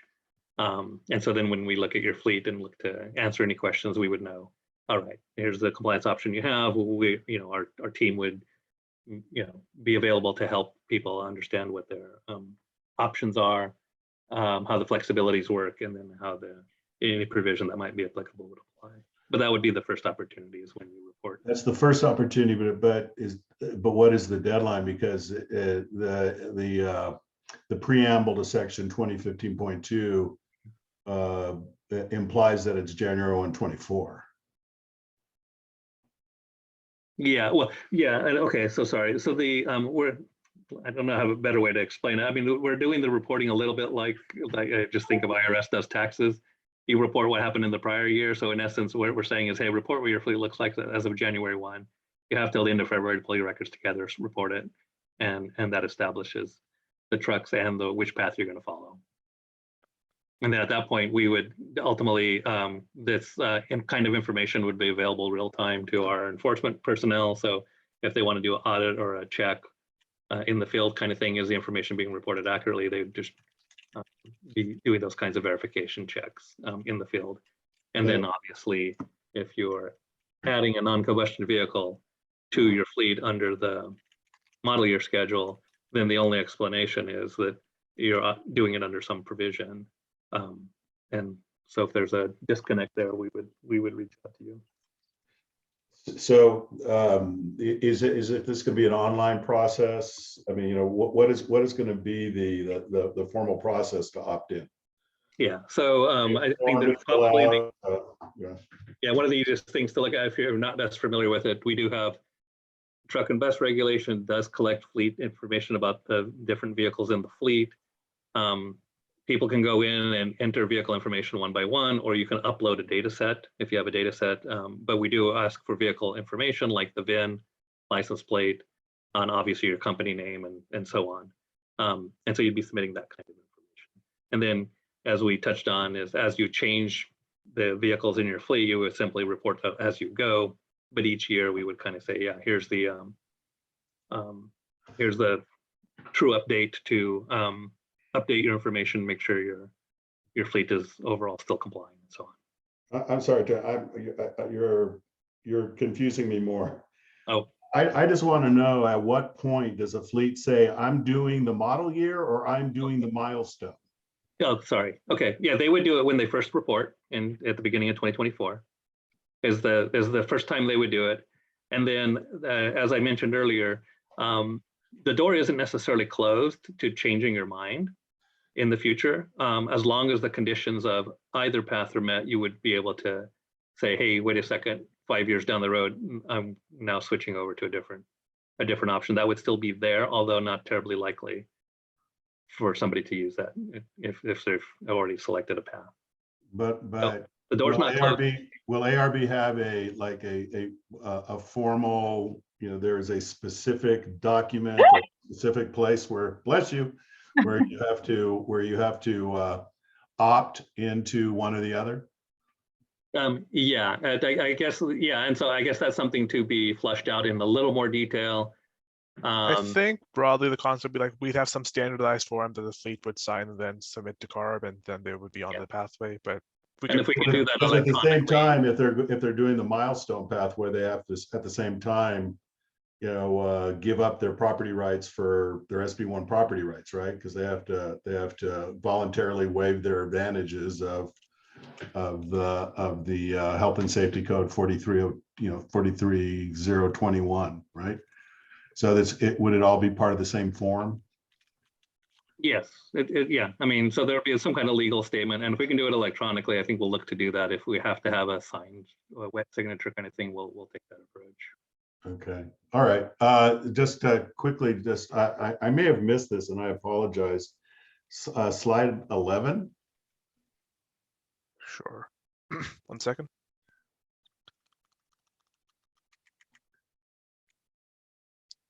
Oh, I apologize. I didn't mean slide 11. It's the slide that has the 141 different, that one, yeah. Did I miss it? Is this information inverted? What does that mean? Are there 49 Class 8 zero-emission vehicle models commercially available in the United States? Yes, I believe there are. Okay. They're not tractors necessarily. I mean, I think there's 5 or 6 tractors, but then there's a lot of Class 8 trucks.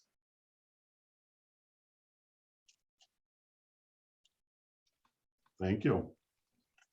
Yeah, and as somebody touched on, the HVIP or rebate program has pictures and examples of trucks that you can get rebates for because they're commercially available. A lot of them are going to be on there. But there might be some others that aren't on HVIP at this point. But this is pretty close. This would, of course, imply that you should invert your schedule, but I'm not suggesting that. Well, yeah, there are a number of buses in here too, and we are affecting buses as part of this. Part of the reason for that is there's a innovative clean transit regulation where there's dozens and dozens of transit buses out there that are zero emission. Thank you. There are 2 more people in queue to speak, and then we'll conclude the question and answer session of today's workshop. The second to last speaker is Adriano Martinez. You may speak. Hi, good afternoon. Thank you for the informative workshop. I'll be very quick. I just wanted to comment on some of the aspects of this rule that relate to the Postal Service. I'd encourage the California staff to look at the Postal Service Inspector General report that recently came out on electrification. I think that would be an informative document to understand more the ability of the postal fleet to electrify. And then second, as you're having conversations with the Postal Service, which sounds like may happen, I think it's important to articulate the need to provide zero emission postal vehicles to benefit environmental justice communities first. Some of the federal documents that have looked at this have kind of brushed that issue to the side. And so I think it's important that the Postal Service be keeping that in mind as they're deploying electric delivery trucks. In California, is that we have several disadvantaged communities that need benefits as soon as possible. And to the extent possible, the depots and routes in those communities should be getting electric vehicles first. And whether that comes through some planning exercise or some way to push, I think, California Air Resources Board could be uniquely positioned to, work with the Postal Service on that issue. Anyway, thank you. And thanks for the informative workshop. Thank you. So Lisa Mcgee, I'm giving you permission to speak. It seems like you've had some tech issues, so sorry about that. You should be able to unmute and give your comment. Hi, yeah, I was able to unmute. So I guess my only comment on the technicalities today would be we have the two-way and ability to chat with you guys. We can't voice our problems on this end. So thanks for solving it. I sent an email out. So my question would be, first a comment on the truck rule regulation. This was brought up and Tony, you'd commented on it. So I think the same problem happened for the airport shuttle bus regulation. Many of those buses fall under the 14,000 GVWR. And so what happened in that regulation in their reporting that was due March 1 of 2022 for the first time. And this will be required annually for them all the way through their compliance through 2035, I think it is. They become part of the truck regulation now and get certified in your truck regulation program. I'm not sure if it's public or not. I haven't gotten that clarity yet, but that I vision probably being the same thing that's going to happen here, I assume, on the truck regulation for the vehicles under 14,000 pounds. And I guess my question related to that is, are these other lower GVWRs under 14,000 pounds required through a reporting mechanism to report in order to identify this, or is that just a gap right now?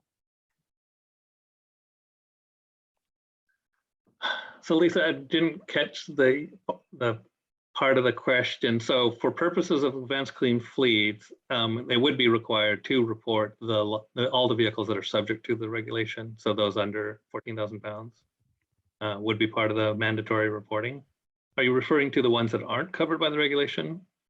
So then that should solve the problem. When you were having the discussion earlier, it was those that don't exist yet, which is very similar to the airport shuttle bus zero emission regulation. Right. Many of those didn't exist and they had to report for their very, very first time to CARB because they were under 14,000 pounds, similar to the same situation. So it sounds like your reporting would true everything up and everyone would be online on the truck regulation. Yeah, no, largely we would, but there was a little bit of a gap that if a fleet is under 14,000 pounds, is not part of, for 8,500 to 14,000 pounds, is not part of ACF because they're just, and they're diesel vehicles, they would not be part of the truck and bus reporting. So they wouldn't show up on the list as a compliant carrier necessarily. And that would be true also if they were gasoline vehicles, even over 14,000 pounds.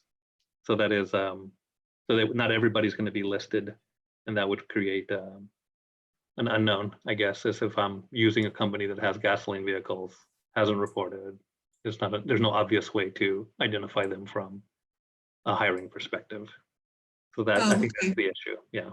So I think, well, what they did in the airport shuttle bus regulation, regardless of the type of vehicle, fuel that you use, you had to start reporting. So that might be a solution that might be helpful. I'm not sure, but everybody has to report beginning March 1 in that regulation, even though they're being ZEV compliant down the road. Okay, moving on. As it relates to the delay extension for charging on slide 45, I kind of have I want to elaborate a little bit on it. I know that it implies here that if you haven't begun your charging construction, that you would be eligible for a delay or an extension based on certain circumstances. So one thing I want to make sure that we're not leaving out of the conversation is many of these fleets are going to be independent or small. I think you're going to find many of the solutions for them there theoretically could either be public charging. Maybe it would even be a service that would be provided them for a parking solution with charging, or maybe it's residential, I don't know. But I just want to make sure that we understand that some of these fleets are so small that you might find a solution that goes outside of really infrastructure. So I'm not sure how you guys are going to continue to solve these definitions as to what would be considered to be eligible for a delay on slide 43, not 45. And it's just a thought, but I think you should consider public charging as a solution. And again, I don't know how you guys would consider who falls into what category. Lisa, to help me out here. So this right now is, I'm a regulated fleet. I'm putting in some infrastructure. Something happened, it didn't happen in time. Are you saying that in having a consideration for that, we should be factoring in whether they could just go use retail that's available for a few months kind of thing? Or are you saying it's a different kind of fleet? I think you got, well, to answer the question, I'd say that public charging is going to be a solution for some operators, period. They're not going to either be able to install infrastructure or they don't need to install infrastructure. They're so small that they're going to find a solution through either whether they're charging it at a public charging or charging it as a service, I don't know. But I just want to make sure that you're aware that those will probably be a large sector of these smaller operators. They're not going to be installing infrastructure for their own private use on one vehicle. Sure. Unless it's maybe at home. But I just want to make sure that you're not leaving that solution out of the consideration for what is considered to be delayed and how it is considered to be satisfactory as an issue. Okay. Does that make sense? Let's note that. Yeah, we'll note it and think about it. Yeah. And then what was else I going to say about that? I also think that I'd love to see you have an incentive, and I don't know other than to just share what I think is a good opportunity.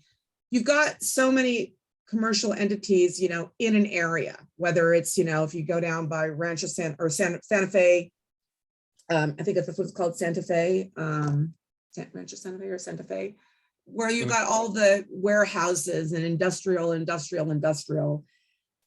You might find, in my opinion, an opportunity to create more cost effectiveness when large fleets have a hub that theoretically they're incentivized to share that hub with another local small fleet if they want, or somehow there's some mechanism that they're incentivized to create utilization for others that are neighbors in some type of controlled fashion by that large entity.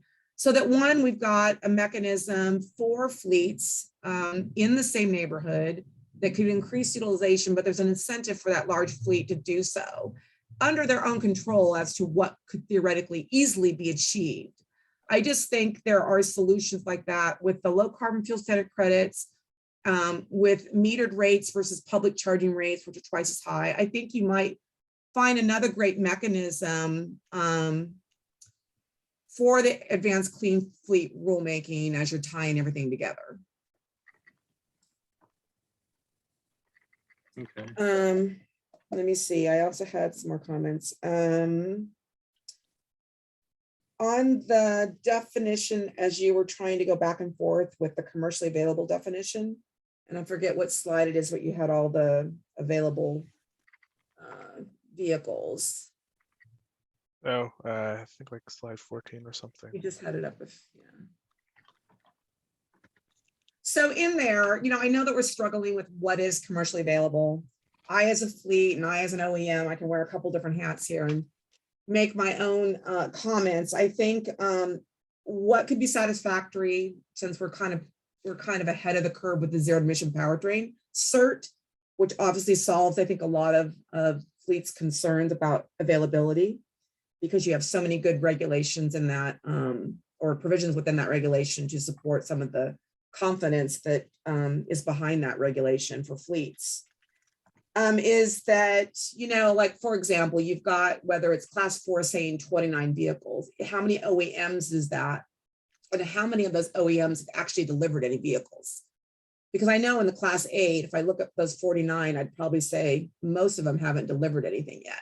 So, I think that might be something to do with commercially available. I know that they're commercially being sold, but what is the definition for a fleet perspective? And I don't know where you guys are going with it, but I'm sure it matters. And I don't know what to say other than just kind of share information that's coming out of my head right now, but that was it.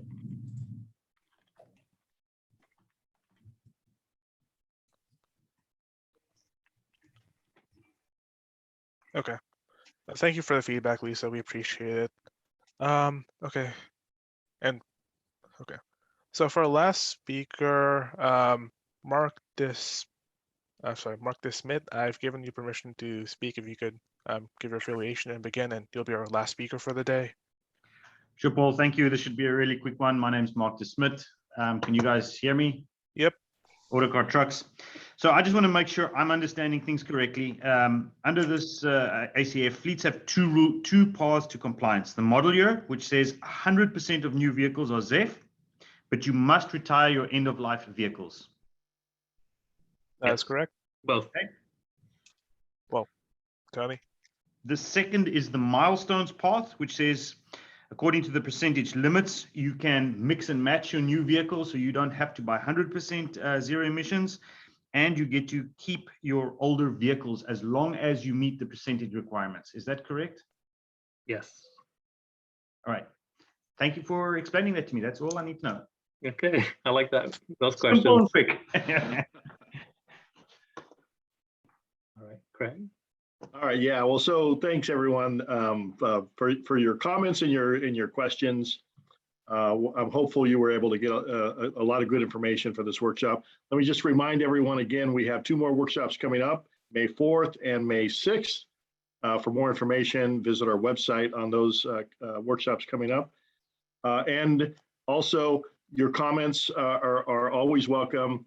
We provided links to our comment log, so please, if you were unable to provide comments at this particular workshop, please feel free to submit your comments to our comment docket so we can hear from you and address any concerns you may have. With that, I will wrap things up, and we will do this all over again Wednesday morning. Yeah, thank you everybody for participating and for sticking around. Absolutely. Yeah. Bye-bye, everybody.